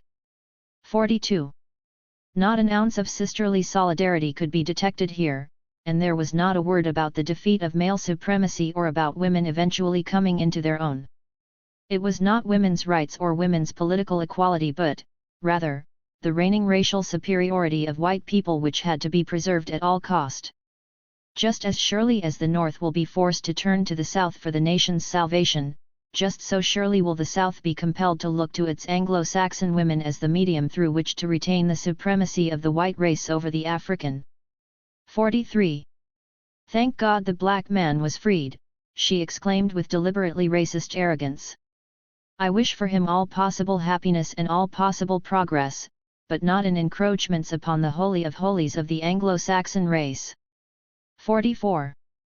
8 Black women and the club movement. The General Federation of Women's Clubs could have celebrated its 10th birthday in 1900 by taking a stand against racism within its ranks. Unfortunately, its stance was unequivocally pro-racist. The convention's Credentials Committee decided to exclude the black delegate sent by Boston's Women's Era Club. Among the scores of clubs represented in the Federation, the one club deemed inadmissible carried a mark of distinction which could be claimed by no more than 2 of the white women's groups. If Cirrhosis and the New England Women's Club were pioneer organizations among white club women, the Women's Era Club, then 5 years old, was the fruit of black women's first organizing efforts within the club movement. Its representative, Josephine St. Pierre Ruffin, was known in white club circles in Boston as a cultured woman. She was the wife of a Harvard graduate, who became the first black judge in the state of Massachusetts. As the Credentials Committee informed her, she would be welcomed in the convention as a delegate from the white club to which she also belonged. In this case, of course, she would have been the necessary exception proving the rule of racial segregation within the GFWC. But since Ruffin insisted on representing the Black Women's Club, she was refused entrance into the convention hall. Moreover, to enforce this ruling an attempt was made to snatch from her breast the badge which had been handed her. 1. Shortly after the Ruffin incident, the Federation's newsletter carried a fictitious story designed to frighten those white women who had protested the racism manifested within their organization.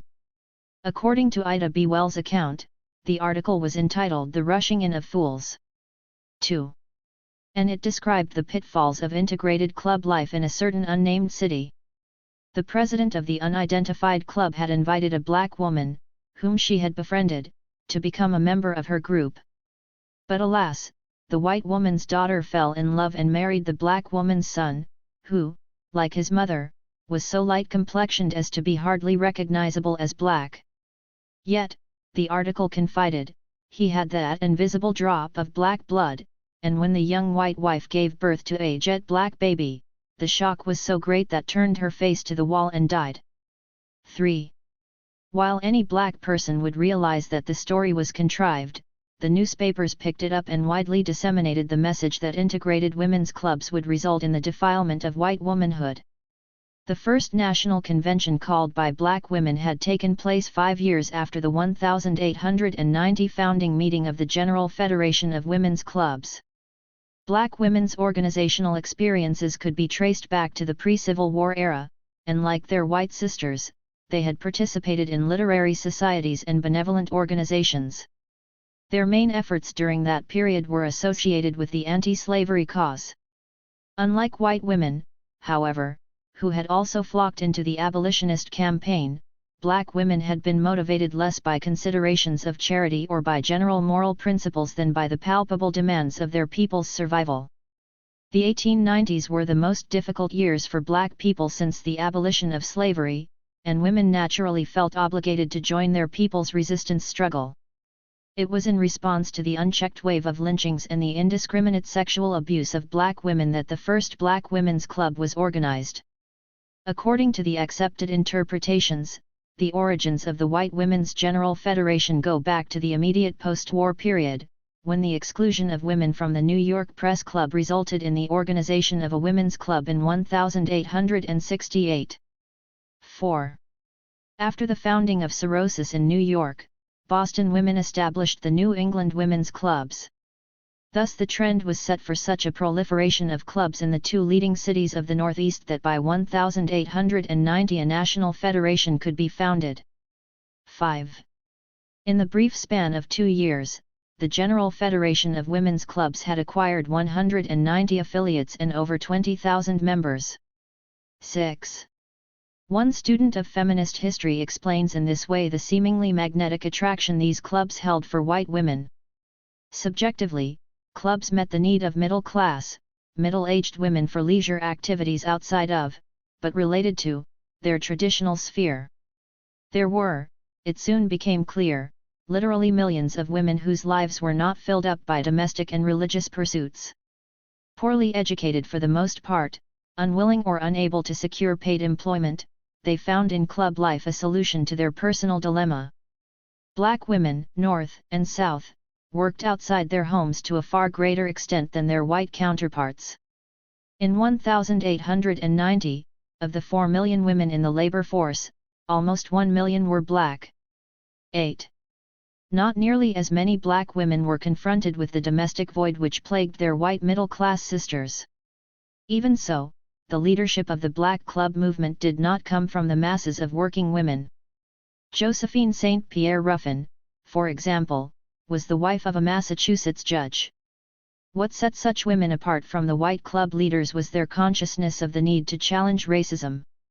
Indeed, their own familiarity with the routine racism of U.S. society linked them far more intimately to their working-class sisters than did the experience of sexism for white women of the middle classes. Prior to the emergence of the club movement, the first large meeting independently organized by black women was prompted by the racist assaults on the newspaper woman Ida B. Wells.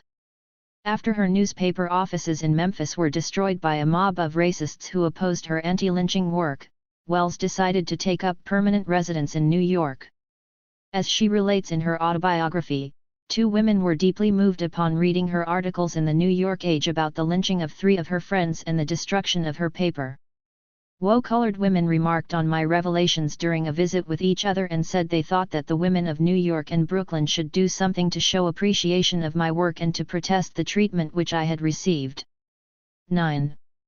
Victoria Matthews and Maricha Lyons initiated a series of meetings among the women they knew, and eventually a committee of 250 women was charged with stir up sentiment throughout the 2 cities.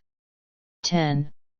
Within several months they had organized an immense meeting, which took place in October, 1892, at New York's Lyric Hall. At that rally, Ida B. Wells made a moving presentation on lynching. The hall was crowded. The leading colored women of Boston and Philadelphia had been invited to join in this demonstration, and they came, a brilliant array. Mrs. Gertrude Mossell of Philadelphia, Mrs. Josephine St. Pierre Ruffin of Boston, Mrs. Sarah Garnett, widow of one of our great men, a teacher in the public schools of New York City, Dr. Susan McKinner of Brooklyn, the leading woman physician of our race, were all there on the platform, a solid array behind a lonely, homesick girl who was in exile because she had tried to defend the manhood of her race. 11. Ida B. Wells received a good sum of money toward the establishment of another newspaper and a sign of the relative affluence of the campaign's leaders, a gold brooch in the shape of a pen. 12. In the aftermath of this inspiring rally, the women who had organized it created permanent organizations in Brooklyn and New York, which they called the Women's Loyal Union. According to Ida B. Wells, these were the first clubs created and exclusively led by black women.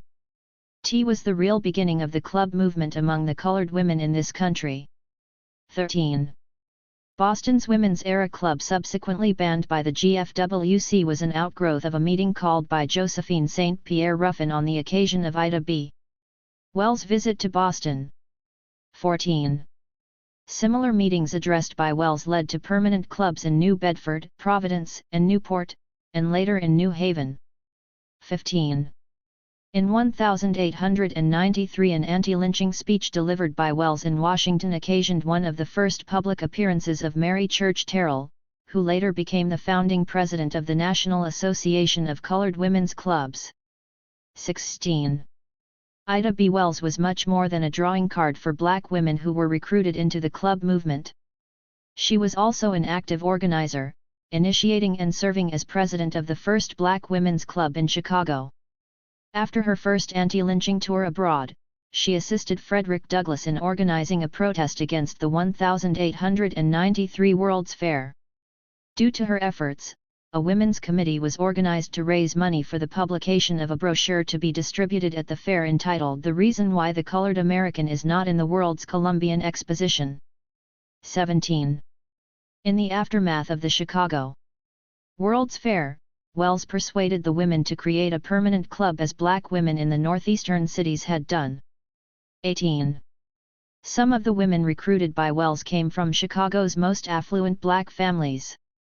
Mrs. John Jones, for example, was the wife of the wealthiest colored man in Chicago at that time. 19. It should be noted, however, that this successful businessman had formerly worked on the Underground Railroad and had led the movement to repeal Illinois' black laws. Aside from the women representing the incipient black bourgeoisie and the most prominent women in church and secret society. 20. There were school teachers and housewives and high school girls. 21. Among the almost 300 members of the Chicago Women's Club. In one of their earliest activist endeavors, they raised funds to prosecute a policeman who had killed a black man. The Black Club women in Chicago were manifestly committed to the struggle for Black liberation. The pioneering Women's Era Club in Boston continued the strenuous defense of Black people, which Ida B. Wells had urged at their first meeting. When the National Conference of the Unitarian Church refused to pass an anti-lynching resolution, New Era members issued a strong protest in an open letter to one of the leading women of the church. We, the members of the Women's Era Club, believe we speak for the colored women of America. As colored women we have suffered and do suffer too much to be blind to the suffering of others, but naturally we are more keenly alive to our own suffering than to others. We therefore feel that we should be false to ourselves, to our opportunities and to our race should we keep silent in a case like this. We have endured much and we believe with patience, we have seen our world broken down, our men made fugitives and wanderers or their youth and strength spent in bondage. We ourselves are daily hindered and oppressed in the race of life. We know that every opportunity for advancement, for peace and happiness will be denied us. Christian men and women absolutely refuse to open their churches to us. Our children are considered legitimate prey for insult. Our young girls can at any time be thrust into foul and filthy cars, and, no matter their needs, be refused food and shelter. 22. After referring to the educational and cultural deprivation suffered by Black women, the protest letter called for a massive outcry against lynching. In the interest of justice, for the good name of our country, we solemnly raise our voice against the horrible crimes of lynch law. And we call upon Christians everywhere to do the same or be branded as sympathizers with the murderers. 23. When the First National Conference of Colored Women convened in Boston in 1895, the Black Club women were not simply emulating their white counterparts, who had federated the club movement 5 years earlier. They had come together to decide upon a strategy of resistance to the current propagandistic assaults on Black women and the continued reign of lynch law. Responding to an attack on Ida B. Wells by the pro-lynching president of the Missouri Press Association, the conference delegates protested that insult to Negro womanhood. 24. And sent out, to the country a unanimous endorsement of the course had pursued in agitation against lynching. 25. Fanny Barrier Williams, whom white women in Chicago had excluded from their club, summed up the difference between the white club movement and the club movement among her people. Black women, she said, had come to realize that progress includes a great deal more than what is generally meant by the terms culture, education, and contact. The club movement among colored women reaches into the subcondition of the entire race. The club movement is only one of the many means for the social uplift of a race. The club movement is well-purposed. It is not a fad. It is rather the force of a new intelligence against the old ignorance.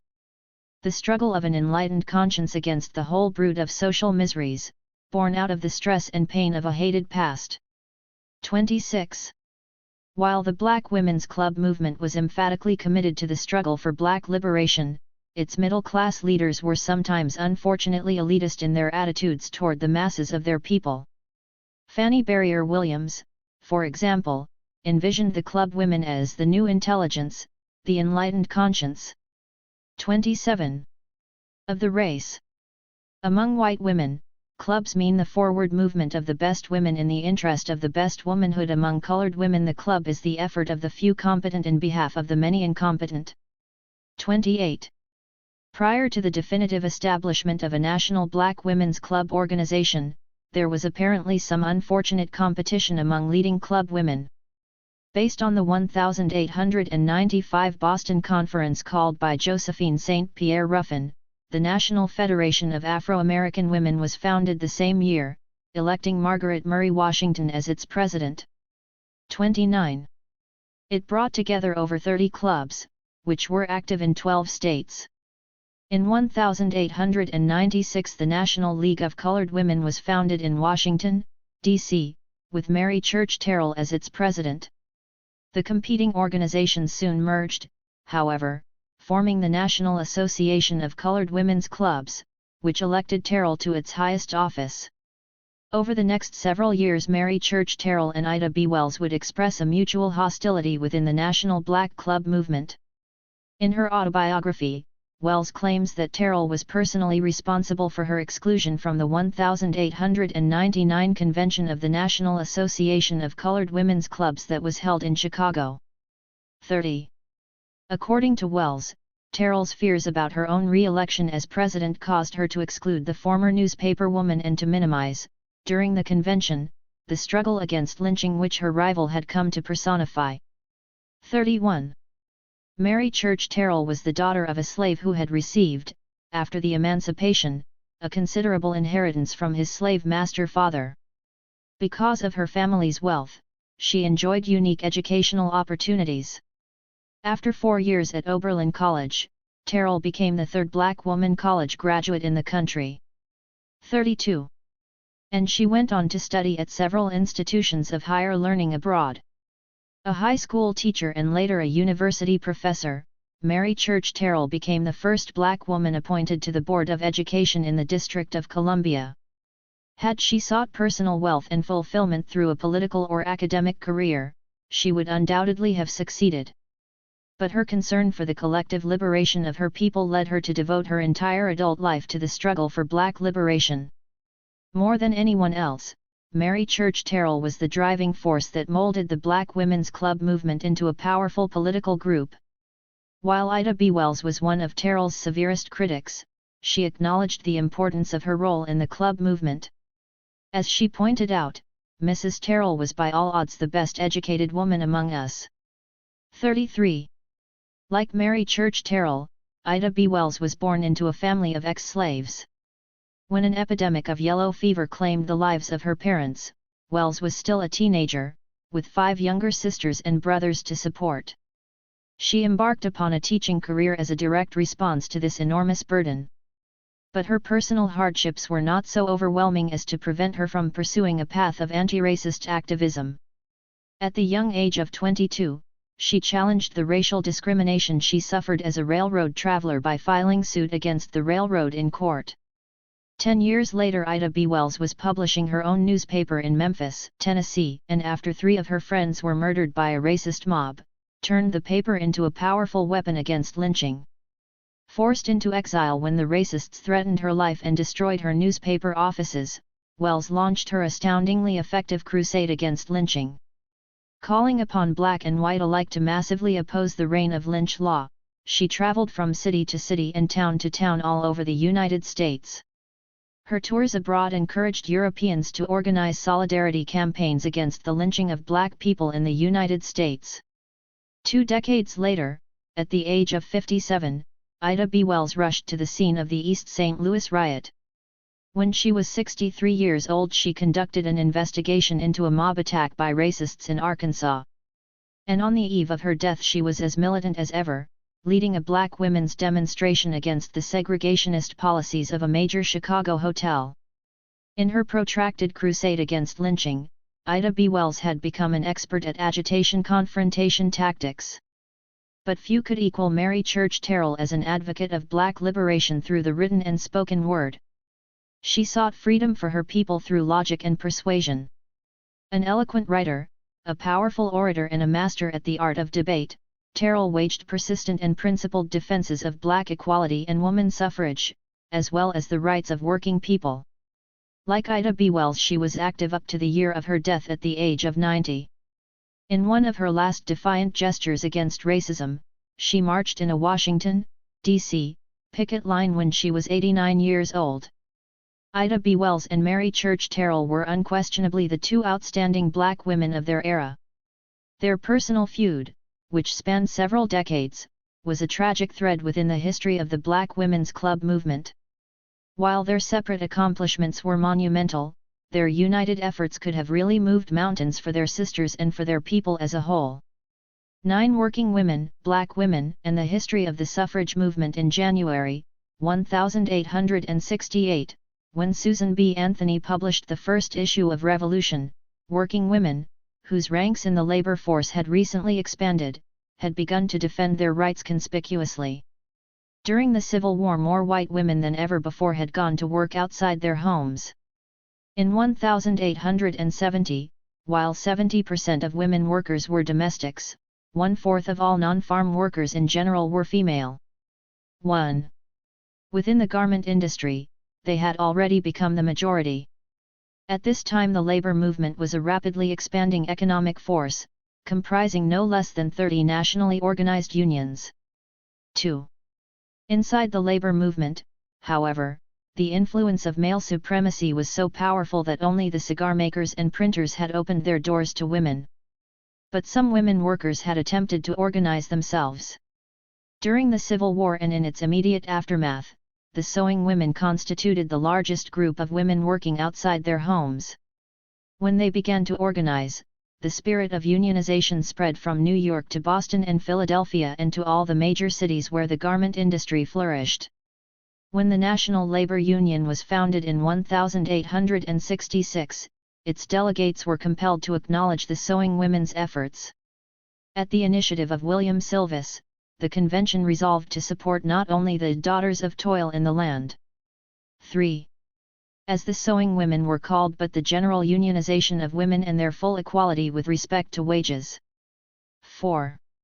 When the National Labor Union reconvened in 1868, electing Silvis as their president, the presence of several women among the delegates, including Elizabeth Cady Stanton and Susan B. Anthony, compelled the convention to pass stronger resolutions and generally treat the cause of working women's rights with greater seriousness than before.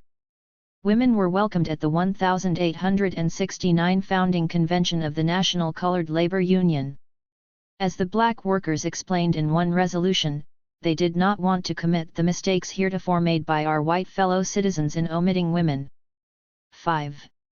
This black labor organization, created because of the exclusionary policies of white labor groups, proved by its practice to be more seriously committed to working women's rights than its white counterpart and predecessor. While the NLU had simply passed resolutions supporting women's equality, the NCLU actually elected a woman, Mary S. Carey. 6. To serve on the organization's policy-making executive committee. Susan B. Anthony and Elizabeth Cady Stanton did not record any acknowledgement of the black labor organization's anti-sexist accomplishments. They were probably too absorbed in the suffrage battle to take note of that important development. In the first issue of Anthony's Revolution, the newspaper financed by the racist Democrat George Francis Train, the overall message was that women should seek the ballot. Once the reality of woman suffrage was established, so the paper seemed to say, it would be the millennium for women and the final triumph of morality for the nation as a whole.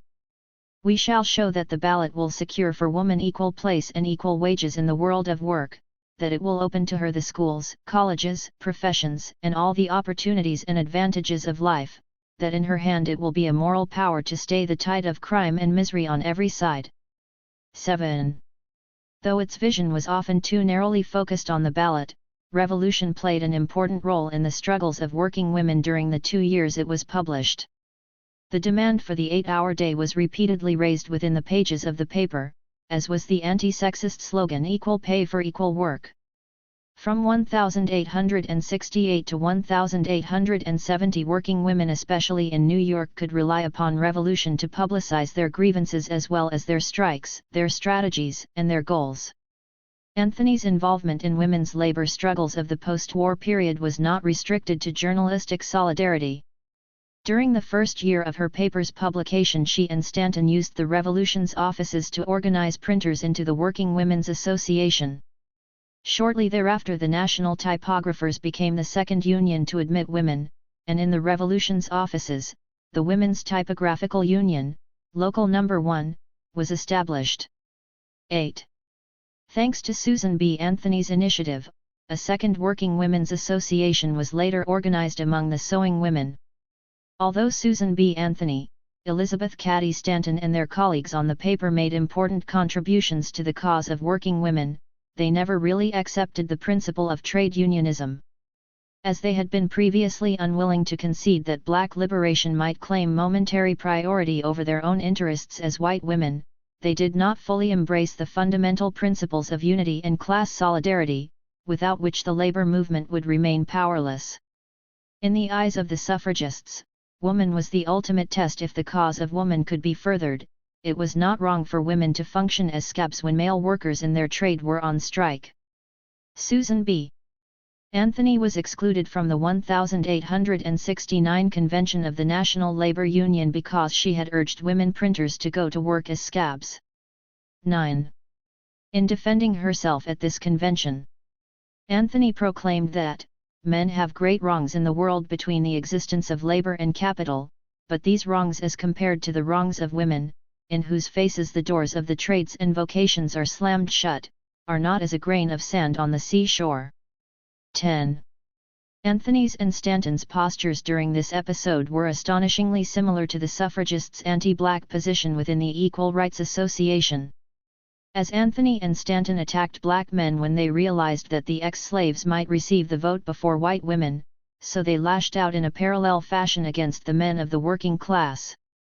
Stanton insisted that the exclusion from the NLU proved, what the revolution has said again and again, that the worst enemies of woman suffrage will ever be the laboring classes of men. 11. Woman was the test, but not every woman seemed to qualify. Black women, of course, were virtually invisible within the protracted campaign for woman suffrage.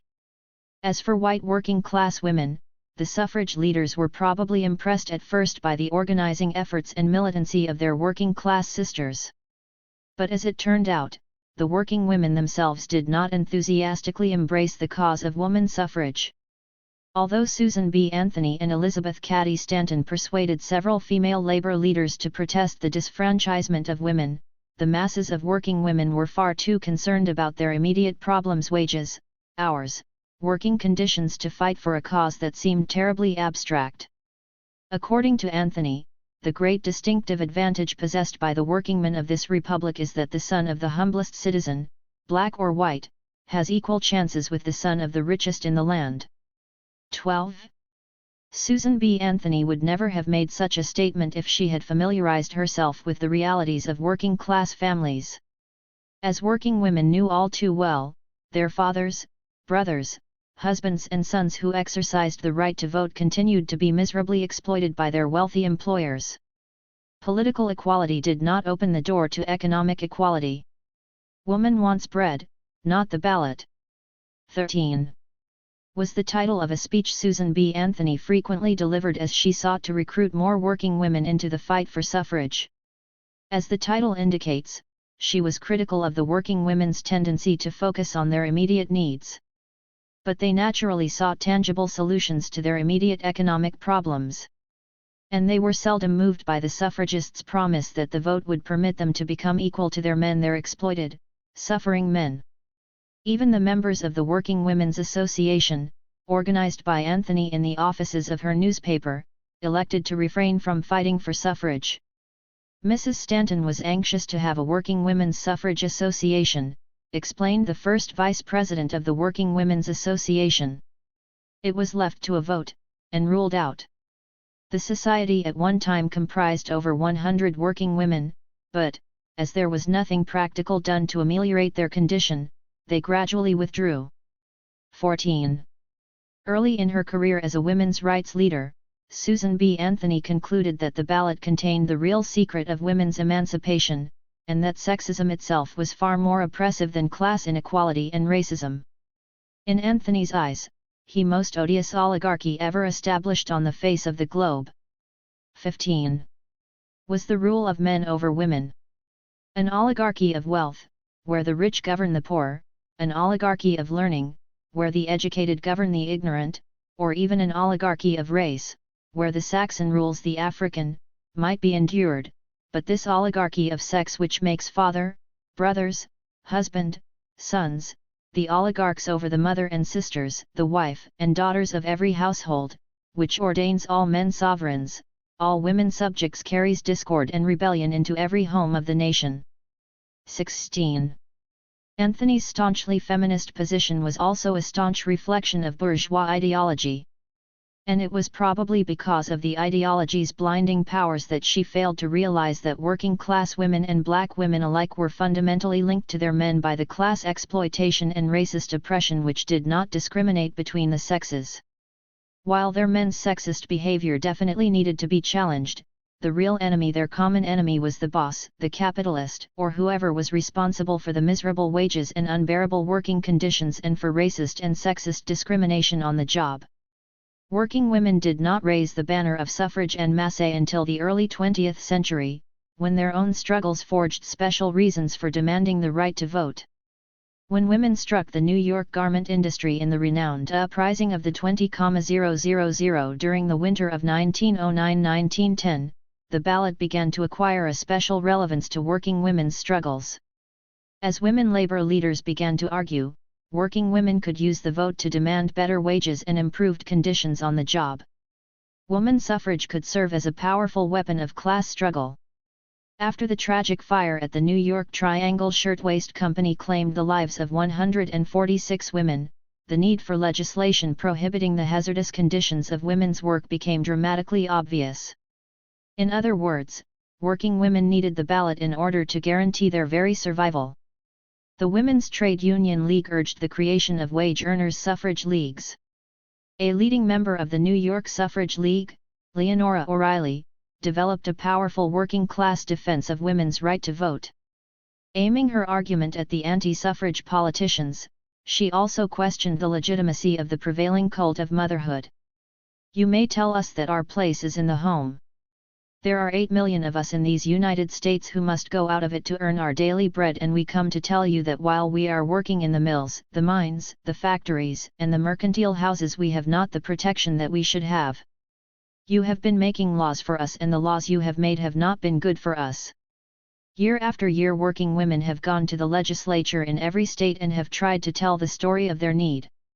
17. Now, so Leonora O'Reilly and her working-class sisters proclaimed, they were going to fight for the ballot, and indeed they would use it as a weapon to remove all those legislators from office whose loyalties were with big business. Working-class women demanded the right to suffrage as an arm to assist them in the ongoing class struggle. This new perspective within the campaign for woman suffrage bore witness to the rising influence of the socialist movement. Indeed, women socialists brought a new energy into the suffrage movement and defended the vision of struggle born of the experiences of their working-class sisters. Of the 8 million women in the labor force during the first decade of the 20th century, more than 2 million were black. As women who suffered the combined disabilities of sex, class, and race, they possessed a powerful argument for the right to vote. But racism ran so deep within the woman suffrage movement that the doors were never really opened to black women. The exclusionary policies of the NAZA did not entirely deter black women from raising the demand for the vote. Ida B. Wells, Mary Church Terrell, and Mary McLeod Bethune were among the most well-known black suffragists. Margaret Murray Washington, who was a leading figure of the National Association of Colored Women, confessed that, "Personally, woman suffrage has never kept me awake at night." 18. This casual indifference may well have been a reaction to the racist stance of the National American Woman Suffrage Association, for Washington also argued that colored women, quite as much as colored men, realize that if there is ever to be equal justice and fair play in the protection in the courts everywhere for all races, then there must be an equal chance for women as well as men to express their preference through their votes. 19. As Washington points out, the National Association of Colored Women's Clubs established a suffrage department to impart to its members knowledge about governmental affairs, so that women may be prepared to handle the vote intelligently and wisely. 20. The entire Black Women's Club movement was imbued with the spirit of woman suffrage, and despite the rejection they received from the NAZA, they continued to defend women's right to vote. When the Black Northeastern Federation of Clubs applied for membership in the NAZA as late as 1919, just 1 year before victory, the leadership's response was a repeat of Susan B. Anthony's rejection of black women suffragists a quarter-century earlier. Informing the Federation that its application could not be considered, the NAZA leader explained that, if the news is flashed throughout the southern states at this most critical moment that the National American Association has just admitted an organization of 6,000 colored women, the enemies can cease from further effort. The defeat of the amendment will be assured. 21. Still, black women supported the battle for suffrage until the very end. Unlike their white sisters, black women suffragists enjoyed the support of many of their men. Just as a black man, Frederick Douglass, had been the most outstanding male advocate of women's equality during the 19th century, so W.E.B. Du Bois emerged as the leading male advocate of woman suffrage in the 20th century.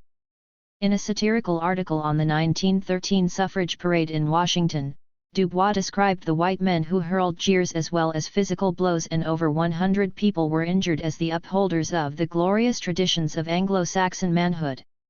22. Wasn't it glorious? Does it not make you burn with shame to be a mere black man when such mighty deeds are done by the leaders of civilization? Does it not make you ashamed of your race? Does it not make you want to be white?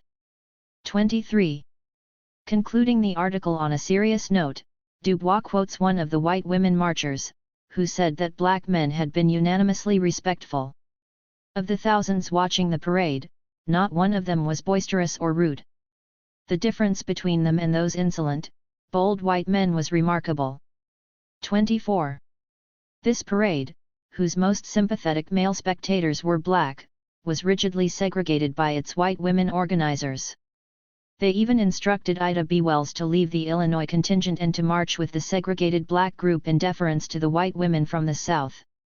The request was made publicly during the rehearsal of the Illinois contingent, and while Mrs. Barnett glanced about the room, looking for support, the ladies debated the question of principle versus expediency, most of them evidently feeling that they must not prejudice Southerners against suffrage. 25. Ida B. Wells was not one to follow racist instructions, however, and, at parade time, she slipped into the Illinois section. As a male advocate of woman suffrage, W.E.B. Du Bois was peerless among black and white men alike.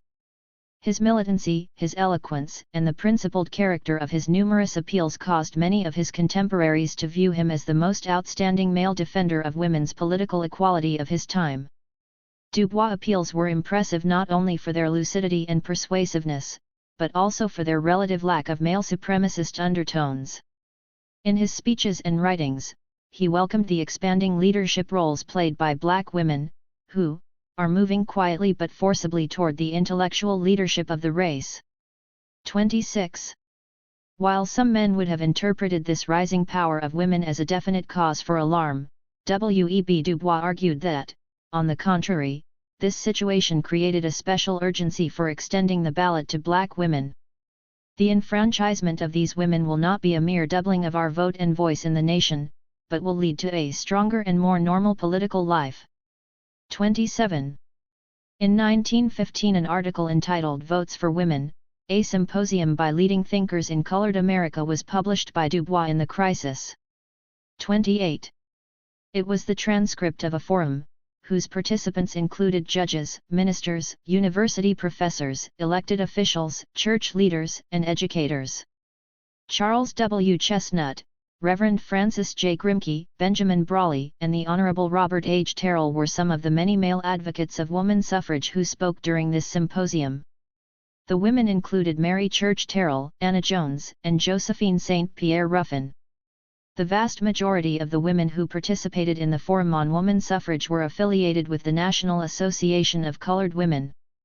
In their statements, there were surprisingly few invocations of the popular argument among white suffragists that women's special nature, their domesticity and their innate morality gave them a special claim to the vote. There was one glaring exception, however. Nannie H. Burroughs, educator and church leader, carried the womanly morality thesis so far as to imply the absolute superiority of black women over their men. Women needed the vote, Burroughs insisted, because their men had bartered and sold this valuable weapon. The Negro woman needs the ballot to get back, by the wise use of it, what the Negro man has lost by the misuse of it. She needs it to ransom her race. A comparison with the men of her race, in moral issues, is odious. She carries the burdens of the church, and of the school, and bears a great deal more than her economic share in the home. 29. Of the dozen or so women participants, Burroughs alone assumed a position which rested on the convoluted argument that women were morally superior. Mary Church Terrell spoke on woman suffrage and the 15th Amendment, Anna Jones on woman suffrage and social reform, and Josephine St. Pierre Ruffin described her own historical experiences in the woman suffrage campaign. Others focused their remarks on working women, education, children, and club life. In concluding her remarks on women and colored women, Mary Talbert summed up the admiration for black women expressed throughout the symposium. By her peculiar position, the colored woman has gained clear powers of observation and judgment, exactly the sort of powers which are today peculiarly necessary to the building of an ideal country. 30. Black women had been more than willing to contribute those clear powers of observation and judgment toward the creation of a multiracial movement for women's political rights. But at every turn, they were betrayed, spurned and rejected by the leaders of the lily-white woman suffrage movement. For suffragists and club women alike, black women were simply expendable entities when it came time to woo Southern support with a white complexion. As for the woman suffrage campaign, it appears that all those concessions to Southern women made very little difference in the end. When the votes on the 19th Amendment were tallied, the Southern states were still lined up in the opposition camp and, in fact, almost managed to defeat the amendment. After the long-awaited victory of woman suffrage, black women in the South were violently prevented from exercising their newly acquired right. The eruption of Ku Klux Klan violence in places like Orange County, Florida, brought injury and death to black women and their children.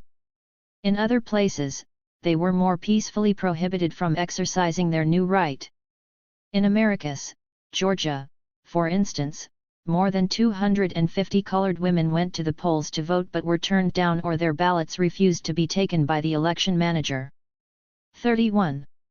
In the ranks of the movement which had so fervently fought for the enfranchisement of women, there was hardly a cry of protest to be heard.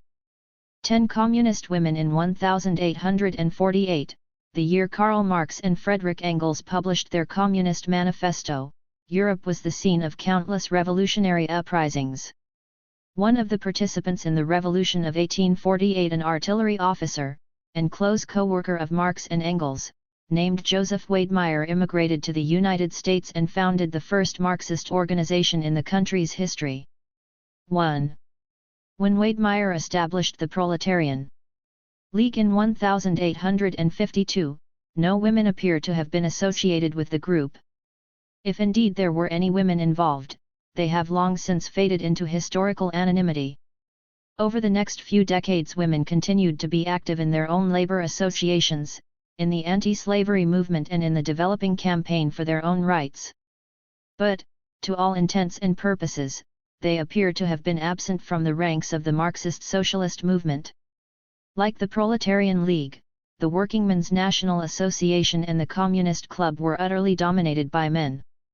Even the Socialist Labor Party was also predominantly male. 2. By the time the Socialist Party was founded in 1900, the composition of the socialist movement had begun to change. As the general demand for women's equality grew stronger, women were increasingly attracted to the struggle for social change. They began to assert their right to participate in this new challenge to the oppressive structures of their society. From 1900 on, to a greater or lesser extent, the Marxist left would feel the influence of its female adherents. As the main champion of Marxism for almost 2 decades, the Socialist Party supported the battle for women's equality. For many years, in fact, it was the only political party to advocate woman suffrage. 3. Thanks to such socialist women as Pauline Newman and Rose Schneiderman, a working-class suffrage movement was forged, breaking the decade-long stronghold of middle-class women on the mass campaign for the vote. 4. By 1908 the Socialist Party had created a National Women's Commission. On March 8 of that year, women socialists active on New York's Lower East Side organized a mass demonstration in support of equal suffrage, whose anniversary continues to be observed all over the world as International Women's Day. 5. When the Communist Party was founded in 1919, former Socialist Party women were among its earliest leaders and activists. Mother Ella Reeve Bloor, Anita Whitney, Margaret Prevey, Kate Sadler Greenhalgh, Rose Pastor Stokes and Jeanette Pearl were all communists who had been associated with the left wing of the Socialist Party. 6.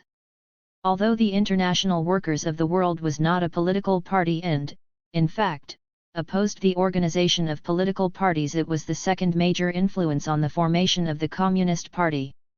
The IWW, popularly known as the Wobblies, was founded in June of 1905. Defining itself as an industrial union, the IWW proclaimed that there could never be a harmonious relationship between the capitalist class and the workers it employed. The Wobblies' ultimate goal was socialism, and their strategy was unrelenting class struggle.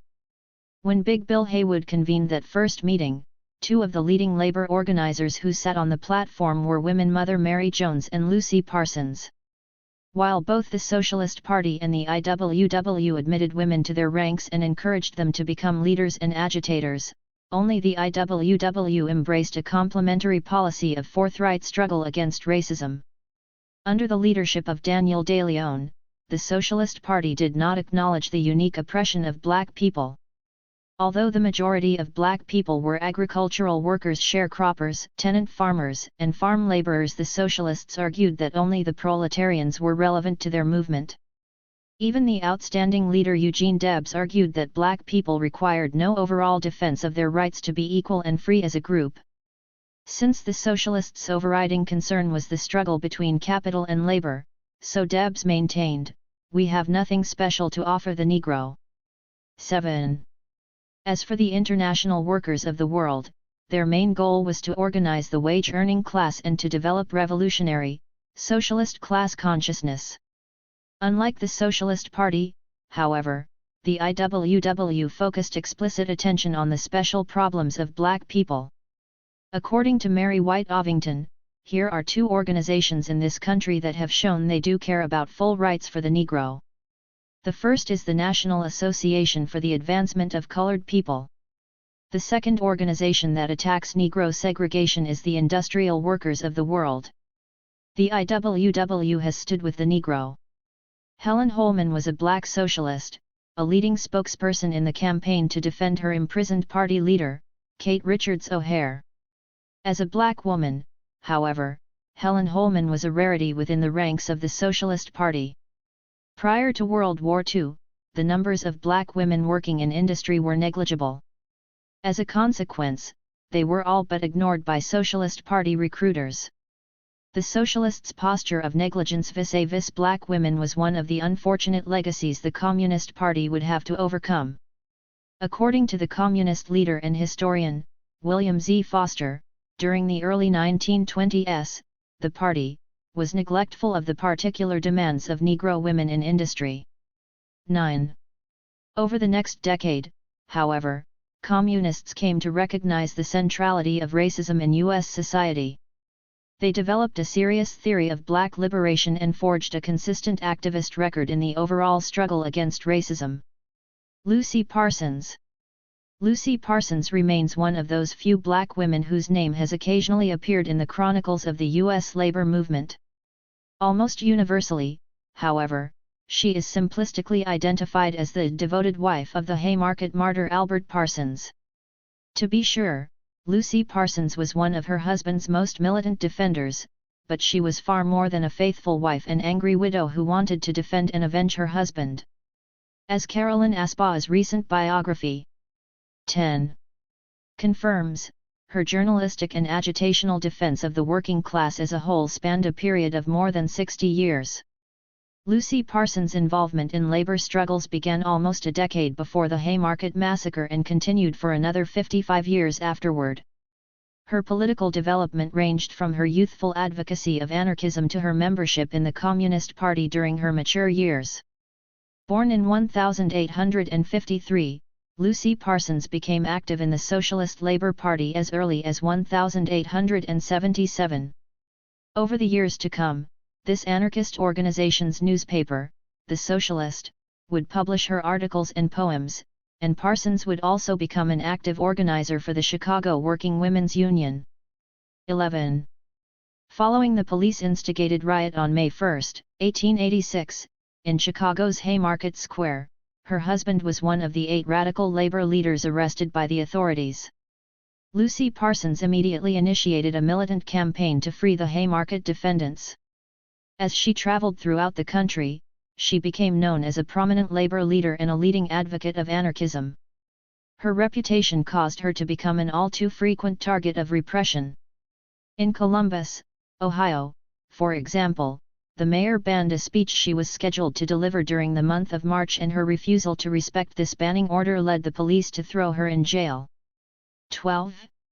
In city after city, halls were closed to her at the last moment, detectives stood in every corner of the meeting halls, police kept her under constant surveillance. 13. Even as her husband was being executed, Lucy Parsons and her 2 children were arrested by Chicago police, one of whom made the comment, "That woman is more to be feared than 1,000 rioters." 14. Although she was black, a fact miscegenation laws often caused her to conceal, and although she was a woman, Lucy Parsons argued that racism and sexism were overshadowed by the capitalists' overall exploitation of the working class. Since they were victims of capitalist exploitation, said Parsons, black people and women, no less than white people and men, should devote all their energies to the class struggle. In her eyes, black people and women did not suffer special forms of oppression, and there was no real need for mass movements to oppose racism and sexism explicitly. Sex and race, according to Lucy Parsons' theory, were facts of existence manipulated by employers who sought to justify their greater exploitation of women and people of color. If black people suffered the brutality of lynch law, it was because their poverty as a group made them the most vulnerable workers of all. "Are there any so stupid," Parsons asked in 1886, "as to believe these outrages have been heaped upon the Negro because he is black?" 15. Not at all. It is because he is poor. It is because he is dependent. Because he is poorer as a class than his white wage slave brother of the North. 16. Lucy Parsons and Mother Mary Jones were the first 2 women to join the radical labor organization known as the International Workers of the World. Highly respected in the labor movement, both were invited to sit in the Presidium alongside Eugene Debs and Big Bill Haywood during the 1905 founding convention of the IWW. In the speech Lucy Parsons delivered to the convention delegates, she revealed her special sensitivity to the oppression of working women who, in her view, were manipulated by the capitalists as they sought to reduce the wages of the entire working class. "We, the women of this country, have no ballot even if we wish to use it, but we have our labor. Wherever wages are to be reduced, the capitalist class uses women to reduce them." 17. Moreover, during this era when the plight of prostitutes was virtually ignored, Parsons told the IWW convention that she also spoke for "my sisters whom I can see in the night when I go out in Chicago." 18. During the 1920s Lucy Parsons began to associate herself with the struggles of the Young Communist Party. One of the many people who was deeply impressed by the 1917 Workers' Revolution in Russia, she became confident that eventually the working class could triumph in the United States of America. When Communists and other progressive forces founded the International Labor Defense in 1925, Parsons became an active worker for the new group. She fought for the freedom of Tom Mooney in California, for the Scottsboro Nine in Alabama, and for the young black communist Angelo Herndon, whom Georgia authorities had imprisoned. 19. It was in 1939, according to her biographer's research, that Lucy Parsons formally joined the Communist Party. 20. When she died in 1942, a tribute in the Daily Worker described her as a link between the labor movement of the present and the great historic events of the 1880s. She was one of America's truly great women, fearless, and devoted to the working class. 21. Ella Reeve Bloor. Born in 1862, the remarkable labor organizer and agitator for women's rights, black equality, peace, and socialism, who was popularly known as Mother Bloor, became a member of the Socialist Party soon after it was founded. She went on to become a socialist leader and a living legend for the working class across the country. Hitchhiking from one end of the United States to the other, she became the heart and soul of untold numbers of strikes. Streetcar operators in Philadelphia heard her first strike speeches. In other parts of the country, miners, textile workers, and sharecroppers were among the workers who benefited from her astounding oratorical talents and her powerful skills as an organizer. At the age of 62, Mother Bloor was still thumbing rides from one state to another. 22. When she was 78, Mother Bloor published the story of her life as a labor organizer, from her pre-socialist days through the period of her Communist Party membership. As a socialist, her working-class consciousness did not include an explicit awareness of black people's special oppression. As a communist, however, Mother Bloor fought numerous manifestations of racism and urged others to follow her example. In 1929, for example, when the International Labor Defense held its convention in Pittsburgh, Pennsylvania, he had engaged rooms for all the delegates in the Monongahela Hotel. When we arrived late at night with 25 Negro delegates, the manager of the hotel said that while they could stay there that night, they must all get out immediately the next morning. Next morning, we voted that the whole convention should adjourn to the hotel in an orderly fashion. We marched to the hotel carrying banners emphasizing no discrimination. We filed into the lobby, which by that time was filled with newspapermen, policemen, and curious crowds. 23. During the early 1930s, Mother Bloor addressed a meeting in Sioux City, Nebraska, in support of women who had struck against their poultry farm employers. The strike assembly was violently assaulted by a racist mob opposed to the presence of black people at the meeting. When the police arrived, Mother Bloor was arrested, together with a black woman and her husband. The black woman, Mrs. Floyd Booth, was a leading member of the local anti-war committee, and her husband was an activist in the town's unemployed council. When the local farmers raised sufficient bail money to obtain Mother Bloor's release, she refused their aid, insisting that she would not leave until the Booths could accompany her. 24. I felt I could not accept the bail and leave the two Negro comrades in jail, in an atmosphere so dangerously charged with bitter hate of Negroes. 25. During this period, Mother Bloor organized a U.S. delegation to attend an international women's conference in Paris. 4 of the women included in the delegation were black.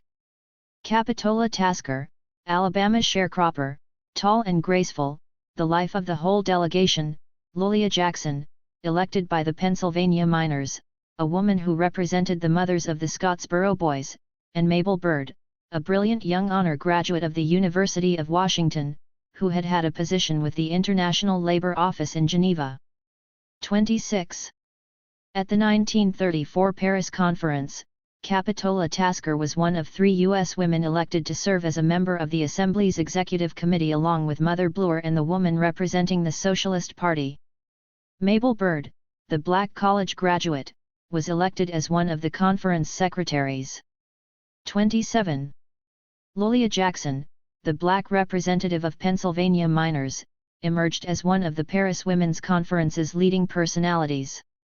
In her persuasive response to the pacifist faction attending the gathering, she argued that support for the war against fascism was the sole means of guaranteeing a meaningful peace.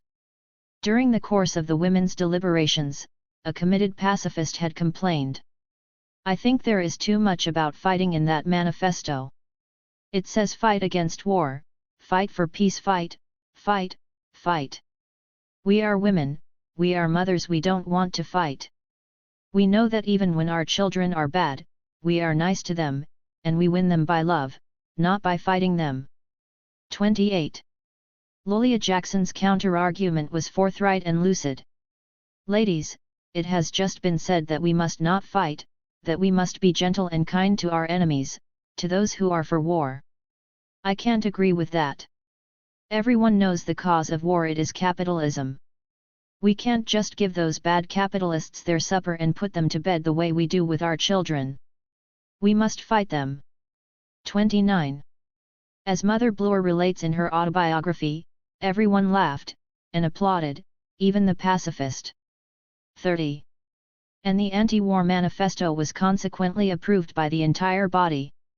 When the conference was addressed by Capitola Tasker, the black sharecropper from Alabama, they heard her compare the current European fascism with the racist terror suffered by black people in the United States. Having vividly described the Southern and mob murders, she acquainted the Paris delegates with the violent repression aimed at sharecroppers who were attempting to organize in Alabama. Her own opposition to fascism ran deep, so Capitola Tasker explained, for she herself had already been victimized by its terrible ravages. She concluded her speech with the Sharecropper's Song, which she adapted to fit the occasion. Like a tree that's standing by the water, we shall not be moved. We're against war and fascism. We shall not be moved. 31. As the U.S. delegation returned home by boat, Mother Bloor recorded Capitola Tasker's moving testimony about her Paris experiences. Mother, when I get back to Alabama and go out to that cotton patch back of our little old shack, I'll stand there thinking to myself, Capitola, did you really go over there to Paris and see all those wonderful women and hear all those great talks, or was it just a dream that you were over there? And if it turns out that it really wasn't a dream, why mother, I'm just going to broadcast all over Alabama all that I've learned over here, and tell them how women from all over the world are fighting to stop the kind of terror we have in the South, and to stop war. 32. As Mother Bloor and her Communist Party comrades concluded, the working class cannot assume its historical role as a revolutionary force if workers do not struggle relentlessly against the social poison of racism. The long list of stunning accomplishments associated with the name of Ella Reeve Bloor reveals that this white communist woman was a deeply principled ally of the Black liberation movement. Anita Whitney. When Anita Whitney was born in 1867 to a wealthy San Francisco family, no one would have suspected that she would eventually be the chairperson of the California Communist Party. Perhaps she was destined to become a political activist, for as a fresh graduate of Wellesley, the prestigious New England Women's College, she did volunteer charity and settlement housework and soon became an active champion of woman suffrage. Upon her return to California, Anita Whitney joined the Equal Suffrage League and was elected president in time to see her state become the sixth in the nation to extend the vote to women. 33. In 1914, Anita Whitney joined the Socialist Party. Despite her party's posture of relative indifference toward black people's struggles, she readily supported anti-racist causes. When the San Francisco Bay Area chapter of the National Association for the Advancement of Colored People was founded, Whitney enthusiastically agreed to serve as a member of its executive committee. 34. Having identified with the positions of left-wing members of the Socialist Party, she joined those who established the Communist Labor Party in 1919. 35. Shortly thereafter, this group merged with the Communist Party, USA. 1919 was the year of the infamous anti-communist raids initiated by Attorney General A. Mitchell Palmer. Anita was destined to become one of the many victims of the Palmer raids. She was informed that a speech she was scheduled to deliver before club women associated with the Oakland Center of the California Civic League had been banned by the authorities. But despite the official prohibition, she spoke on November 28, 1919, about the Negro problem in the United States. 36. Her remarks were sharply focused on the issue of lynching. Since 1890, when our statistics have their beginning, there have occurred in these United States 3,228 lynchings, 2,500 of colored men and 50 of colored women. I would that I could leave the subject with these bare facts recording numbers, but I feel that we must face all the barbarity of the situation in order to do our part in blotting this disgrace from our country's record. 37. She went on to pose a question to the audience of white club women. Did they know that a colored man once said that if he owned hell and Texas, he would prefer to rent out Texas and live in hell? 38. His reasoning, she explained in a serious vein, was based on the fact that Texas could claim the third largest number of racist mob murders committed throughout the southern states. In 1919 it was still something of a rarity for a white person to appeal to others of her race to stand up against the scourge of lynching. The generalized racist propaganda, and the repeated evocation of the mythical black rapist in particular, had resulted in the desired division and alienation. Even in progressive circles, white people were often hesitant to speak out against lynchings, since they were justified as unfortunate reactions to black sexual attacks against white womanhood in the South. Anita Whitney was one of those white people whose vision remained clear despite the power of the prevailing racist propaganda. And she was willing to risk the consequences of her anti-racist stance. Although it was clear that she would be arrested, she chose to speak about lynching to the white Oakland Club women. Sure enough, she was taken into custody at the conclusion of her speech and charged by the authorities with criminal syndicalism. Whitney was later convicted and sentenced to San Quentin Prison, where she spent several weeks before her release on appeal bond. It was not until 1927 that Anita Whitney was pardoned by the Governor of California. 39. As a 20th-century white woman, Anita Whitney was indeed a pioneer in the struggle against racism.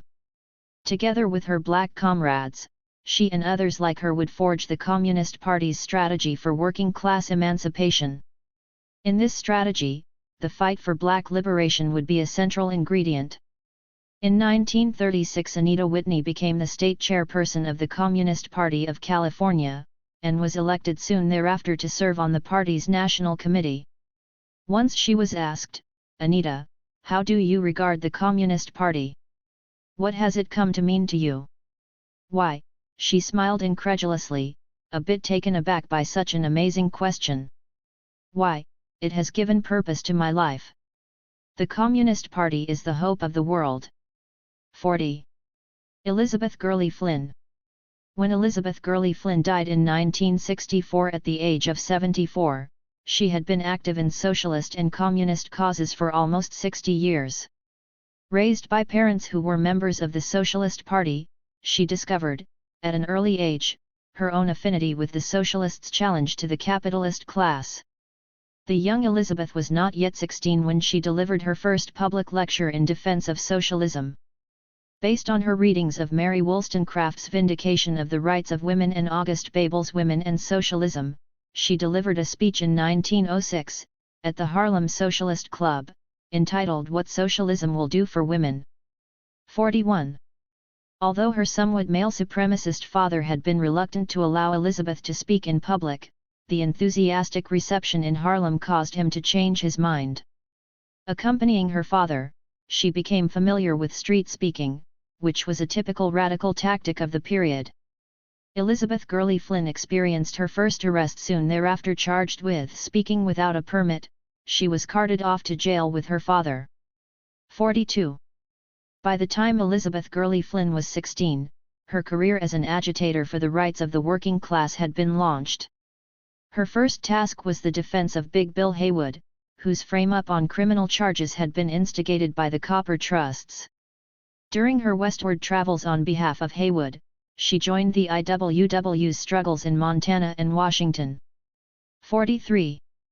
After 2 years as a Socialist Party member, Elizabeth Gurley Flynn became a leading IWW organizer.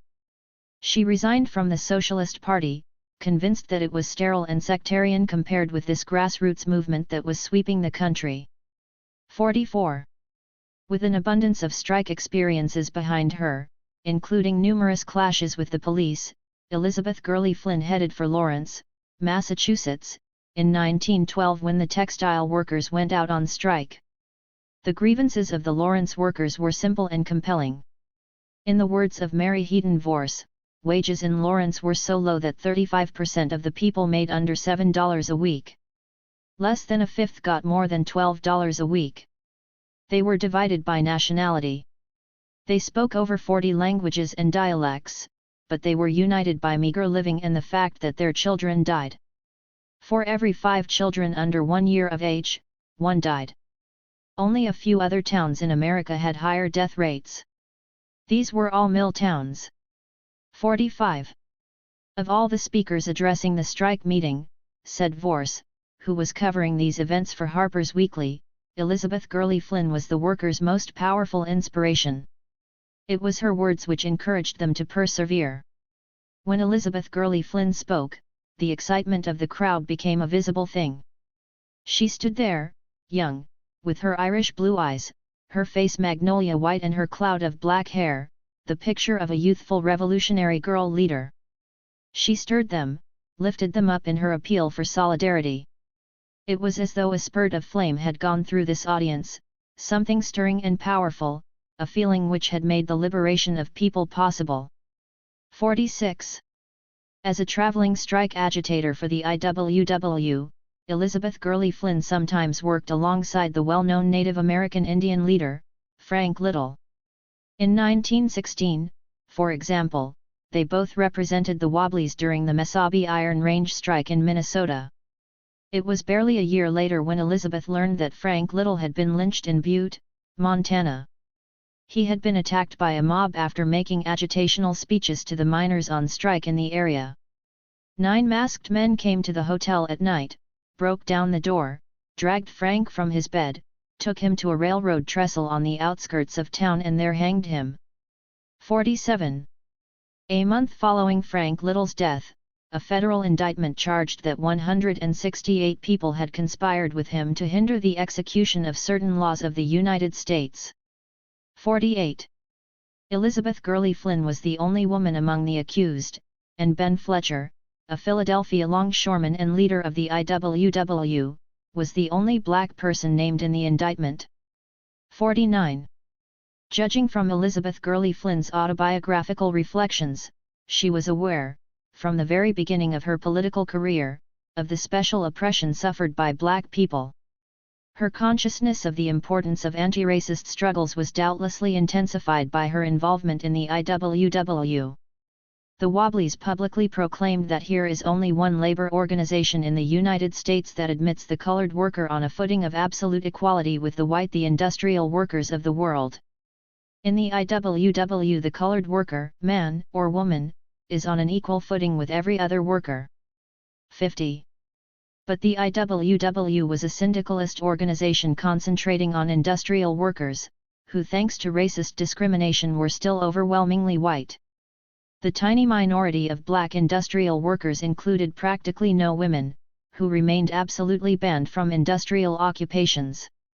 Indeed, most black workers, male and female alike, still worked in agriculture or domestic service. As a result, only a fraction of the black population could be reached through an industrial union unless the union strenuously fought for black people's admission into industry. Elizabeth Gurley Flynn became active in the Communist Party in 1937.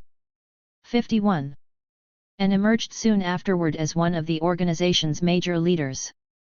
Working on an intimate basis with such black communists as Benjamin Davis and Claudia Jones, she developed a new understanding of the central role of black liberation within the overall battle for the emancipation of the working class. In 1948, Flynn published an article in Political Affairs, the party's theoretical journal, on the meaning of International Women's Day. As she argued in this article, right to work, to training, upgrading, and equal seniority, safeguards for health and safety, adequate child care facilities, these remain the urgent demands of organized working women, and are needed by all who toil, especially Negro women. 52. Criticizing the inequality between women war veterans and men war veterans, she reminded her readers that black women veterans suffered to an even greater degree than their white sisters. Indeed, black women were generally caught in a threefold bond of oppression. Every inequality and disability inflicted on American white women is aggravated 1,000-fold among Negro women, who are triply exploited as Negroes, as workers, and as women. 53. This same triple jeopardy analysis, incidentally, was later proposed by black women who sought to influence the early stages of the contemporary women's liberation movement. While Elizabeth Gurley Flynn's first autobiography, I Speak My Own Peace, provides fascinating glimpses into her experiences as an IWW agitator, her second book, The Alderson Story, reveals a new political maturity and a more profound consciousness of racism. During the McCarthy-era assault on the Communist Party, Flynn was arrested in New York, along with 3 other women, and charged with teaching and advocating the violent overthrow of the government. 54. The other women were Marion Bachrach, Betty Gannett, and Claudia Jones, a black woman from Trinidad who had immigrated to the United States as a young girl. In June 1951, the 4 communist women were taken by the police to the New York Women's House of Detention. The one pleasant episode which lighted up our stay here involved the birthday party which Elizabeth, Betty, and Claudia organized for one of the prisoners. Discouraged and lonely, a 19-year-old black woman had happened to mention that the next day would be her birthday. 55. The three women managed to obtain a cake from the commissary. We made candles of tissue paper for the cake, covered the table as nicely as possible with paper napkins, and sang happy birthday. We made speeches to her and she cried with surprise and happiness. The next day we received a note from her as follows: Dear Claudia, Betty, and Elizabeth. I am very glad for what you did for me for my birthday. I really don't know how to thank you. Yesterday was one of the best years of my life. I think even though you all are communist people that you are the best people I have ever met. The reason I put communists in this letter is because some people don't like communists for the simple reason they think communist people is against the American people, but I don't think so. I think that you are some of the nicest people I ever met in my whole 19 years of living, and I will never forget you all no matter where I be. I hope you all will get out of this trouble and never have to come back to a place like this. 56. After the three women's Smith Act trial, they were convicted and sentenced to serve time in the Federal Reformatory for Women in Alderson, Virginia. Shortly before they arrived, the prison had been placed under court order to desegregate its facilities. Another Smith Act victim, Dorothy Rose Blumenberg from Baltimore, had already served a portion of her 3-year sentence as one of the first white prisoners to be housed with black women. We felt both amused and flattered that communists were called upon to help integrate prison houses. 57. Yet, as Elizabeth Gurley Flynn pointed out, the legal desegregation of the prison's cottages did not have the result of ending racial discrimination. The black women continued to be assigned to the hardest jobs on the farm, in the cannery, in maintenance, and at the piggery until it was abolished. 58.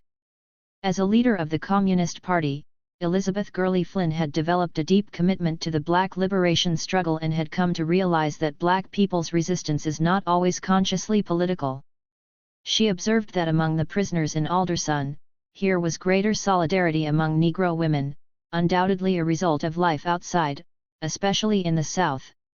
It seemed to me that they were of better character, by and large, stronger and more dependable, with less inclination to tattle or be a stool pigeon, than the white inmates. 59. She made friends more easily among the black women in prison than she did among the white inmates. Frankly, I trusted the Negro women more than I did the whites. They were more controlled, less hysterical, less spoiled, more mature. 60. And the black women, in turn, were more receptive to Elizabeth. Perhaps they sensed in this white woman communist an instinctive kinship in struggle. Claudia Jones. Born in Trinidad when it was still the British West Indies, Claudia Jones immigrated to the United States with her parents when she was still quite young. She later became one of the countless black people throughout the country who joined the movement to free the Scottsboro Nine. It was through her work in the Scottsboro Defense Committee that she became acquainted with members of the Communist Party, whose organization she enthusiastically joined. 61. As a young woman in her 20s, Claudia Jones assumed responsibility for the party's Women's Commission and became a leader and symbol of struggle for communist women throughout the country. Among the many articles Claudia Jones published in the journal Political Affairs, one of the most outstanding was the June 1949 piece entitled An End to the Neglect of the Problems of Negro Women. 62. Her vision of black women in this essay was meant to refute the usual male supremacist stereotypes regarding the nature of women's role. Black women's leadership, as Jones pointed out, had always been indispensable to their people's fight for freedom. Seldom mentioned in the Orthodox histories, for example, was the fact that the sharecroppers' strikes of the 1930s were sparked by Negro women. 63. Moreover, Negro women played a magnificent part in the pre-CIO days and strikes and other struggles, both as workers and as wives of workers, to win recognition of the principle of industrial unionism, in such industries as auto, packing, steel, etc. More recently, the militancy of Negro women unionists is shown in the strike of the packing house workers, and even more so in the tobacco workers' strike, in which such leaders as Moranda Smith and Velma Hopkins emerged as outstanding trade unionists. 64. Claudia Jones chided progressives and especially trade unionists for failing to acknowledge black domestic workers' efforts to organize themselves. Because the majority of black women workers were still employed in domestic service, she argued, the paternalistic attitudes toward maids influenced the prevailing social definition of black women as a group.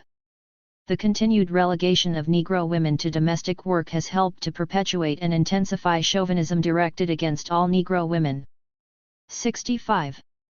Jones was not afraid to remind her own white friends and comrades that many progressives, and even some communists, are still guilty of exploiting Negro domestic workers. 66. And they are sometimes guilty of participating in the vilification of maids when speaking to their bourgeois neighbors and their own families. 67. Claudia Jones was very much a communist, a dedicated communist who believed that socialism held the only promise of liberation for black women, for black people as a whole, and indeed for the multiracial working class. Thus, her criticism was motivated by the constructive desire to urge her white co-workers and comrades to purge themselves of racist and sexist attitudes. As for the party itself, in our clubs, we must conduct an intense discussion of the role of Negro women, so as to equip our party membership with a clear understanding for undertaking the necessary struggles in the shops and communities. 68.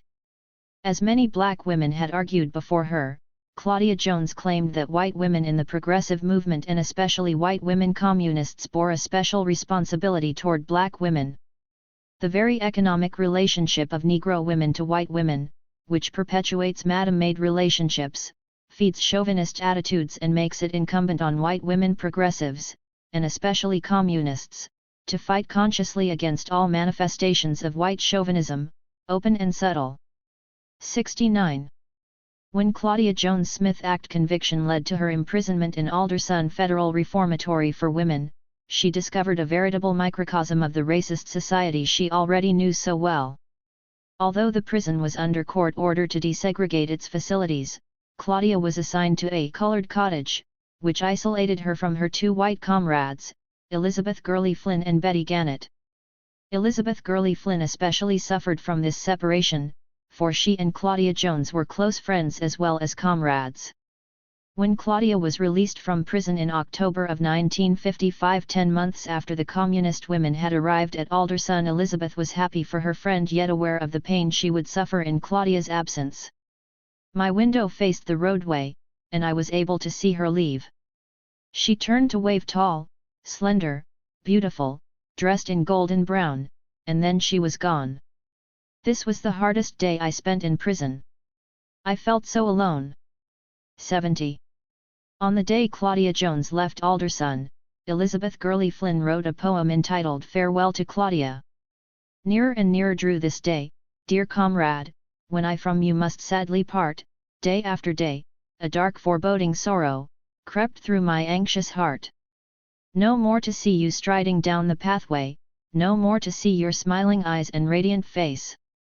No more to hear your gay and pealing laughter, no more encircled by your love, in this sad place. How I will miss you, words will fail to utter. I am alone, my thoughts unshared, these weary days, I feel bereft and empty, on this grey and dreary morning, facing my lonely future, hemmed in by prison ways. Sometimes I feel you've never been in Alderson, so full of life, so detached from here you seem. So proud of walk, of talk, of work, of being, your presence here is like a fading fevered dream.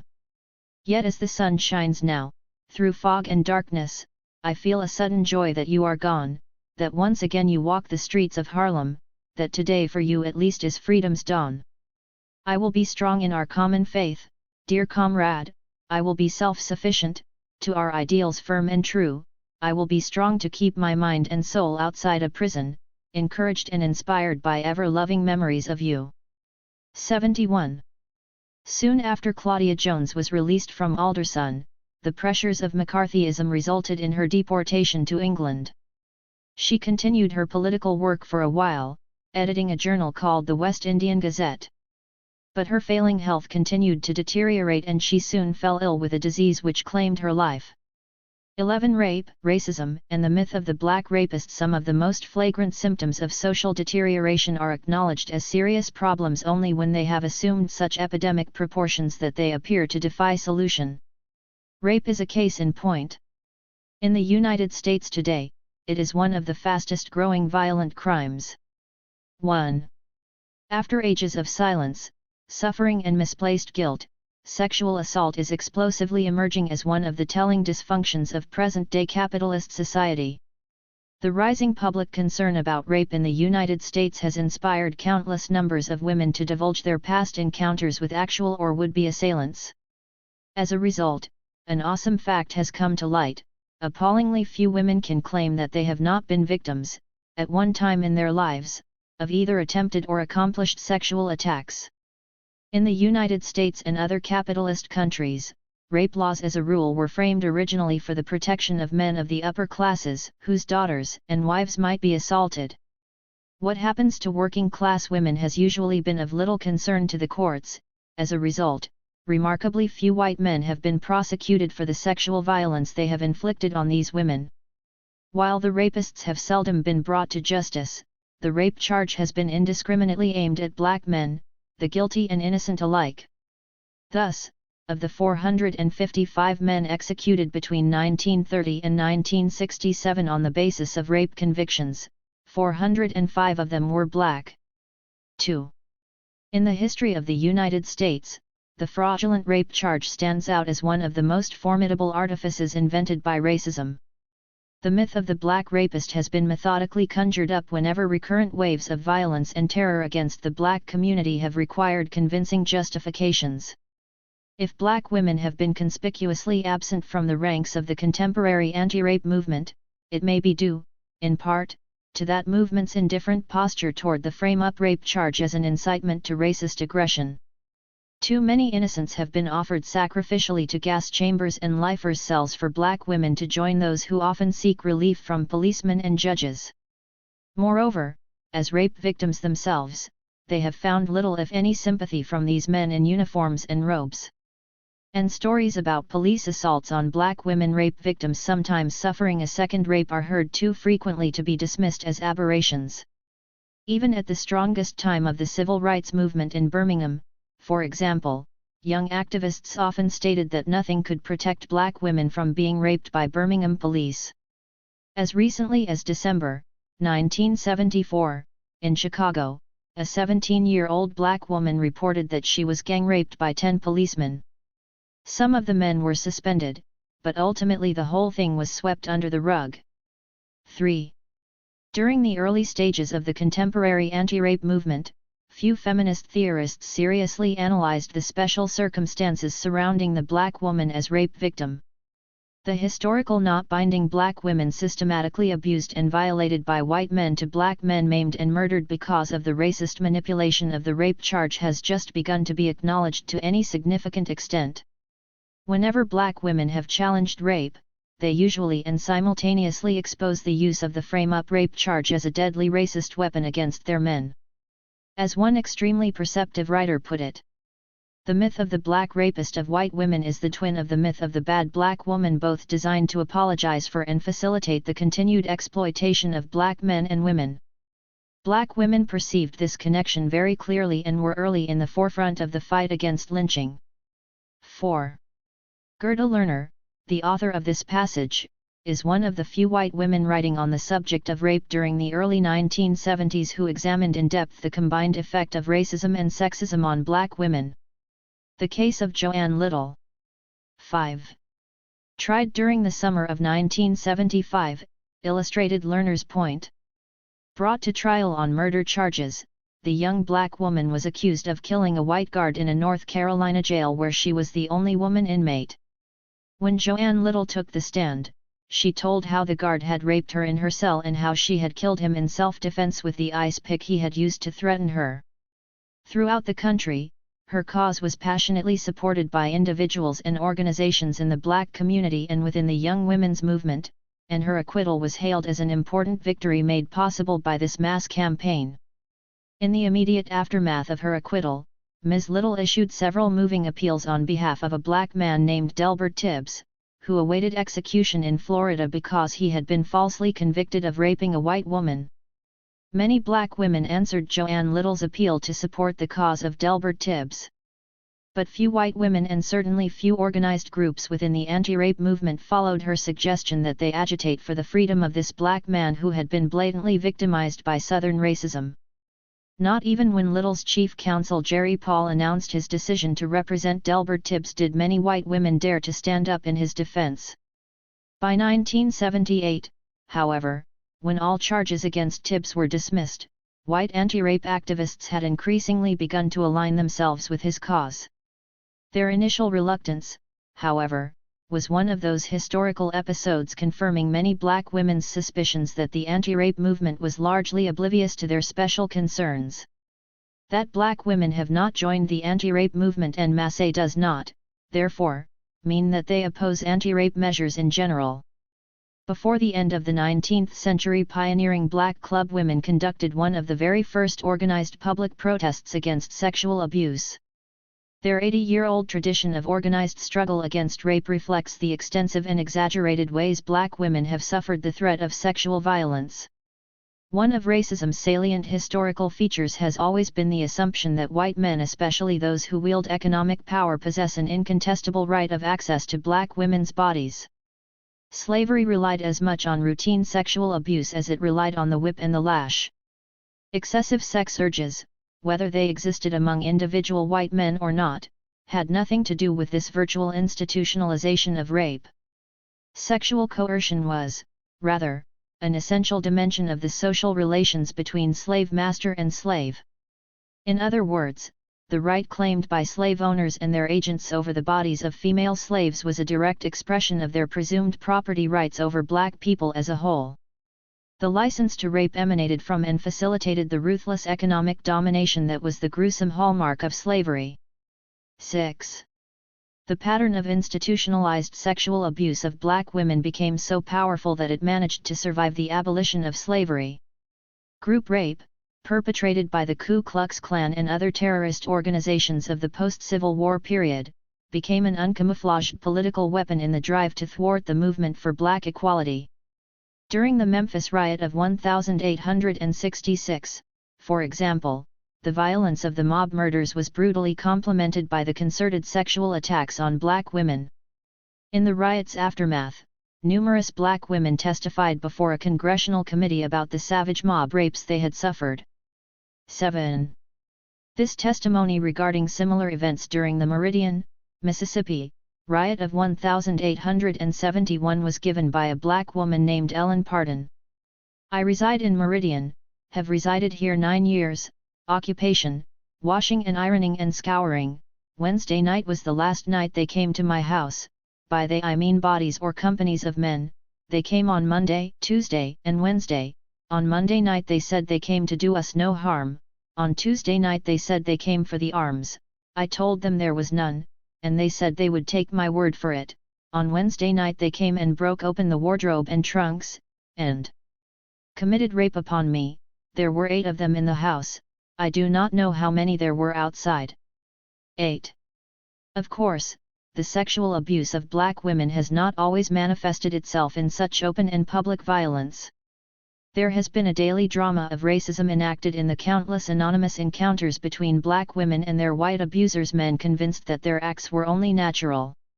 Such assaults have been ideologically sanctioned by politicians, scholars, and journalists, and by literary artists who have often portrayed black women as promiscuous and immoral. Even the outstanding writer Gertrude Stein described one of her black women characters as possessing the simple, promiscuous unmorality of the black people. 9. The imposition of this attitude on white men of the working class was a triumphant moment in the development of racist ideology. Racism has always drawn strength from its ability to encourage sexual coercion. While black women and their sisters of color have been the main targets of these racist-inspired attacks, white women have suffered as well. For once white men were persuaded that they could commit sexual assaults against black women with impunity, their conduct toward women of their own race could not have remained unmarred. Racism has always served as a provocation to rape, and white women in the United States have necessarily suffered the ricochet fire of these attacks. This is one of the many ways in which racism nourishes sexism, causing white women to be indirectly victimized by the special oppression aimed at their sisters of color. The experience of the Vietnam War furnished a further example of the extent to which racism could function as a provocation to rape. Because it was drummed into the heads of U.S. soldiers that they were fighting an inferior race, they could be taught that raping Vietnamese women was a necessary military duty. They could even be instructed to search the women with their penises. 10. It was the unwritten policy of the U.S. military command to systematically encourage rape, since it was an extremely effective weapon of mass terrorism. Where are the thousands upon thousands of Vietnam veterans who witnessed and participated in these horrors? To what extent did those brutal experiences affect their attitudes toward women in general? While it would be quite erroneous to single out Vietnam veterans as the main perpetrators of sexual crimes, there can be little doubt that the horrendous repercussions of the Vietnam experience are still being felt by all women in the United States today. It is a painful irony that some anti-rape theorists, who ignore the part played by racism in instigating rape, do not hesitate to argue that men of color are especially prone to commit sexual violence against women. In her very impressive study of rape, Susan Brown-Miller claims that black men's historical oppression has placed many of the legitimate expressions of male supremacy beyond their reach. They must resort, as a result, to acts of open sexual violence. In her portrayal of ghetto inhabitants, Brown-Miller insists that corporate executive dining rooms and climbs up Mount Everest are not usually accessible to those who form the subculture of violence. Access to a female body through forces within their ken. 11. When Brown-Miller's book Against Our Will, Men, Women, and Rape was published, it was effusively praised in some circles. Time magazine, which selected her as one of its Women of the Year in 1976, described the book as the most rigorous and provocative piece of scholarship that has yet emerged from the feminist movement. 12. In other circles, however, the book has been severely criticized for its part in the resuscitation of the old racist myth of the black rapist. It cannot be denied that Brown-Miller's book is a pioneering scholarly contribution to the contemporary literature on rape. Yet many of her arguments are unfortunately pervaded with racist ideas. Characteristic of that perspective is her reinterpretation of the 1953 lynching of 14-year-old Emmett Till.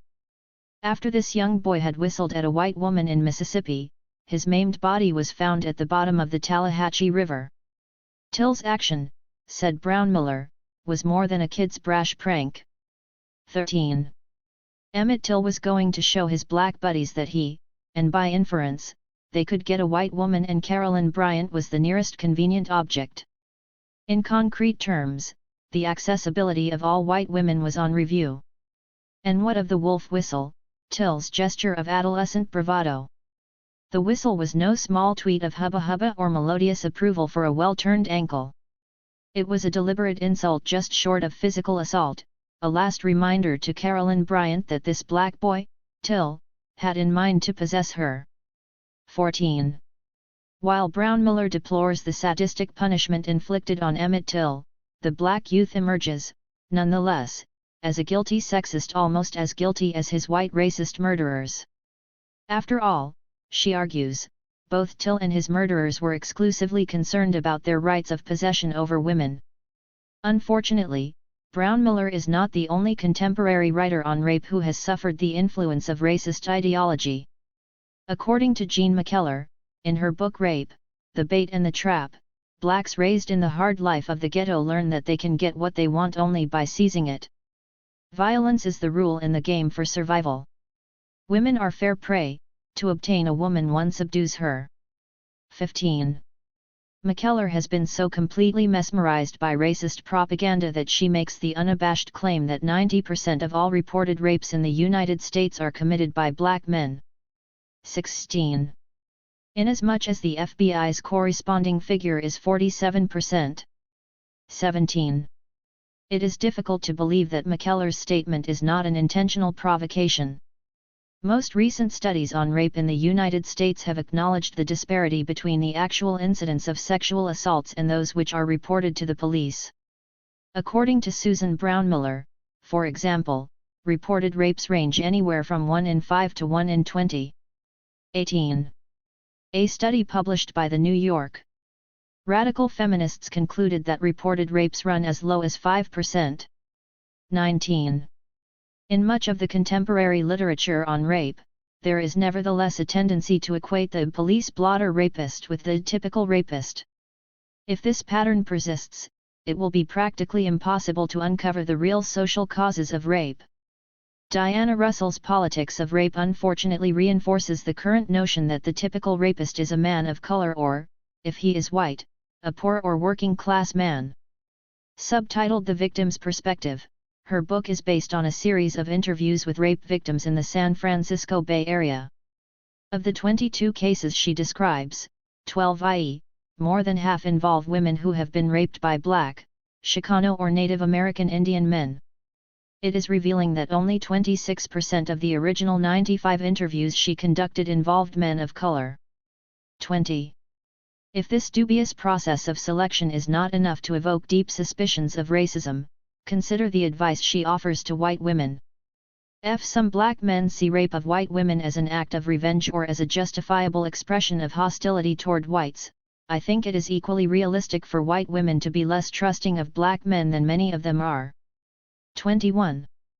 Brownmiller, McKellar, and Russell are assuredly more subtle than earlier ideologues of racism. But their conclusions tragically beg comparison with the ideas of such scholarly apologists of racism as Winfield Collins, who published in 1918 a book entitled The Truth About Lynching and the Negro in the South. Two of the Negro's most prominent characteristics are the utter lack of chastity and complete ignorance of veracity. The Negro's sexual laxity, considered so immoral or even criminal in the white man's civilization, may have been all but a virtue in the habitat of his origin. There, nature developed in him intense sexual passions to offset his high death rate. 22. Collins resorts to pseudo-biological arguments, while Brownmiller, Russell, and McKellar invoke environmental explanations, but in the final analysis they all assert that Black men are motivated in especially powerful ways to commit sexual violence against women. One of the earliest theoretical works associated with the contemporary feminist movement that dealt with the subject of rape and race was Shulamith Firestone's The Dialectic of Sex, The Case for Feminist Revolution. Racism in general, so Firestone claims, is actually an extension of sexism. Invoking the biblical notion that, the races are no more than the various parents and siblings of the family of man. 23. She develops a construct defining the white man as father, the white woman as wife and mother, and Black people as the children. Transposing Freud's theory of the Oedipus complex into racial terms, Firestone implies that Black men harbor an uncontrollable desire for sexual relations with white women. They want to kill the father and sleep with the mother. 24. Moreover, in order to be a man, the Black man must untie himself from his bond with the white female, relating to her if at all only in a degrading way. In addition, due to his virulent hatred and jealousy of her possessor, the white man, he may lust after her as a thing to be conquered in order to revenge himself on the white man. 25. Like Brownmiller, McKellar, and Russell, Firestone succumbs to the old racist sophistry of blaming the victim. Whether innocently or consciously, their pronouncements have facilitated the resurrection of the time-worn myth of the Black rapist. Their historical myopia further prevents them from comprehending that the portrayal of Black men as rapists reinforces racism's open invitation to white men to avail themselves sexually of Black women's bodies. The fictional image of the Black man as rapist has always strengthened its inseparable companion, the image of the Black woman as chronically promiscuous. For once the notion is accepted that Black men harbor irresistible and animal-like sexual urges, the entire race is invested with bestiality. If Black men have their eyes on white women as sexual objects, then Black women must certainly welcome the sexual attentions of white men. Viewed as loose women and whores, Black women's cries of rape would necessarily lack legitimacy. During the 1920s, a well-known Southern politician declared that there was no such thing as a virtuous colored girl over the age of 14. 26. As it turns out, this white man had two families, one by his white wife and another by a Black woman. Walter White, an outstanding anti-lynching leader and executive secretary of the NAACP, rightfully accused this man of explaining and excusing his own moral derelictions by emphasizing the immorality of women of the inferior race. 27. A contemporary black writer, Calvin Herndon, unfortunately succumbs to similar falsehood about black women. In the study Sex and Racism, he insists that the Negro woman during slavery began to develop a depreciatory concept of herself, not only as a female but as a human being as well. 28. According to Herndon's analysis, after experiencing the ceaseless sexual immorality of the white South, the Negro woman became promiscuous and loose, and could be had for the taking. Indeed, she came to look upon herself as the South viewed and treated her, for she had no other morality by which to shape her womanhood. 29. Herndon's analysis never penetrates the ideological veil which has resulted in the minimizing of the sexual outrages constantly committed against black women. He falls into the trap of blaming the victim for the savage punishment she was historically forced to endure. Throughout the history of this country, black women have manifested a collective consciousness of their sexual victimization. They have also understood that they could not adequately resist the sexual abuses they suffered without simultaneously attacking the fraudulent rape charge as a pretext for lynching. The reliance on rape as an instrument of white supremacist terror predates by several centuries the institution of lynching. During slavery, the lynching of black people did not occur extensively for the simple reason that slave owners were reluctant to destroy their valuable property. Flogging, yes, but lynching, no. Together with flogging, rape was a terribly efficient method of keeping black women and men alike in check. It was a routine arm of repression. Lynchings did occur before the Civil War, but they were aimed more often at white abolitionists, who had no cash value on the market. According to William Lloyd Garrison's Liberator, over 300 white people were lynched over the 2 decades following 1836. 30. The incidence of lynchings climbed as the anti-slavery campaign gained in power and influence. As the slaveholders saw the fight going against them, despite their desperate struggle to check these forces, they more and more resorted to the rope and the faggot. 31. As Walter White concludes, the lyncher entered upon the scene as a stalwart defender of the slave owners' profits. 32. With the emancipation of the slaves, black people no longer possessed a market value for the former slaveholders, and the lynching industry was revolutionized. 33. When Ida B. Wells researched her first pamphlet against lynching, published in 1895 under the title A Red Record, she calculated that over 10,000 lynchings had taken place between 1865 and 1895. Not all nor nearly all of the murders done by white men during the past 30 years have come to light, but the statistics as gathered and preserved by white men, and which have not been questioned, show that during these years more than 10,000 Negroes have been killed in cold blood, without the formality of judicial trial and legal execution. And yet, as evidence of the absolute impunity with which the white man dares to kill a Negro, the same record shows that during all these years, and for all these murders, only 3 white men have been tried, convicted, and executed. As no white man has been lynched for the murder of colored people, these 3 executions are the only instances of the death penalty being visited upon white men for murdering Negroes. 34. In connection with these lynchings and their countless barbarities, the myth of the black rapist was conjured up. It could only acquire its terrible powers of persuasion within the irrational world of racist ideology. However irrational the myth may be, it was not a spontaneous aberration. On the contrary, the myth of the black rapist was a distinctly political invention. As Frederick Douglass points out, black men were not indiscriminately labeled as rapists during slavery. Throughout the entire Civil War, in fact, not a single black man was publicly accused of raping a white woman. 35. If black men possessed an animalistic urge to rape, argued Douglass, this alleged rape instinct would have certainly been activated when white women were left unprotected by their men who were fighting in the Confederate Army. In the immediate aftermath of the Civil War, the menacing specter of the black rapist had not yet appeared on the historical scene. But lynchings, reserved during slavery for the white abolitionists, were proving to be a valuable political weapon. Before lynching could be consolidated as a popularly accepted institution, however, its savagery and its horrors had to be convincingly justified. These were the circumstances which spawned the myth of the black rapist, for the rape charge turned out to be the most powerful of several attempts to justify the lynching of black people. The institution of lynching, in turn, complemented by the continued rape of black women, became an essential ingredient of the post-war strategy of racist terror.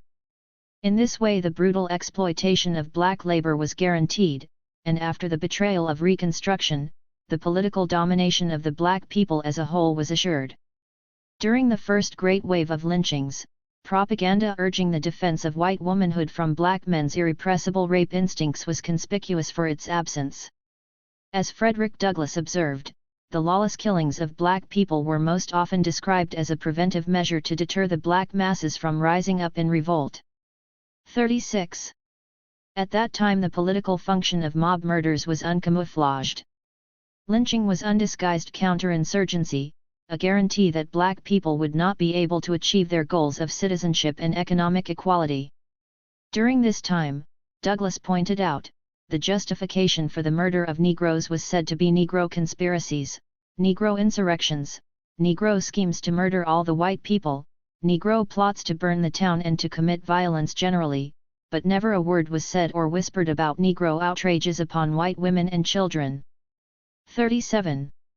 Later, when it became evident that these conspiracies, plots and insurrections were fabrications that never materialized, the popular justification for lynching was modified. During the period following 1872, the years of the rise of such vigilante groups as the Ku Klux Klan and the Knights of the White Camellia, a new pretext was concocted. Lynchings were represented as a necessary measure to prevent black supremacy over white people, in other words, to reaffirm white supremacy. 38. After the betrayal of Reconstruction and the accompanying disfranchisement of black people, the specter of black political supremacy as a pretext for lynching became outmoded. Still, as the post-war economic structure took shape, solidifying the super-exploitation of black labor, the number of lynchings continued to rise. This was the historical juncture when the cry of rape emerged as the major justification for lynching. Frederick Douglass' explanation of the political motives underlying the creation of the mythical black rapist is a brilliant analysis of the way ideology transforms to meet new historical conditions. The times have changed and the Negro's accusers have found it necessary to change with them. They have been compelled to invent a new charge to suit the times. The old charges are no longer valid. Upon them the good opinion of the North and of mankind cannot be secured. Honest men no longer believe that there is any ground to apprehend Negro supremacy. Times and events have swept away these old refuges of lies. They were once powerful. They did their work in their day and did it with terrible energy and effect, but they are now cast aside as useless. The lie has lost its ability to deceive.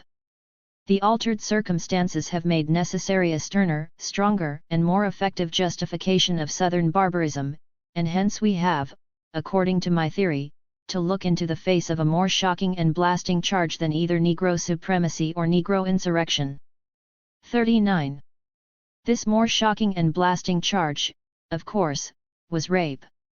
Lynching was now explained and rationalized as a method to avenge black men's assaults on white Southern womanhood.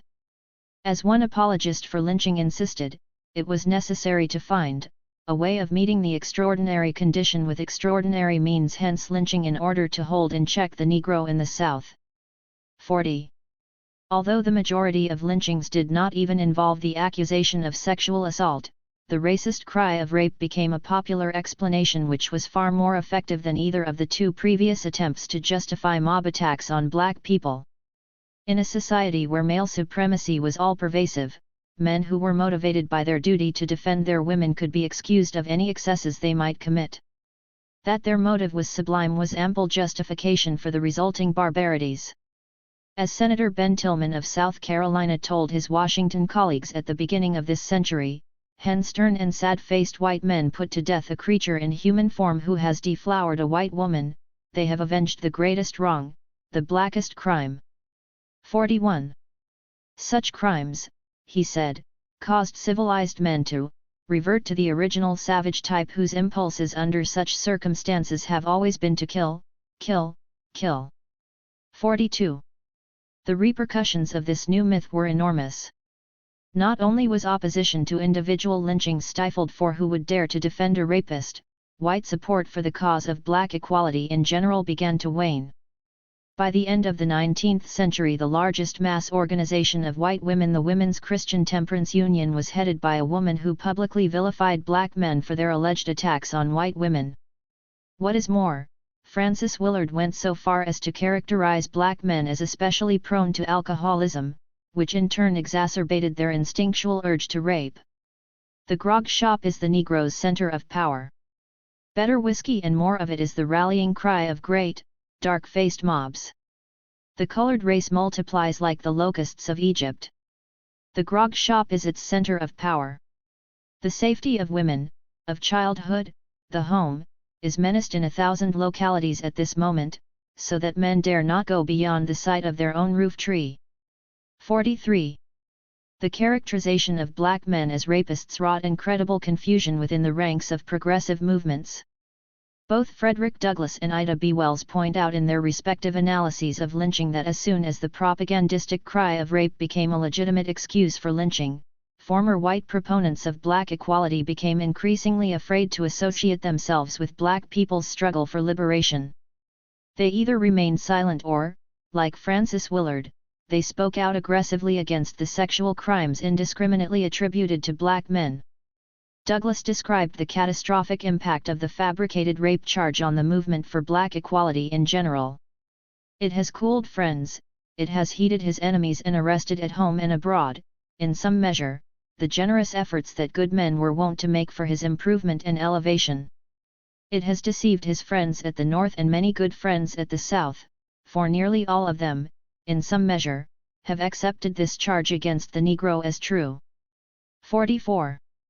What was the reality behind this terribly powerful myth of the black rapist? To be sure, there were some examples of black men raping white women. But the number of actual rapes which occurred was minutely disproportionate to the allegations implied by the myth. As already indicated, during the entire Civil War, there was not a single reported case of a white woman suffering rape at the hands of a slave. While virtually all the Southern white men were on the battlefront, never once was the cry of rape raised. Frederick Douglass argues that the leveling of the rape charge against black men as a whole was not credible for the simple reason that it implied a radical and instantaneous change in the mental and moral character of black people. History does not present an example of a transformation in the character of any class of men so extreme, so unnatural, and so complete as is implied in this charge. The change is too great and the period for it too brief. 45. Even the real circumstances of most lynchings contradicted the myth of the black rapist. The majority of mob murders did not even involve the charge of rape. Although the cry of rape was invoked as the popular justification for lynching in general, most lynchings took place for other reasons. In a study published in 1931 by the Southern Commission on the Study of Lynching, it was revealed that between 1889 and 1929 only 1/6 of the mob victims were actually accused of rape, 37.7% were charged with murder, 5.8% with felonious assault, 7.1% of theft, 1.8% of insulting a white person and 24.2% were accused of miscellaneous charges, the majority of which were astoundingly trivial. According to the Commission's figures, 16.7% of lynch victims were accused of rape and 6.7% of attempted rape. 46. Although their arguments were disputed by the facts, most apologists for lynching claimed that only white men's obligation to defend their women could motivate them to commit such savage attacks on black men. In 1904, Thomas Nelson Page, writing in the North American Review, placed the entire burden of lynching on the shoulders of black men and their unchecked propensity toward sexual crimes. The crime of lynching is not likely to cease until the crime of ravishing and murdering women and children is less frequent than it has been of late. And this crime, which is well-nigh wholly confined to the Negro race, will not greatly diminish until the Negroes themselves take it in hand and stamp it out. 47. And white men in the South, said Ben Tillman in the U.S. Senate, would not submit to gratifying his lust on our wives and daughters without lynching him. 48. In 1892, when Senator Tillman was governor of South Carolina, he had declared, on the spot where 8 black men had been hanged, that he would personally lead a lynch mob against any black man who dared to rape a white woman. During his term as governor, he turned over a black man to a white mob even though the lynch victim had been publicly absolved by the white woman who had cried rape. 49. The colonization of the Southern economy by capitalists from the North gave lynching its most vigorous impulse. If black people, by means of terror and violence, could remain the most brutally exploited group within the swelling ranks of the working class, the capitalists could enjoy a double advantage. Extra profits would result from the super-exploitation of black labor, and white workers' hostilities toward their employers would be diffused. White workers who assented to lynching necessarily assumed a posture of racial solidarity with the white men who were really their oppressors. This was a critical moment in the popularization of racist ideology. If black people had simply accepted a status of economic and political inferiority, the mob murders would probably have subsided. But because vast numbers of ex-slaves refused to discard their dreams of progress, more than 10,000 lynchings occurred during the 3 decades following the war. 50. Whoever challenged the racial hierarchy was marked a potential victim of the mob. The endless roster of the dead came to include every sort of insurgent, from the owners of successful black businesses and workers pressing for higher wages to those who refused to be called boy and the defiant women who resisted white men's sexual abuses. Yet public opinion had been captured, and it was taken for granted that lynching was a just response to the barbarous sexual crimes against white womanhood. And an important question remained unasked: what about the numerous women who were lynched and sometimes raped before they were killed by the mob? Ida B. Wells refers to the horrible case of the woman in San Antonio, Texas, who had been boxed up in a barrel with nails driven through the sides and rolled down a hill until she was dead. 51. The Chicago Defender published this article on December 18, 1915, under the heading Rape, Lynch Negro Mother. Columbus, Miss. December 17, Thursday. A week ago, Cordella Stevenson was found early in the morning hanging to the limb of a tree, without any clothing, dead. She was hung there from the night before by a bloodthirsty mob who had gone to her home, snatched her from slumber, and dragged her through the streets without any resistance. They carried her to a far-off spot, did their dirt and then strung her up. 52. Given the central role played by the fictional black rapist in the shaping of post-slavery racism, it is, at best, irresponsible theorizing to represent black men as the most frequent authors of sexual violence. At worst, it is an aggression against black people as a whole, for the mythical rapist implies the mythical whore. Perceiving the rape charge as an attack against the entire black community, black women were quick to assume the leadership of the anti-lynching movement. Ida B. Wells Barnett was the moving force behind a crusade against lynching which was destined to span many decades. In 1892, 3 acquaintances of this black newspaper woman were lynched in Memphis, Tennessee. They were murdered by a racist mob because the store they opened in a black neighborhood was successfully competing with a white-owned store. Ida B. Wells hastened to speak out against this lynching in the pages of her newspaper, The Free Speech. During her trip to New York 3 months later, the offices of her paper were burned to the ground. Threatened with lynching herself, she decided to remain in the East and to tell the world for the first time the true story of Negro lynchings, which were becoming more numerous and horrible. 53. Wells' articles in the New York Age motivated black women to organize a support campaign on her behalf, which eventually led to the establishment of black women's clubs. 54. As a result of her pioneering efforts, black women throughout the country became active in the anti-lynching crusade. Ida B. Wells herself traveled from city to city, issuing appeals to ministers, professionals and workers alike to speak out against the outrages of lynch law.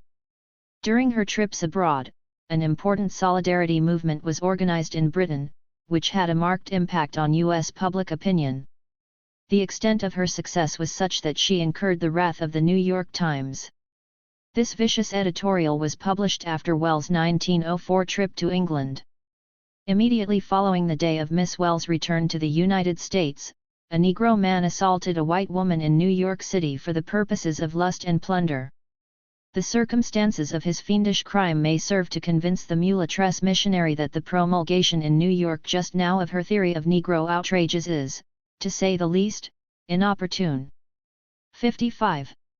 Mary Church Terrell, the first president of the National Association of Colored Women, was another outstanding black woman leader who was devoted to the fight against lynching. In 1904 she answered Thomas Nelson Page's virulent article on the lynching of Negroes, its cause and prevention.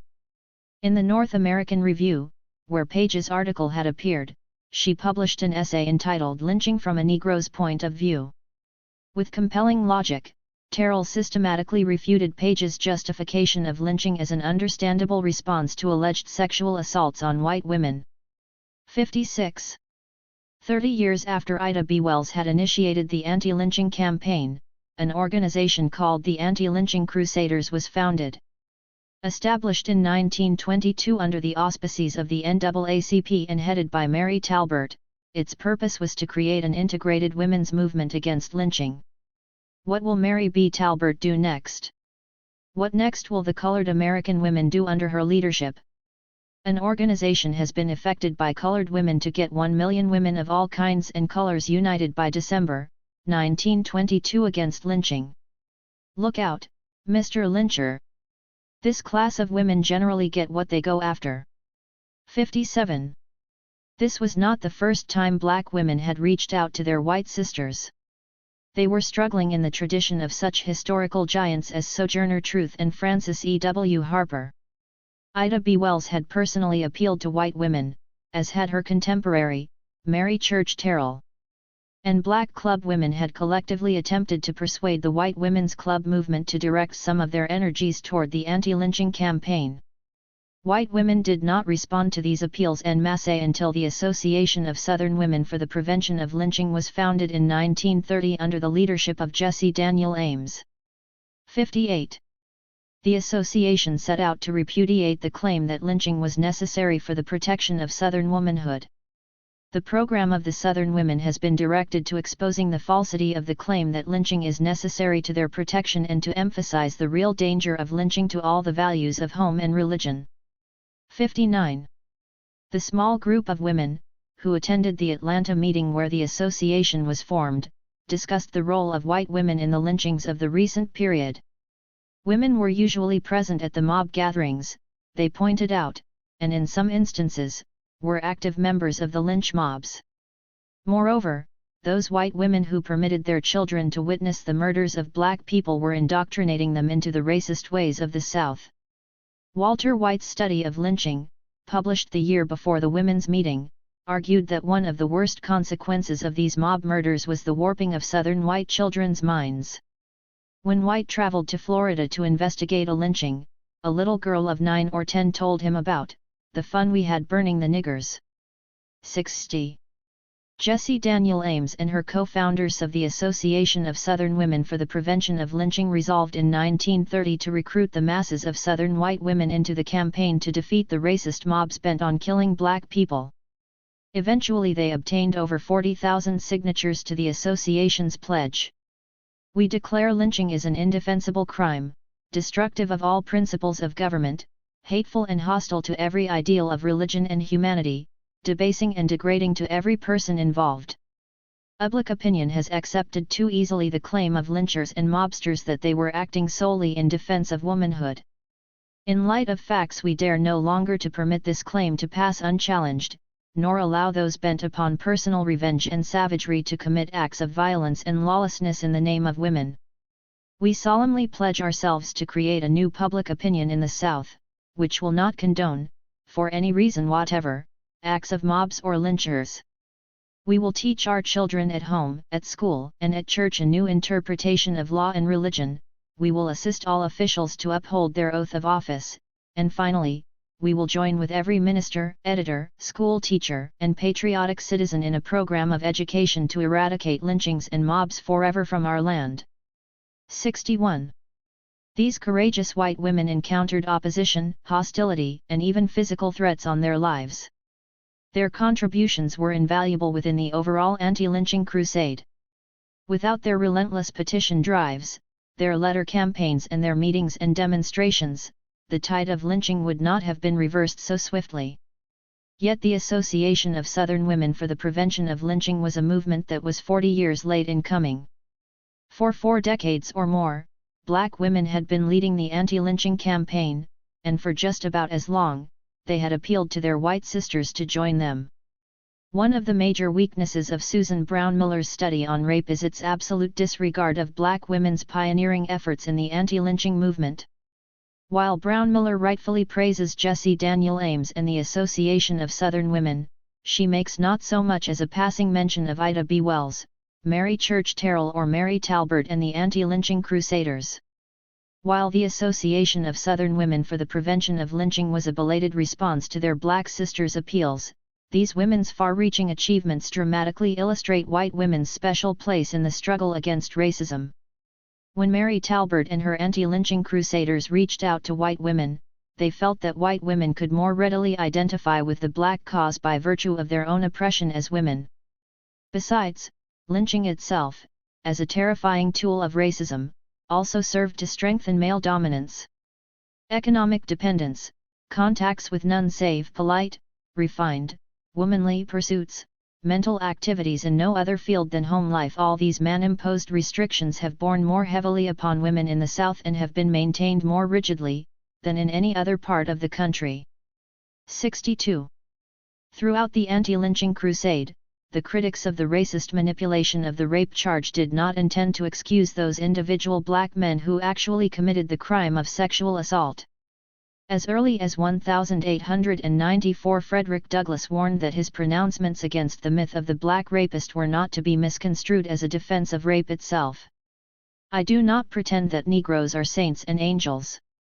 I do not deny that they are capable of committing the crime imputed to them, but utterly deny that they are any more addicted to the commission of that crime than is true of any other variety of the human family. I am not a defender of any man guilty of this atrocious crime, but a defender of the colored people as a class. 63. The resurgence of racism during the mid-1970s has been accompanied by a resurrection of the myth of the black rapist. Unfortunately, this myth has sometimes been legitimized by white women associated with the battle against rape. Consider, for example, Susan Brown Miller's concluding passage of the chapter of her book entitled A Question of Race. Today the incidence of actual rape combined with the looming specter of the rapist in the mind's eye, and in particular the mythified specter of the black man as rapist to which the black man in the name of his manhood now contributes, must be understood as a control mechanism against the freedom, mobility, and aspirations of all women, white and black. The crossroads of racism and sexism had to be a violent meeting place. There is no use pretending it doesn't exist. 64. Brown Miller's provocative distortion of such historical cases as the Scottsboro 9, Willie McGee and Emmett Till are designed to dissipate any sympathy for black men who are victims of fraudulent rape charges. As for Emmett Till, she clearly invites us to infer that if this 14-year-old boy had not been shot in the head and dumped into the Tallahatchie River after he whistled at one white woman, he would probably have succeeded in raping another white woman. Brown Miller attempts to persuade her readers that the absurd and purposely sensational words of Eldridge Cleaver, who called rape an insurrectionary act against white society, are representative. It seems as if she wants to intentionally conjure up in her readers' imaginations armies of black men, their penises erect, charging full speed ahead toward the most conveniently placed white women. In the ranks of this army are the ghost of Emmett Till, the rapist Eldridge Cleaver, and Imamua Baraka, who once wrote, "Come up, black Dada nihilismus. Rape the white girls. Rape their fathers. Cut the mothers' throats." But Brown Miller goes further.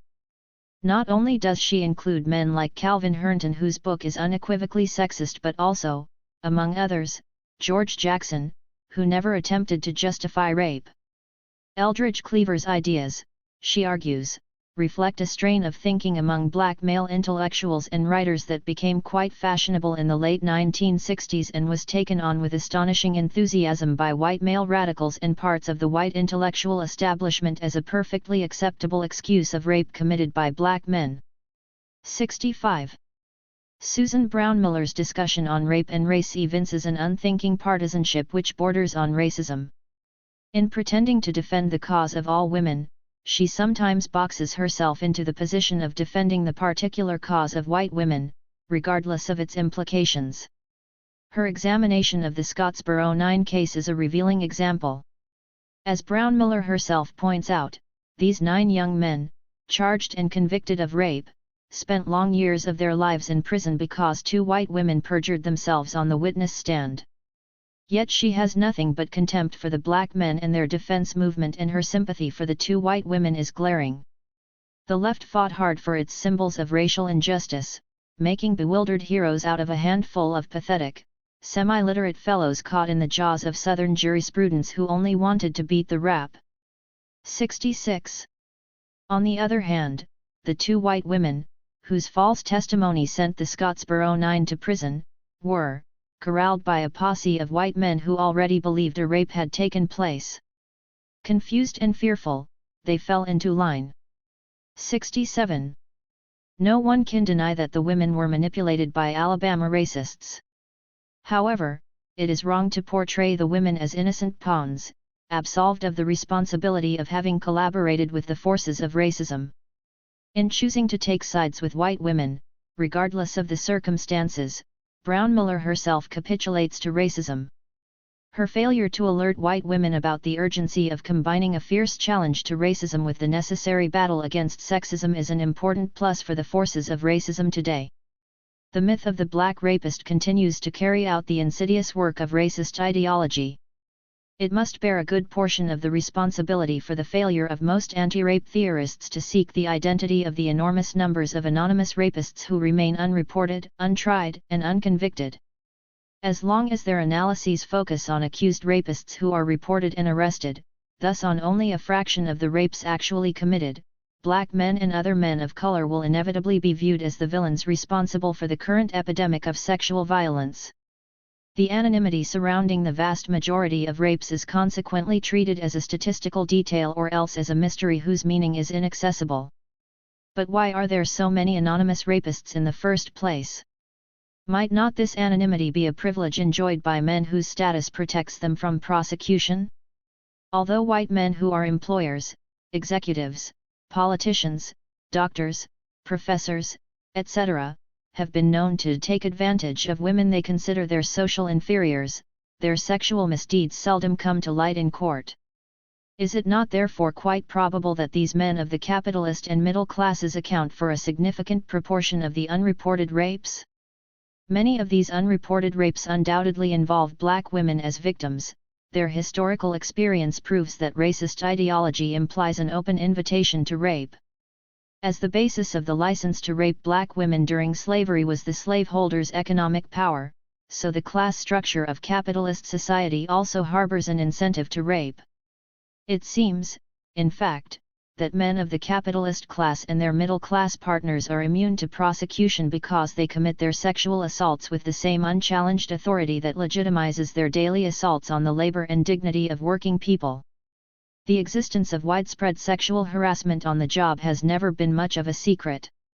It is precisely on the job, indeed, that women, especially when they are not unionized, are most vulnerable. Having already established their economic domination over their female subordinates, employers, managers, and foremen may attempt to assert this authority in sexual terms. That working-class women are more intensely exploited than their men adds to their vulnerability to sexual abuse, while sexual coercion simultaneously reinforces their vulnerability to economic exploitation. Working-class men, whatever their color, can be motivated to rape by the belief that their maleness accords them the privilege to dominate women. Yet since they do not possess the social or economic authority unless it is a white man raping a woman of color guaranteeing them immunity from prosecution, the incentive is not nearly as powerful as it is for the men of the capitalist class. When working class men accept the invitation to rape extended by the ideology of male supremacy, they are accepting a bribe, an illusory compensation for their powerlessness. The class structure of capitalism encourages men who wield power in the economic and political realm to become routine agents of sexual exploitation. The present rape epidemic occurs at a time when the capitalist class is furiously reasserting its authority in face of global and internal challenges. Both racism and sexism, central to its domestic strategy of increased economic exploitation, are receiving unprecedented encouragement. It is not a mere coincidence that as the incidence of rape has arisen, the position of women workers has visibly worsened. So severe are women's economic losses that their wages in relationship to men are lower than they were a decade ago. The proliferation of sexual violence is the brutal face of a generalized intensification of the sexism which necessarily accompanies this economic assault. Following a pattern established by racism, the attack on women mirrors the deteriorating situation of workers of color and the rising influence of racism in the judicial system, the educational institutions and in the government's posture of studied neglect toward black people and other people of color. The most dramatic sign of the dangerous resurgence of racism is the new visibility of the Ku Klux Klan and the related epidemic of violent assaults on blacks, Chicanos, Puerto Ricans, and Native Americans. The present rape epidemic bears an extraordinary likeness to this violence kindled by racism. Given the complexity of the social context of rape today, any attempt to treat it as an isolated phenomenon is bound to founder. An effective strategy against rape must aim for more than the eradication of rape or even of sexism alone. The struggle against racism must be an ongoing theme of the anti-rape movement, which must not only defend women of color, but the many victims of the racist manipulation of the rape charge as well. The crisis dimensions of sexual violence constitute one of the facets of a deep and ongoing crisis of capitalism. As the violent face of sexism, the threat of rape will continue to exist as long as the overall oppression of women remains an essential crutch for capitalism. The anti-rape movement and its important current activities ranging from emotional and legal aid to self-defense and educational campaigns must be situated in a strategic context which envisages the ultimate defeat of monopoly capitalism. 12. Racism, birth control, and reproductive rights. When 19th-century feminists raised the demand for voluntary motherhood, the campaign for birth control was born. Its proponents were called radicals and they were subjected to the same mockery as had befallen the initial advocates of woman suffrage. Voluntary motherhood was considered audacious, outrageous, and outlandish by those who insisted that wives had no right to refuse to satisfy their husbands' sexual urges. Eventually, of course, the right to birth control, like women's right to vote, would be more or less taken for granted by U.S. public opinion. Yet in 1970, a full century later, the call for legal and easily accessible abortions was no less controversial than the issue of voluntary motherhood, which had originally launched the birth control movement in the United States. Birth control, individual choice, safe contraceptive methods, as well as abortions when necessary, is a fundamental prerequisite for the emancipation of women. Since the right of birth control is obviously advantageous to women of all classes and races, it would appear that even vastly dissimilar women's groups would have attempted to unite around this issue. In reality, however, the birth control movement has seldom succeeded in uniting women of different social backgrounds, and rarely have the movement's leaders popularized the genuine concerns of working-class women. Moreover, arguments advanced by birth control advocates have sometimes been based on blatantly racist premises. The progressive potential of birth control remains indisputable. But in actuality, the historical record of this movement leaves much to be desired in the realm of challenges to racism and class exploitation. The most important victory of the contemporary birth control movement was won during the early 1970s when abortions were at last declared legal. Having emerged during the infancy of the new women's liberation movement, the struggle to legalize abortions incorporated all the enthusiasm and the militancy of the young movement. By January 1973, the abortion rights campaign had reached a triumphant culmination. In Roe v. Wade and Doe v. Bolton, the U.S. Supreme Court ruled that a woman's right to personal privacy implied her right to decide whether or not to have an abortion. The ranks of the abortion rights campaign did not include substantial numbers of women of color. Given the racial composition of the larger women's liberation movement, this was not at all surprising. When questions were raised about the absence of racially oppressed women in both the larger movement and in the abortion rights campaign, two explanations were commonly proposed in the discussions and literature of the period: women of color were overburdened by their people's fight against racism, or they had not yet become conscious of the centrality of sexism. But the real meaning of the almost lily-white complexion of the abortion rights campaign was not to be found in an ostensibly myopic or underdeveloped consciousness among women of color. The truth lay buried in the ideological underpinnings of the birth control movement itself. The failure of the abortion rights campaign to conduct a historical self-evaluation led to a dangerously superficial appraisal of black people's suspicious attitudes toward birth control in general. Granted, when some black people unhesitatingly equated birth control with genocide, it did appear to be an exaggerated, even paranoiac reaction. Yet white abortion rights activists missed a profound message, for underlying these cries of genocide were important clues about the history of the birth control movement. This movement, for example, had been known to advocate involuntary sterilization, a racist form of mass birth control. If ever women would enjoy the right to plan their pregnancies, legal and easily accessible birth control measures and abortions would have to be complemented by an end to sterilization abuse. As for the abortion rights campaign itself, how could women of color fail to grasp its urgency? They were far more familiar than their white sisters with the murderously clumsy scalpels of inept abortionists seeking profit in illegality. In New York, for instance, during the several years preceding the decriminalization of abortions in that state, some 80% of the deaths caused by illegal abortions involved Black and Puerto Rican women. 1. Immediately afterward, women of color received close to half of all the legal abortions. If the abortion rights campaign of the early 1970s needed to be reminded that women of color wanted desperately to escape the backroom quack abortionists, they should have also realized that these same women were not about to express pro-abortion sentiments. They were in favor of abortion rights, which did not mean that they were proponents of abortion. When Black and Latina women resort to abortions in such large numbers, the stories they tell are not so much about their desire to be free of their pregnancy, but rather about the miserable social conditions which dissuade them from bringing new lives into the world. Black women have been aborting themselves since the earliest days of slavery. Many slave women refused to bring children into a world of interminable forced labor, where chains and floggings and sexual abuse for women were the everyday conditions of life. A doctor practicing in Georgia around the middle of the last century noticed that abortions and miscarriages were far more common among his slave patients than among the white women he treated. According to the physician, either black women worked too hard or, as the planters believe, the blacks are possessed of a secret by which they destroy the fetus at an early stage of gestation. All country practitioners are aware of the frequent complaints of planters' unnatural tendency in the African female to destroy her offspring. 2. Expressing shock that whole families of women fail to have any children. 3. This doctor never considered how unnatural it was to raise children under the slave system. The previously mentioned episode of Margaret Garner, a fugitive slave who killed her own daughter and attempted suicide herself when she was captured by slave catchers, is a case in point.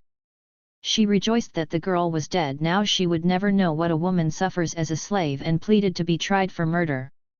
I will go singing to the gallows rather than be returned to slavery. 4.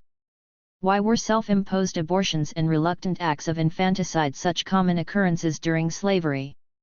Not because black women had discovered solutions to their predicament, but rather because they were desperate. Abortions and infanticides were acts of desperation, motivated not by the biological birth process but by the oppressive conditions of slavery. Most of these women, no doubt, would have expressed their deepest resentment had someone hailed their abortions as a stepping stone toward freedom. During the early abortion rights campaign, it was too frequently assumed that legal abortions provided a viable alternative to the myriad problems posed by poverty. As if having fewer children could create more jobs, higher wages, better schools, etc., etc. This assumption reflected the tendency to blur the distinction between abortion rights and the general advocacy of abortions. The campaign often failed to provide a voice for women who wanted the right to legal abortions while deploring the social conditions that prohibited them from bearing more children. The renewed offensive against abortion rights that erupted during the latter half of the 1970s has made it absolutely necessary to focus more sharply on the needs of poor and racially oppressed women. By 1977, the passage of the Hyde Amendment, Indiana Congress had mandated the withdrawal of federal funding for abortions, causing many state legislatures to follow suit. Black, Puerto Rican, Chicana, and Native American Indian women, together with their impoverished white sisters, were thus effectively divested of the right to legal abortions.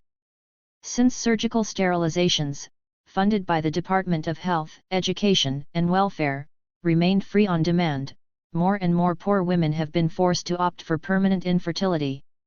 What is urgently required is a broad campaign to defend the reproductive rights of all women, and especially those women whose economic circumstances often compel them to relinquish the right to reproduction itself. Women's desire to control their reproductive system is probably as old as human history itself. As early as 1844, the United States Practical Receipt Book contained, among its many recipes for food, household chemicals, and medicines, receipts for birth preventive lotions. To make Hanay's preventive lotion, for example, egg pear lash, 1 part, water, 6 parts. Mix and filter. Keep it in closed bottles, and use it, with or without soap, immediately after connection. 5. 4. Abernethy's preventive lotion. Egg bichloride of mercury, 25 parts, milk of almonds, 400 parts, alcohol, 100 parts, rose water, 1000 parts. Immerse the glands in a little of the mixture. Infallible, if used in proper time. 6. While women have probably always dreamed of infallible methods of birth control, it was not until the issue of women's rights in general became the focus of an organized movement that reproductive rights could emerge as a legitimate demand. In an essay entitled Marriage, written during the 1850s, Sarah Grimke argued for a right on the part of woman to decide when she shall become a mother, how often and under what circumstances. 7.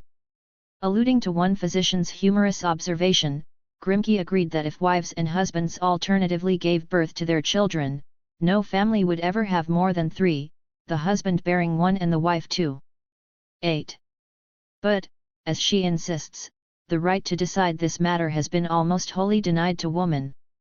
Sarah Grimke advocated women's right to sexual abstinence. Around the same time, the well-known emancipated marriage of Lucy Stone and Henry Blackwell took place.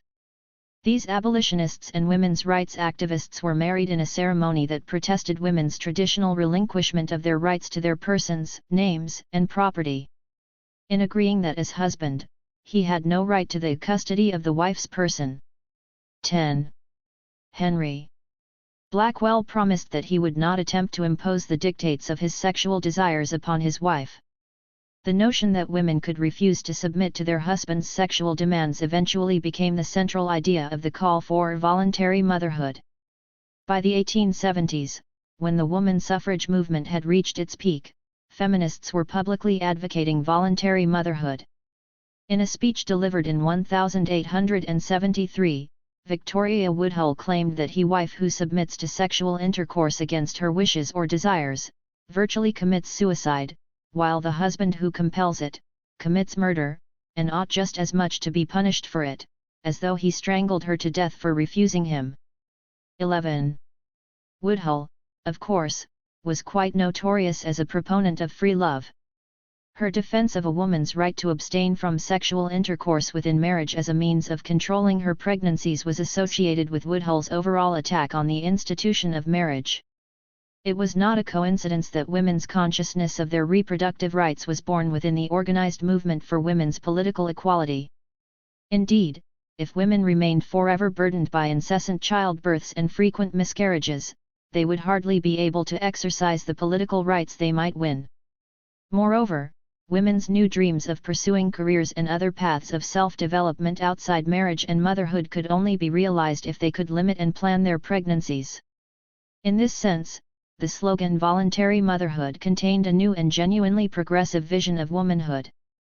At the same time, however, this vision was rigidly bound to the lifestyle enjoyed by the middle classes and the bourgeoisie. The aspirations underlying the demand for voluntary motherhood did not reflect the conditions of working-class women, engaged as they were in a far more fundamental fight for economic survival. Since this first call for birth control was associated with goals which could only be achieved by women possessing material wealth, vast numbers of poor and working-class women would find it rather difficult to identify with the embryonic birth control movement. Toward the end of the 19th century, the white birth rate in the United States suffered a significant decline. Since no contraceptive innovations had been publicly introduced, the drop in the birth rate implied that women were substantially curtailing their sexual activity. By 1890, the typical native-born white woman was bearing no more than 4 children. 12. Since U.S. society was becoming increasingly urban, this new birth pattern should not have been a surprise. While farm life demanded large families, they became dysfunctional within the context of city life. Yet this phenomenon was publicly interpreted in a racist and anti-working class fashion by the ideologues of rising monopoly capitalism. Since native-born white women were bearing fewer children, the specter of race suicide was raised in official circles. In 1905, President Theodore Roosevelt concluded his Lincoln Day dinner speech with the proclamation that race purity must be maintained. 13. By 1906, he blatantly equated the falling birth rate among native-born whites with the impending threat of race suicide. In his State of the Union message that year, Roosevelt admonished the well-born white women who engaged in willful sterility, the one sin for which the penalty is national death, race suicide. 14. These comments were made during a period of accelerating racist ideology and of great waves of race riots and lynchings on the domestic scene.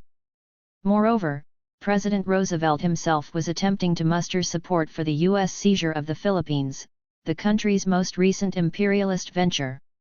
How did the birth control movement respond to Roosevelt's accusation that their cause was promoting race suicide? The president's propagandistic ploy was a failure, according to a leading historian of the birth control movement, for, ironically, it led to greater support for its advocates. Yet, as Linda Gordon maintains, this controversy also brought to the forefront those issues that most separated feminists from the working class and the poor. 15. This happened in 2 ways. First, the feminists were increasingly emphasizing birth control as a route to careers and higher education goals out of reach of the poor with or without birth control. In the context of the whole feminist movement, the race suicide episode was an additional factor identifying feminism almost exclusively with the aspirations of the more privileged women of the society. Second, the pro-birth control feminists began to popularize the idea that poor people had a moral obligation to restrict the size of their families, because large families create a drain on the taxes and charity expenditures of the wealthy and because poor children were less likely to be superior. 16. The acceptance of the race suicide thesis, to a greater or lesser extent, by women such as Julia Ward Howe and Ida Husted Harper reflected the suffrage movement's capitulation to the racist posture of Southern women. If the suffragists acquiesced to arguments invoking the extension of the ballot to women as the saving grace of white supremacy, then birth control advocates either acquiesced to or supported the new arguments invoking birth control as a means of preventing the proliferation of the lower classes and as an antidote to race suicide. Race suicide could be prevented by the introduction of birth control among black people, immigrants, and the poor in general. In this way, the prosperous whites of solid Yankee stock could maintain their superior numbers within the population. Thus class bias and racism crept into the birth control movement when it was still in its infancy. More and more, it was assumed within birth control circles that poor women, black and immigrant alike, had a moral obligation to restrict the size of their families. 17. What was demanded as a right for the privileged came to be interpreted as a duty for the poor. When Margaret Sanger embarked upon her lifelong crusade for birth control, a term she coined and popularized, it appeared as though the racist and anti-working class overtones of the previous period might possibly be overcome. For Margaret Higgins Sanger came from a working class background herself and was well acquainted with the devastating pressures of poverty. When her mother died, at the age of 48, she had borne no less than 11 children. Sanger's later memories of her own family's troubles would confirm her belief that working-class women had a special need for the right to plan and space their pregnancies autonomously. Her affiliation, as an adult, with the socialist movement was a further cause for hope that the birth control campaign would move in a more progressive direction. When Margaret Sanger joined the Socialist Party in 1912, she assumed the responsibility of recruiting women from New York's working women's clubs into the party. 18. The party's paper carried her articles on the women's page. She wrote a series entitled What Every Mother Should Know, another called What Every Girl Should Know, and she did on-the-spot coverage of strikes involving women. Sanger's familiarity with New York's working-class districts was a result of her numerous visits as a trained nurse to the poor sections of the city. During these visits, she points out in her autobiography, she met countless numbers of women who desperately desired knowledge about birth control. According to Sanger's autobiographical reflections, one of the many visits she made as a nurse to New York's Lower East Side convinced her to undertake a personal crusade for birth control. Answering one of her routine calls, she discovered that 28-year-old Sadie Sachs had attempted to abort herself. Once the crisis had passed, the young woman asked the attending physician to give her advice on birth prevention. As Sanger relates the story, the doctor recommended that she tell Jake to sleep on the roof. 19. I glanced quickly to Mrs. Sachs. Even through my sudden tears I could see stamped on her face an expression of absolute despair. We simply looked at each other, saying no word until the door had closed behind the doctor. Then she lifted her thin, blue-veined hands and clasped them beseechingly. He can't understand. He's only a man. But you do, don't you? Please tell me the secret, and I'll never breathe it to a soul. Please. 20. 3 months later Sadie Sachs died from another self-induced abortion. That night, Margaret Sanger says, she vowed to devote all her energy toward the acquisition and dissemination of contraceptive measures. I went to bed, knowing that no matter what it might cost, I was finished with palliatives and superficial cures. I resolved to seek out the root of evil, to do something to change the destiny of mothers whose miseries were as vast as the sky. 21. During the first phase of Sanger's birth control crusade, she maintained her affiliation with the Socialist Party, and the campaign itself was closely associated with the rising militancy of the working class. Her staunch supporters included Eugene Debs, Elizabeth Gurley Flynn and Emma Goldman, who respectively represented the Socialist Party, the International Workers of the World and the anarchist movement. Margaret Sanger, in turn, expressed the anti-capitalist commitment of her own movement within the pages of its journal, Woman Rebel, which was dedicated to the interests of working women. 22. Personally, she continued to march on picket lines with striking workers and publicly condemned the outrageous assaults on striking workers. In 1914, for example, when the National Guard massacred scores of Chicano miners in Ludlow, Colorado, Sanger joined the labor movement in exposing John D. Rockefeller's role in this attack. 23. Unfortunately, the alliance between the birth control campaign and the radical labor movement did not enjoy a long life. While socialists and other working-class activists continued to support the demand for birth control, it did not occupy a central place in their overall strategy. And Sanger herself began to underestimate the centrality of capitalist exploitation in her analysis of poverty, arguing that too many children caused workers to fall into their miserable predicament. Moreover, women were inadvertently perpetuating the exploitation of the working class, she believed, by continually flooding the labor market with new workers. 24. Ironically, Sanger may have been encouraged to adopt this position by the neo-Malthusian ideas embraced in some socialist circles. Such outstanding figures of the European socialist movement as Anatole France and Rosa Luxemburg had proposed a birth strike to prevent the continued flow of labor into the capitalist market. 25. When Margaret Sanger severed her ties with the Socialist Party for the purpose of building an independent birth control campaign, she and her followers became more susceptible than ever before to the anti-black and anti-immigrant propaganda of the times.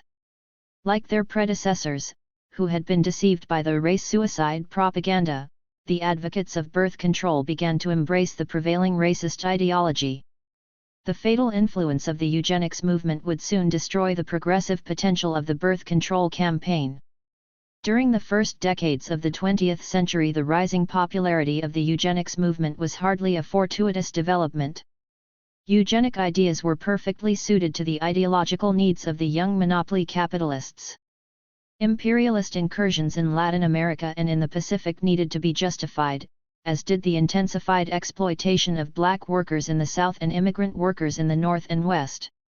The pseudo-scientific racial theories associated with the eugenics campaign furnished dramatic apologies for the conduct of the young monopolies. As a result, this movement won the unhesitating support of such leading capitalists as the Carnegies, the Harrimans, and the Kelloggs. 26. By 1919, the eugenic influence on the birth control movement was unmistakably clear.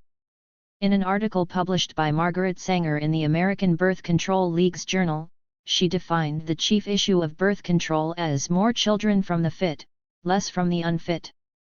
27. Around this time, the ABCL heartily welcomed the author of The Rising Tide of Color Against White World Supremacy into its inner sanctum. 28. Lothrop Stoddard, Harvard professor and theoretician of the eugenics movement, was offered a seat on the board of directors. In the pages of the ABCL's journal, articles by Guy Irving Birch, director of the American Eugenics Society, began to appear. Birch advocated birth control as a weapon to prevent the American people from being replaced by alien or Negro stock, whether it be by immigration or by overly high birth rates among others in this country. 29. By 1932, the Eugenics Society could boast that at least 26 states had passed compulsory sterilization laws and that thousands of unfit persons had already been surgically prevented from reproducing. 30. Margaret Sanger offered her public approval of this development. Morons, mental defectives, epileptics, illiterates, paupers, unemployables, criminals, prostitutes and dope fiends ought to be surgically sterilized, she argued in a radio talk. 31. She did not wish to be so intransigent as to leave them with no choice in the matter. If they wished, she said, they should be able to choose a lifelong segregated existence in labor camps. Within the American Birth Control League, the call for birth control among black people acquired the same racist edge as the call for compulsory sterilization. In 1939, its successor, the Birth Control Federation of America, planned a Negro Project. In the Federation's words, "He mass of Negroes, particularly in the South, still breed carelessly and disastrously, with the result that the increase among Negroes, even more than among whites, is from that portion of the population least fit, and least able to rear children properly." 32. Calling for the recruitment of black ministers to lead local birth control committees, the Federation's proposal suggested that black people should be rendered as vulnerable as possible to their birth control propaganda. "We do not want word to get out," wrote Margaret Sanger in a letter to a colleague, "that we want to exterminate the Negro population, and the minister is the man who can straighten out that idea if it ever occurs to any of their more rebellious members." 33. This episode in the birth control movement confirmed the ideological victory of the racism associated with eugenic ideas. It had been robbed of its progressive potential, advocating for people of color not the individual right to birth control, but rather the racist strategy of population control. The birth control campaign would be called upon to serve in an essential capacity in the execution of the U.S. government's imperialist and racist population policy. The abortion rights activists of the early 1970s should have examined the history of their movement. Had they done so, they might have understood why so many of their black sisters adopted a posture of suspicion toward their cause. They might have understood how important it was to undo the racist deeds of their predecessors, who had advocated birth control as well as compulsory sterilization as a means of eliminating the unfit sectors of the population. Consequently, the young white feminists might have been more receptive to the suggestion that their campaign for abortion rights include a vigorous condemnation of sterilization abuse, which had become more widespread than ever. It was not until the media decided that the casual sterilization of 2 black girls in Montgomery, Alabama, was a scandal worth reporting that the Pandora's box of sterilization abuse was finally flung open. But by the time the case of the Relf sisters broke, it was practically too late to influence the politics of the abortion rights movement. It was the summer of 1973 and the Supreme Court decision legalizing abortions had already been announced in January. Nevertheless, the urgent need for mass opposition to sterilization abuse became tragically clear. The facts surrounding the Relf sisters' story were horrifyingly simple. Minnie Lee, who was 12 years old, and Mary Alice, who was 14, had been unsuspectingly carted into an operating room, where surgeons irrevocably robbed them of their capacity to bear children. 34. The surgery had been ordered by the Hugh-funded Montgomery Community Action Committee after it was discovered that Depo-Provera, a drug previously administered to the girls as a birth prevention measure, caused cancer in test animals. 35. After the Southern Poverty Law Center filed suit on behalf of the Relf sisters, the girl's mother revealed that she had unknowingly consented to the operation, having been deceived by the social workers who handled her daughter's case. They had asked Mrs. Relf, who was unable to read, to put her X on a document, the contents of which were not described to her. She assumed, she said, that it authorized the continued Depo-Provera injections. As she subsequently learned, she had authorized the surgical sterilization of her daughters. 36. In the aftermath of the publicity exposing the Relf sisters' case, similar episodes were brought to light. In Montgomery alone, 11 girls, also in their teens, had been similarly sterilized. Hugh-funded birth control clinics in other states, as it turned out, had also subjected young girls to sterilization abuse. Moreover, individual women came forth with equally outrageous stories. Niall Ruth Cox, for example, filed suit against the state of North Carolina.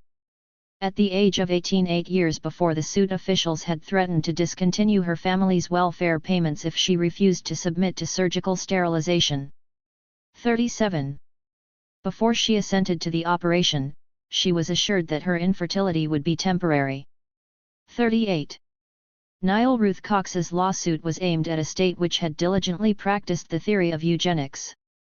Under the auspices of the Eugenics Commission of North Carolina, so it was learned, 7,686 sterilizations had been carried out since 1933.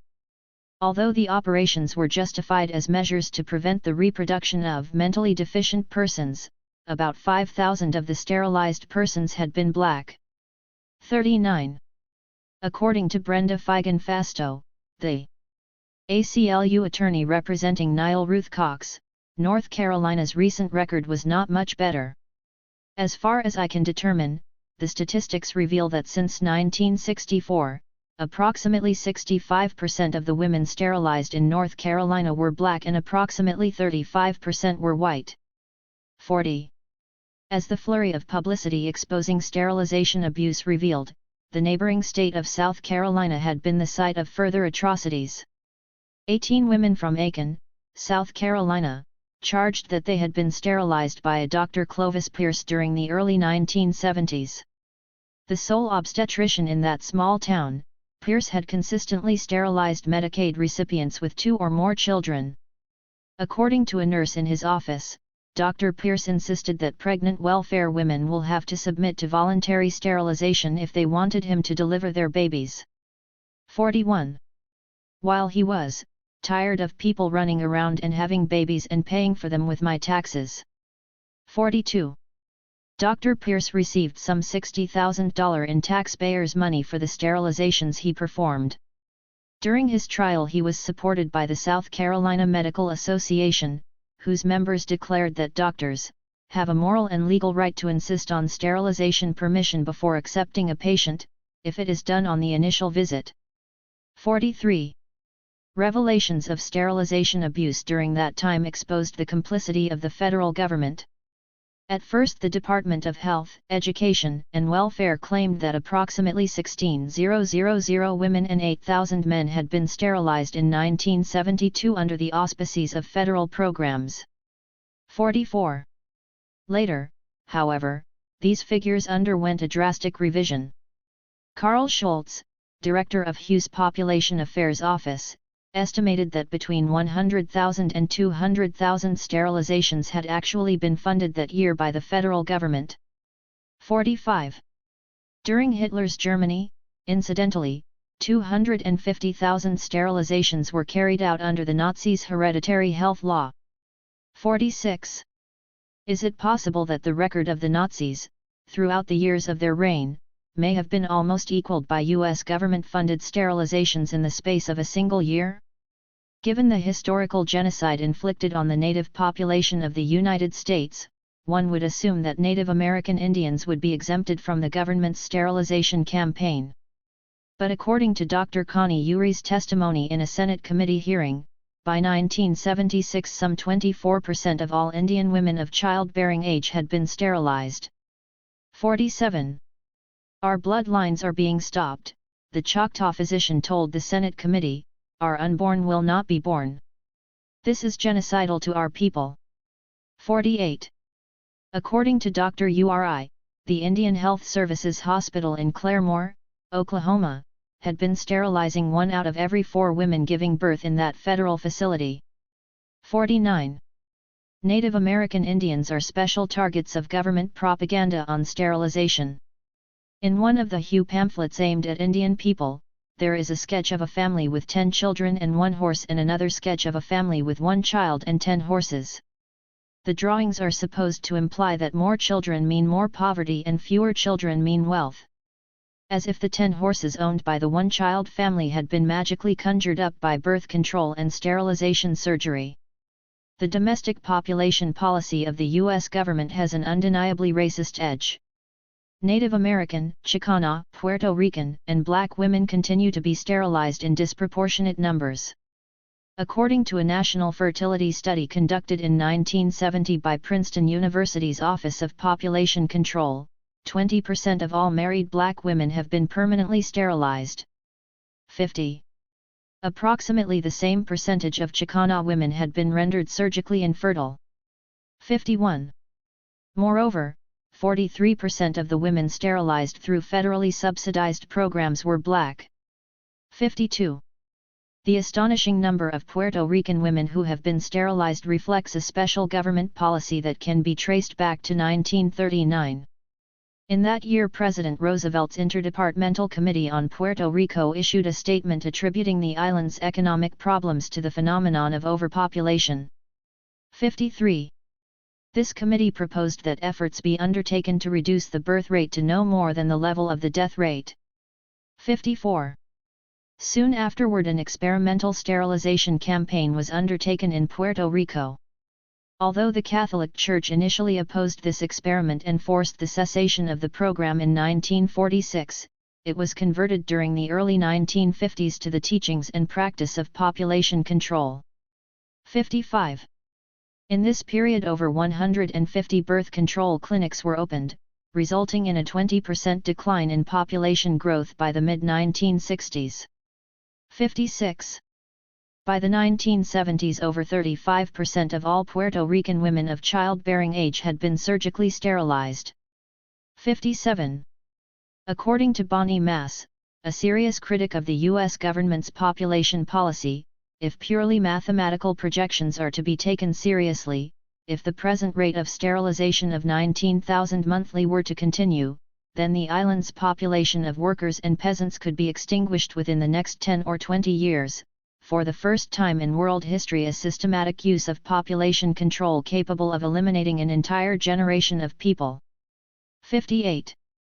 During the 1970s, the devastating implications of the Puerto Rican experiment began to emerge with unmistakable clarity.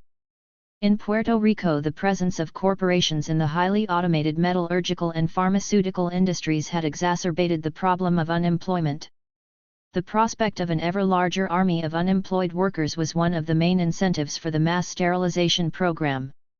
Inside the United States today, enormous numbers of people of color and especially racially oppressed youth have become part of a pool of permanently unemployed workers. It is hardly coincidental, considering the Puerto Rican example, that the increasing incidence of sterilization has kept pace with the high rates of unemployment. As growing numbers of white people suffer the brutal consequences of unemployment, they can also expect to become targets of the official sterilization propaganda. The prevalence of sterilization abuse during the latter 1970s may be greater than ever before. Although the Department of Health, Education, and Welfare issued guidelines in 1974, which were ostensibly designed to prevent involuntary sterilizations, the situation has nonetheless deteriorated. When the American Civil Liberties Union's Reproductive Freedom Project conducted a survey of teaching hospitals in 1975, they discovered that 40% of those institutions were not even aware of the regulations issued by HU. 59. Only 30% of the hospitals examined by the ACLU were even attempting to comply with the guidelines. 60. The 1977 Hyde Amendment has added yet another dimension to coercive sterilization practices. As a result of this law passed by Congress, federal funds for abortions were eliminated in all cases but those involving rape and the risk of death or severe illness. According to Sandra Salazar of the California Department of Public Health, the first victim of the Hyde Amendment was a 27-year-old Chicana woman from Texas. She died as a result of an illegal abortion in Mexico shortly after Texas discontinued government-funded abortions.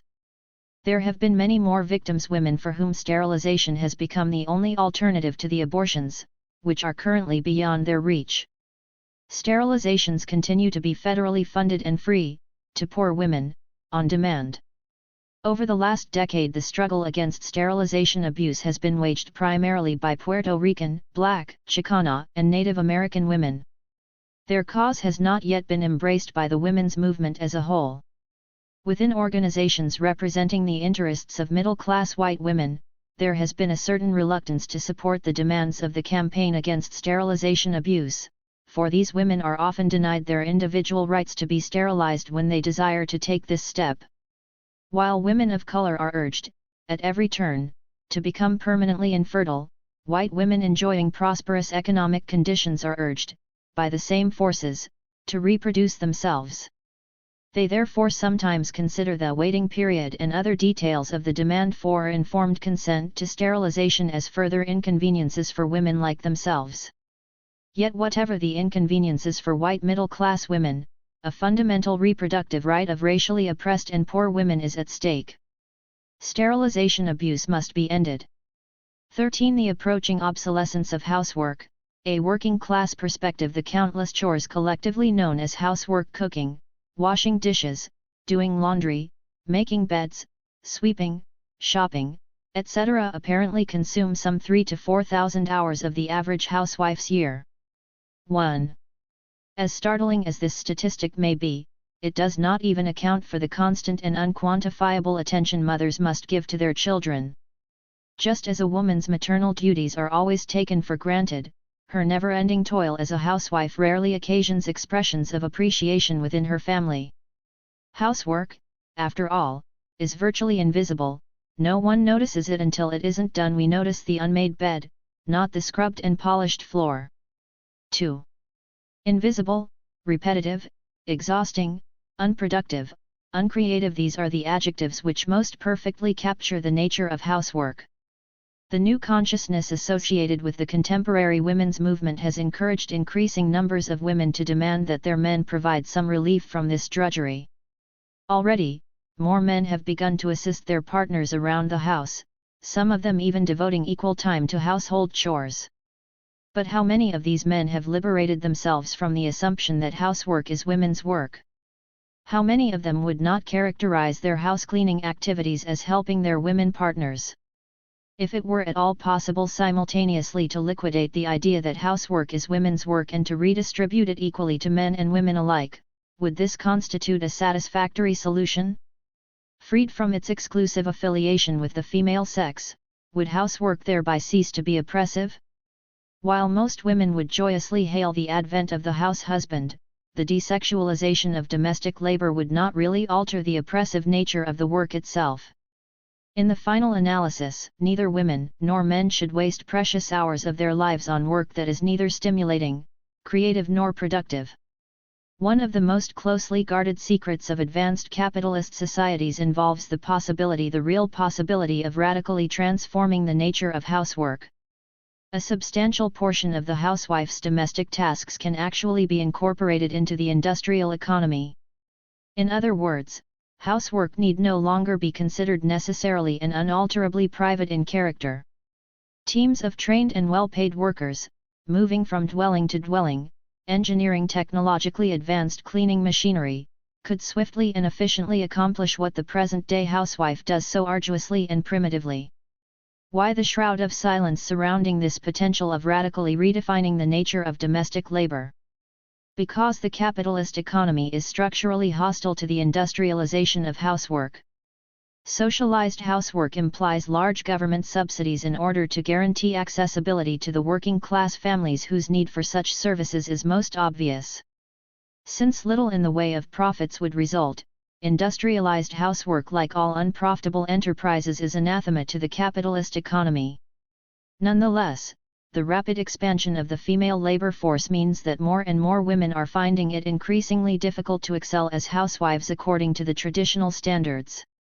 In other words, the industrialization of housework, along with the socialization of housework, is becoming an objective social need.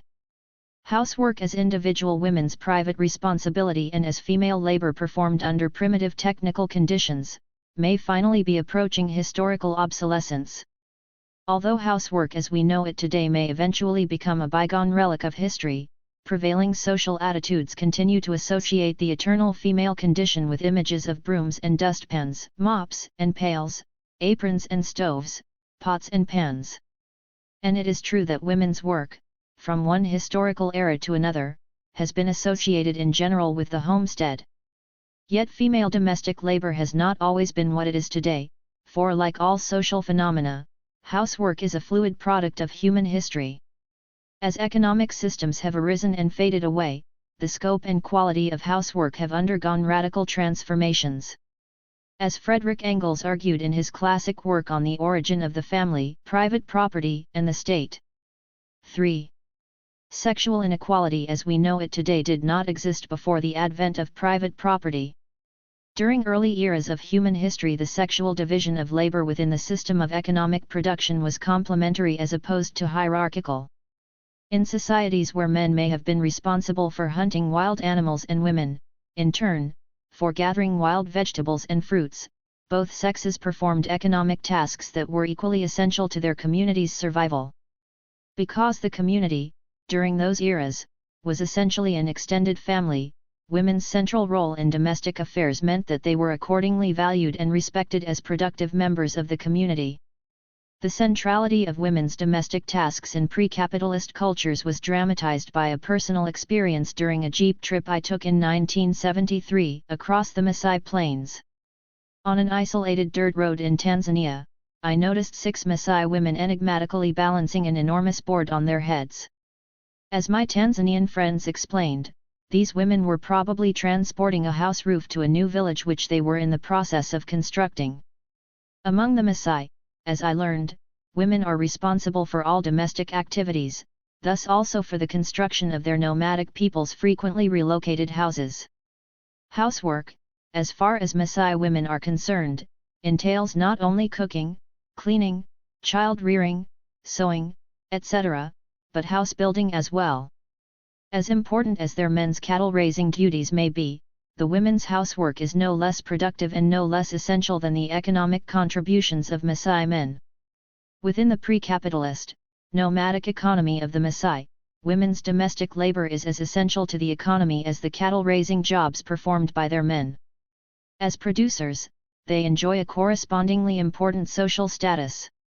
In advanced capitalist societies, on the other hand, the service-oriented domestic labor of housewives, who can seldom produce tangible evidence of their work, diminishes the social status of women in general. When all is said and done, the housewife, according to bourgeois ideology, is, quite simply, her husband's lifelong servant. The source of the bourgeois notion of woman as man's eternal servant is itself a revealing story. Within the relatively short history of the United States, the housewife as a finished historical product is just a little more than a century old. Housework, during the colonial era, was entirely different from the daily work routine of the housewife in the United States today. A woman's work began at sunup and continued by firelight as long as she could hold her eyes open. For 2 centuries, almost everything that the family used or ate was produced at home under her direction. She spun and dyed the yarn that she wove into cloth and cut and hand-stitched into garments. She grew much of the food her family ate, and preserved enough to last the winter months. She made butter, cheese, bread, candles, and soap and knitted her family's stockings. 4. In the agrarian economy of pre-industrial North America, a woman performing her household chores was thus a spinner, weaver, and seamstress as well as a baker, buttichiner, candle maker and soap maker. And etc., etc., etc. As a matter of fact, the pressures of home production left very little time for the tasks that we would recognize today as housework. By all accounts, pre-industrial revolution women were sloppy housekeepers by today's standards. Instead of the daily cleaning or the weekly cleaning, there was the spring cleaning. Meals were simple and repetitive, clothes were changed infrequently, and the household wash was allowed to accumulate, and the washing done once a month, or in some households once in 3 months. And, of course, since each wash required the carting and heating of many buckets of water, higher standards of cleanliness were easily discouraged. 5. Colonial women were not house cleaners or housekeepers but rather full-fledged and accomplished workers within the home-based economy.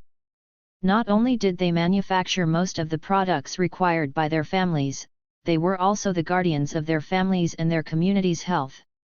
It was responsibility to gather and dry wild herbs used as medicines.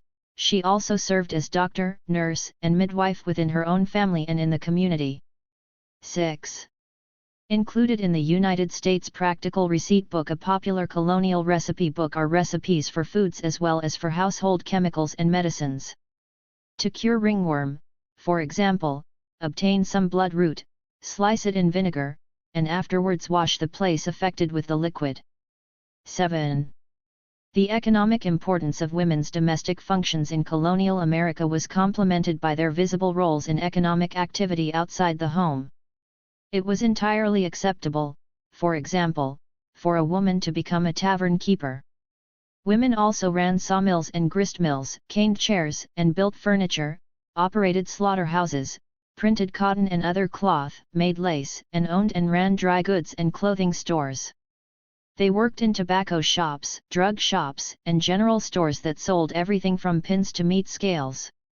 Women ground eyeglasses, made netting and rope, cut and stitched leather goods, made cards for wool carding, and even were house painters.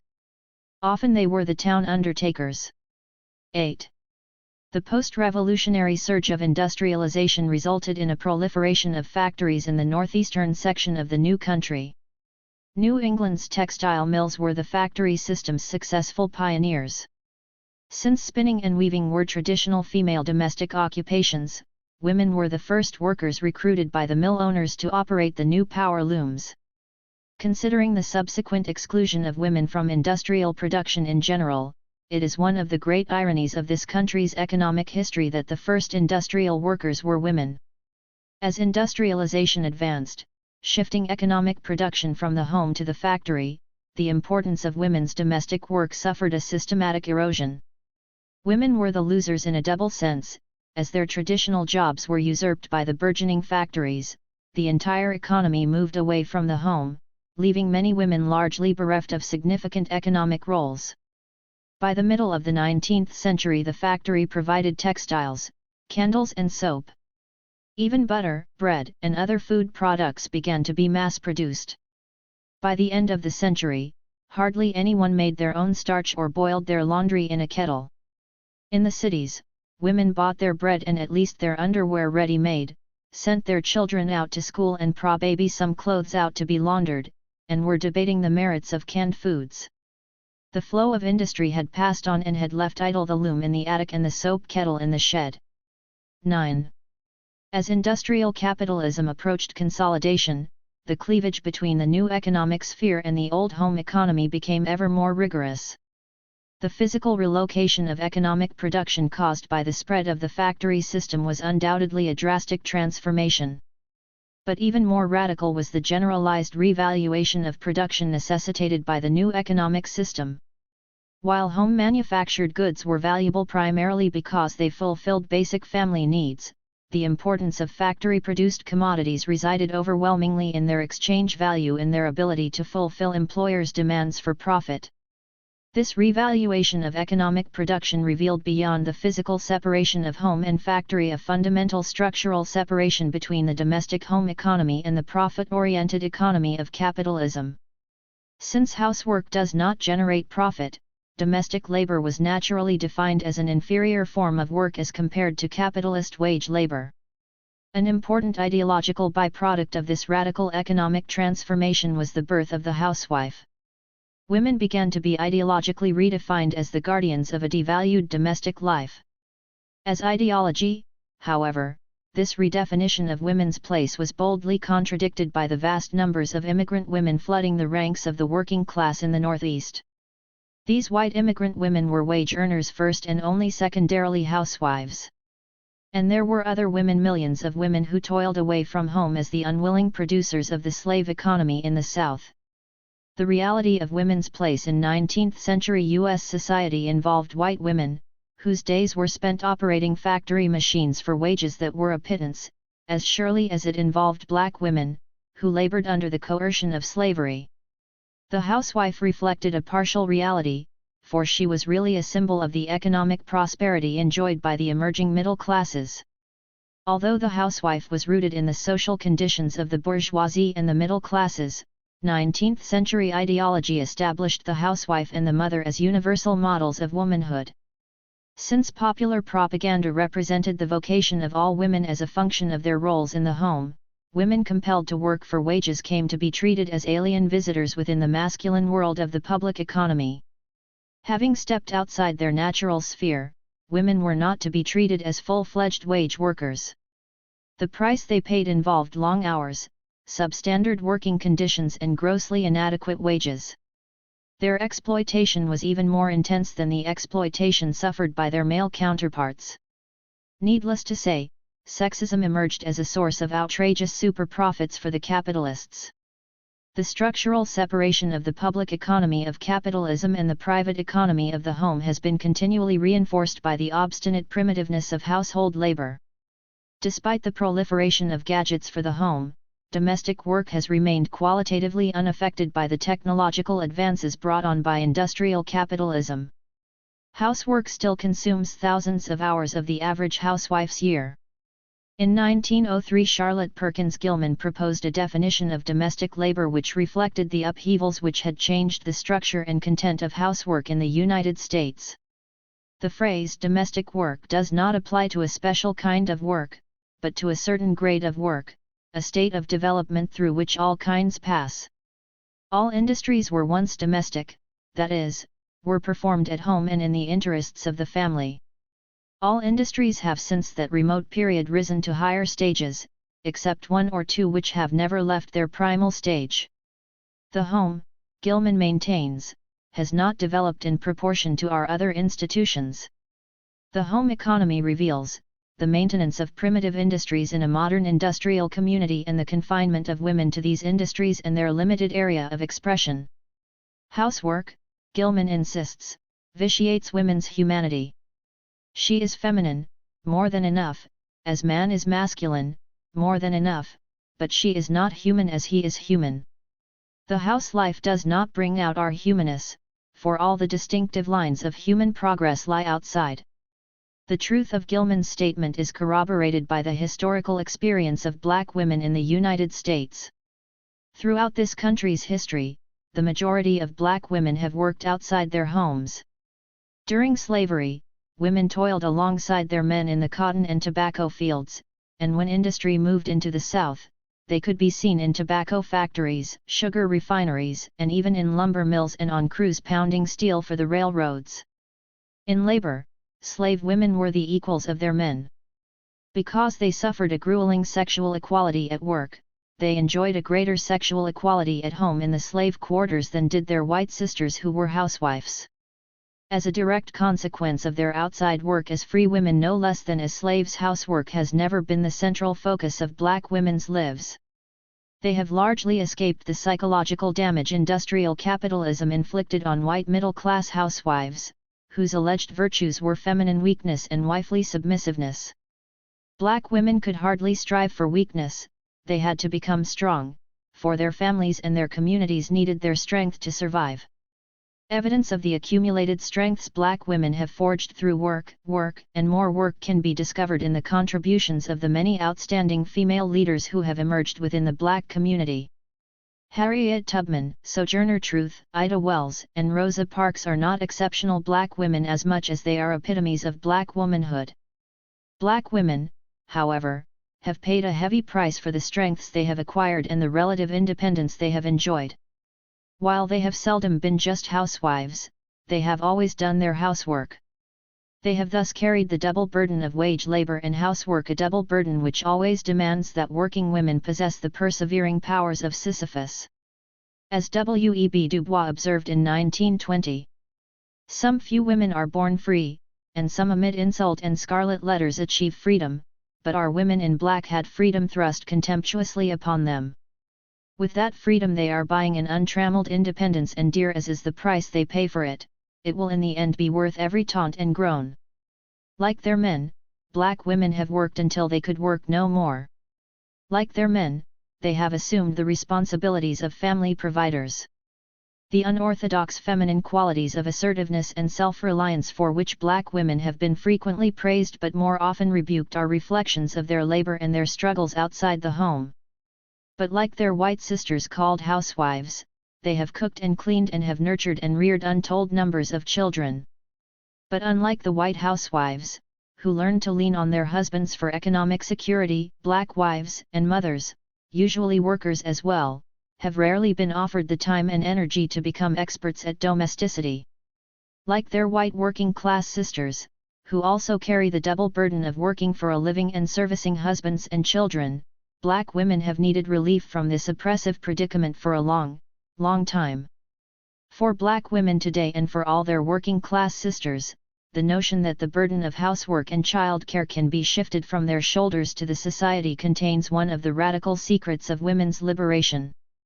Childcare should be socialized, meal preparation should be socialized, housework should be industrialized, and all these services should be readily accessible to working-class people. The shortage, if not absence, of public discussion about the feasibility of transforming housework into a social possibility bears witness to the blinding powers of bourgeois ideology. It is not even the case that women's domestic role has received no attention at all. On the contrary, the contemporary women's movement has represented housework as an essential ingredient of women's oppression.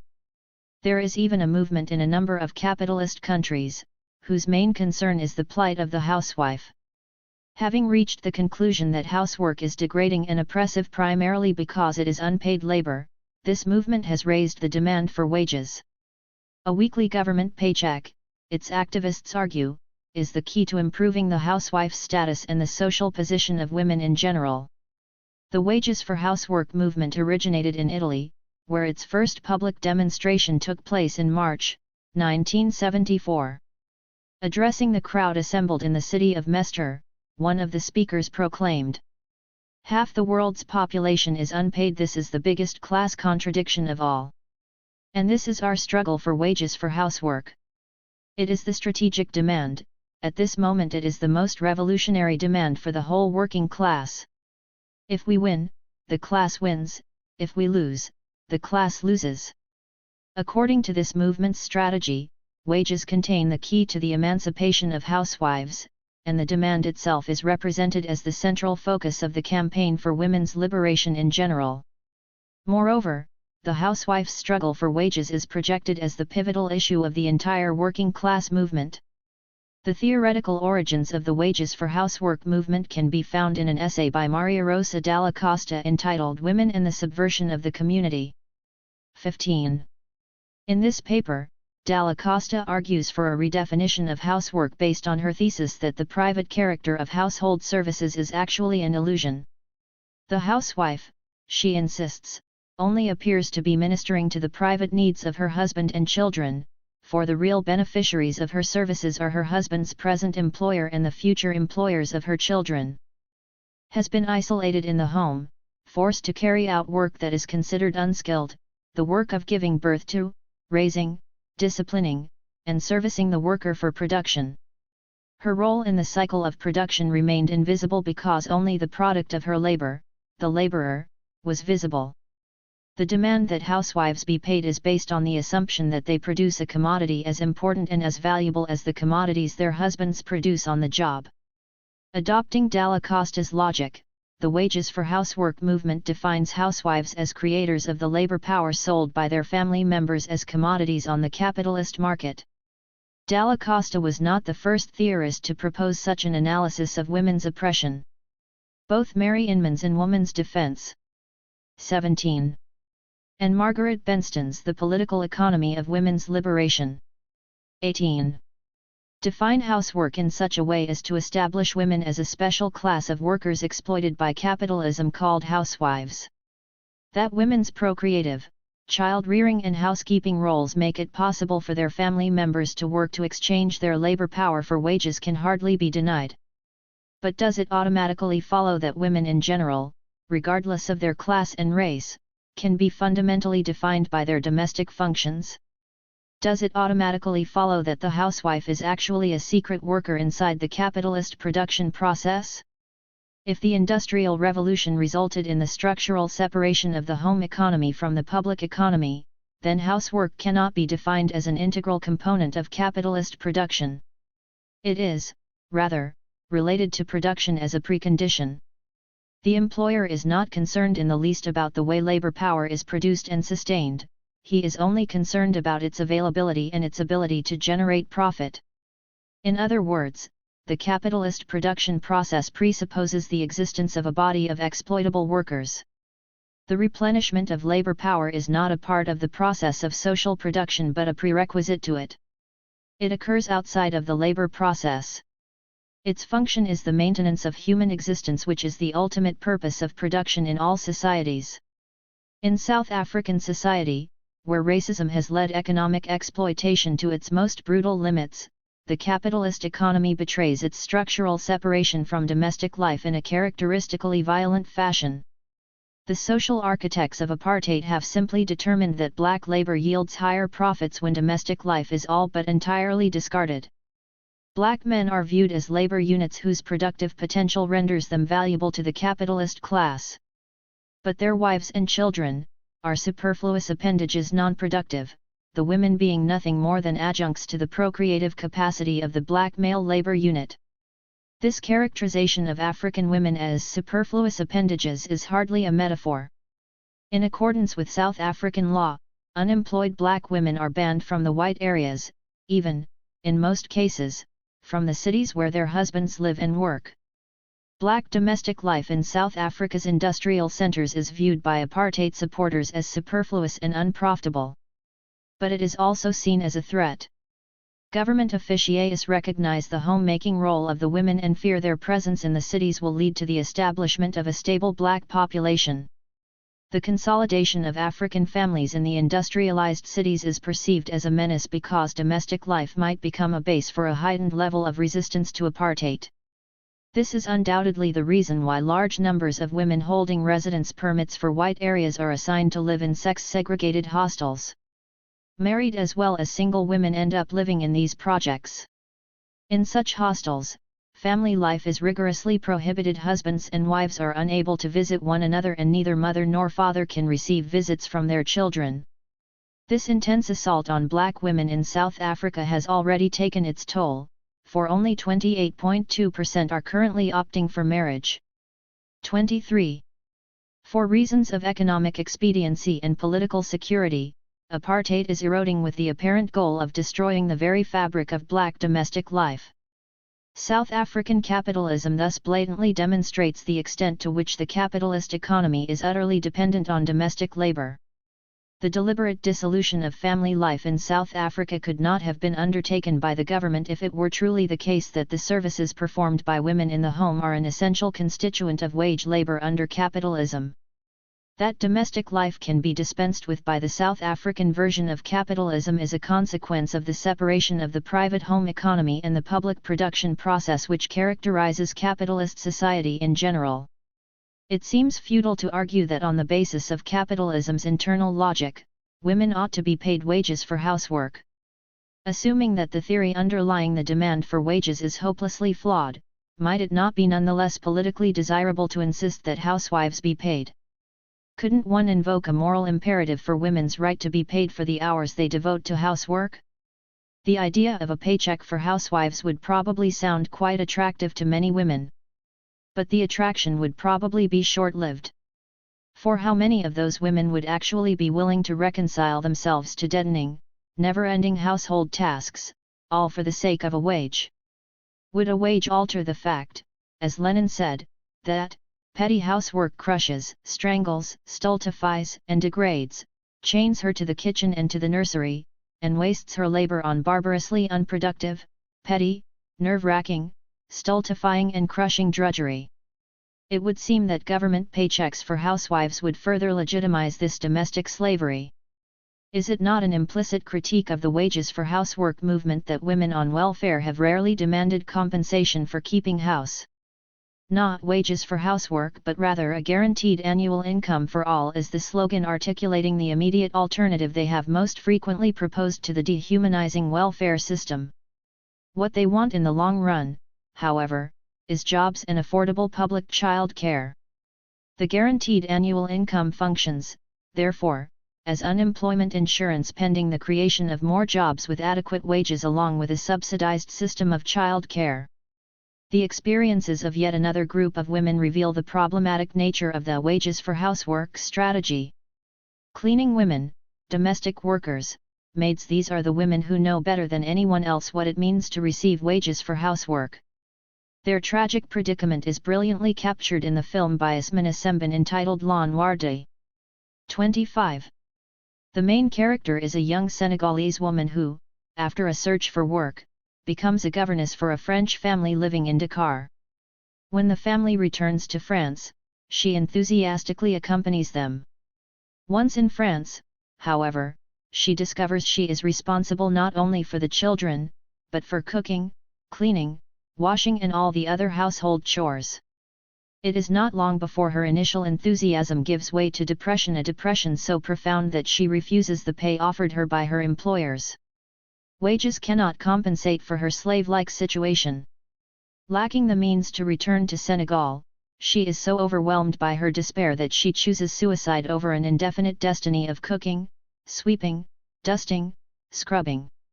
In the United States, women of color and especially black women have been receiving wages for housework for untold decades. In 1910, when over half of all black females were working outside their homes, 1/3 of them were employed as paid domestic workers. By 1920 over 1/2 were domestic servants, and in 1930 the proportion had risen to 3 out of 5. 26. One of the consequences of the enormous female employment shifts during World War II was a much welcomed decline in the number of black domestic workers. Yet in 1960 1/3 of all black women holding jobs were still confined to their traditional occupations. 27. It was not until clerical jobs became more accessible to black women that the proportion of black women domestics headed in a definitely downward direction. Today the figure hovers around 13%. 28. The enervating domestic obligations of women in general provide flagrant evidence of the power of sexism. Because of the added intrusion of racism, vast numbers of black women have had to do their own housekeeping and other women's home chores as well. And frequently, the demands of the job in a white woman's home have forced the domestic worker to neglect her own home and even her own children. As paid housekeepers, they have been called upon to be surrogate wives and mothers in millions of white homes. During their more than 50 years of organizing efforts, domestic workers have tried to redefine their work by rejecting the role of the surrogate housewife. The housewife's chores are unending and undefined. Household workers have demanded in the first place a clear delineation of the jobs they are expected to perform. The name itself of one of the houseworkers' major unions today, Household Technicians of America, emphasizes their refusal to function as surrogate housewives whose job is just housework. As long as household workers stand in the shadow of the housewife, they will continue to receive wages which are more closely related to a housewife's allowance than to a worker's paycheck. According to the National Committee on Household Employment, the average full-time household technician earned only $2,732 in 1976, two-thirds of them earning under $2,000. 29. Although household workers had been extended the protection of the minimum wage law several years previously, in 1976 an astounding 40% still received grossly substandard wages. The wages for housework movement assumes that if women were paid for being housewives, they would accordingly enjoy a higher social status. Quite a different story is told by the age-old struggles of the paid household worker, whose condition is more miserable than any other group of workers under capitalism. Over 50% of all U.S. women work for a living today, and they constitute 41% of the country's labor force. Yet countless numbers of women are currently unable to find decent jobs. Like racism, sexism is one of the great justifications for high female unemployment rates. Many women are just housewives because in reality they are unemployed workers.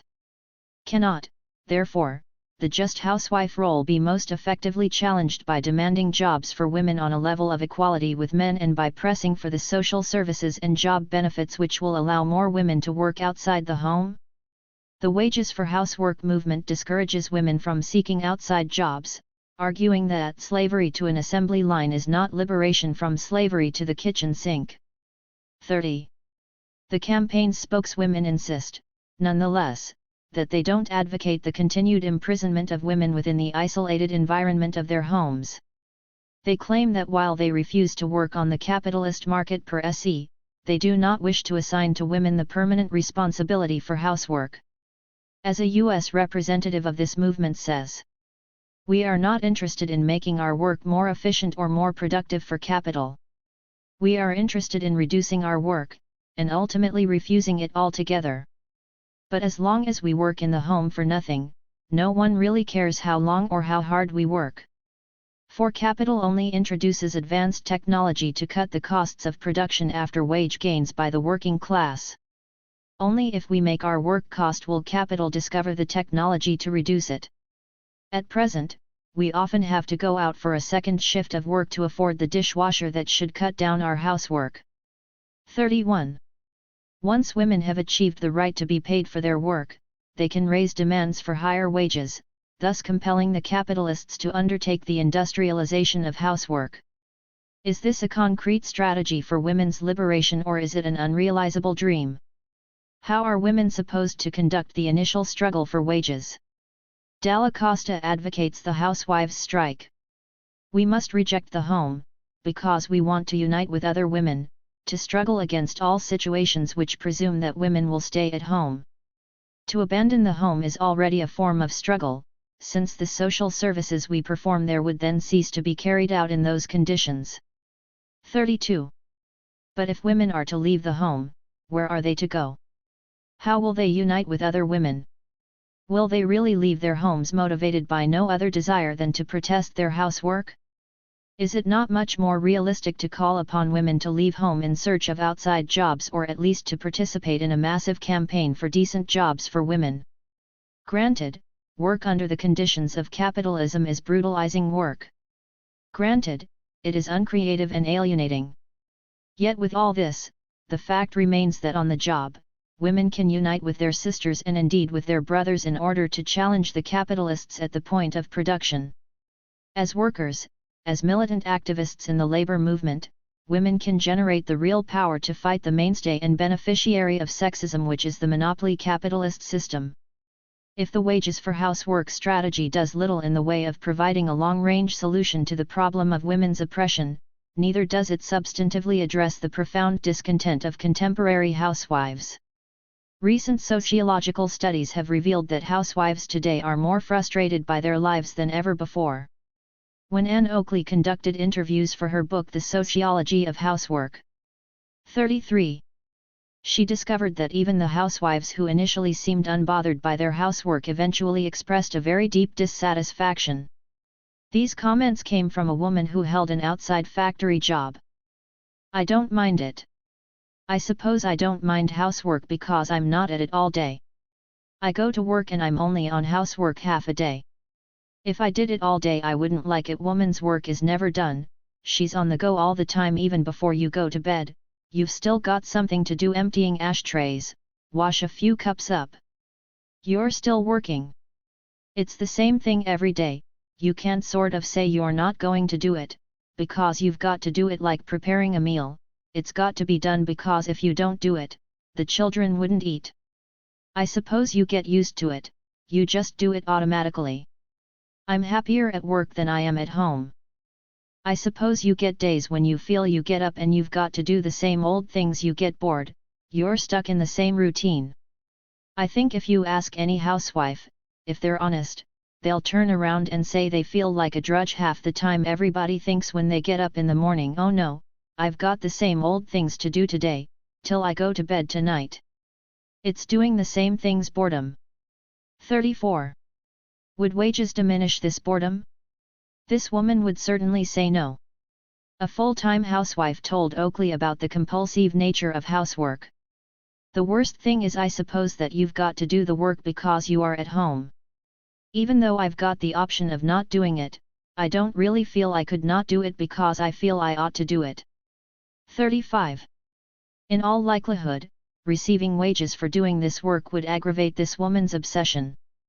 Oakley reached the conclusion that housework, particularly when it is a full-time job, so thoroughly invades the female personality that the housewife becomes indistinguishable from her job. The housewife, in an important sense, is her job. Separation between subjective and objective elements in the situation is therefore intrinsically more difficult.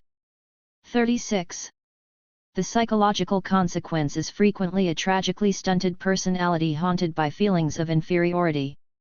Psychological liberation can hardly be achieved simply by paying the housewife a wage. Other sociological studies have confirmed the acute disillusionment suffered by contemporary housewives. When Myra Ferry, 37, interviewed over 100 women in a working community near Boston, almost twice as many housewives as employed wives said they were dissatisfied with their lives. Needless to say, most of the working women did not have inherently fulfilling jobs. They were waitresses, factory workers, typists, supermarket and department store clerks, etc.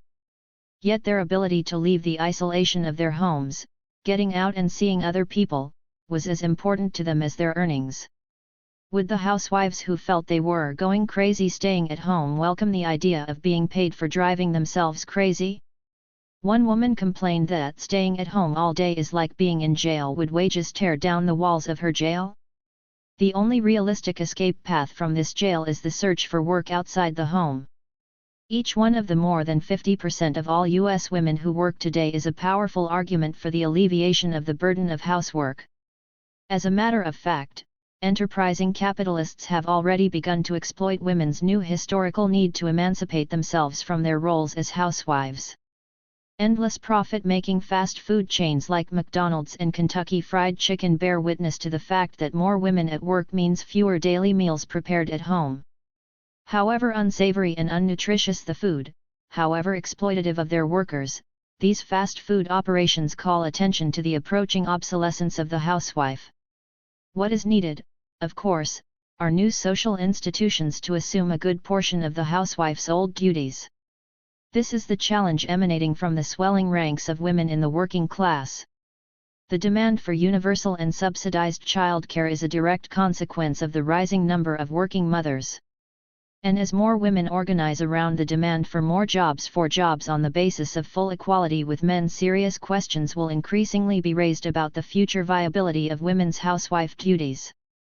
It may well be true that slavery to an assembly line is not in itself liberation from the kitchen sink, but the assembly line is doubtlessly the most powerful incentive for women to press for the elimination of their age-old domestic slavery.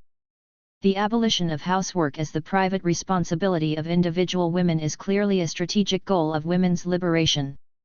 But the socialization of housework, including meal preparation and childcare, presupposes an end to the profit motives reign over the economy.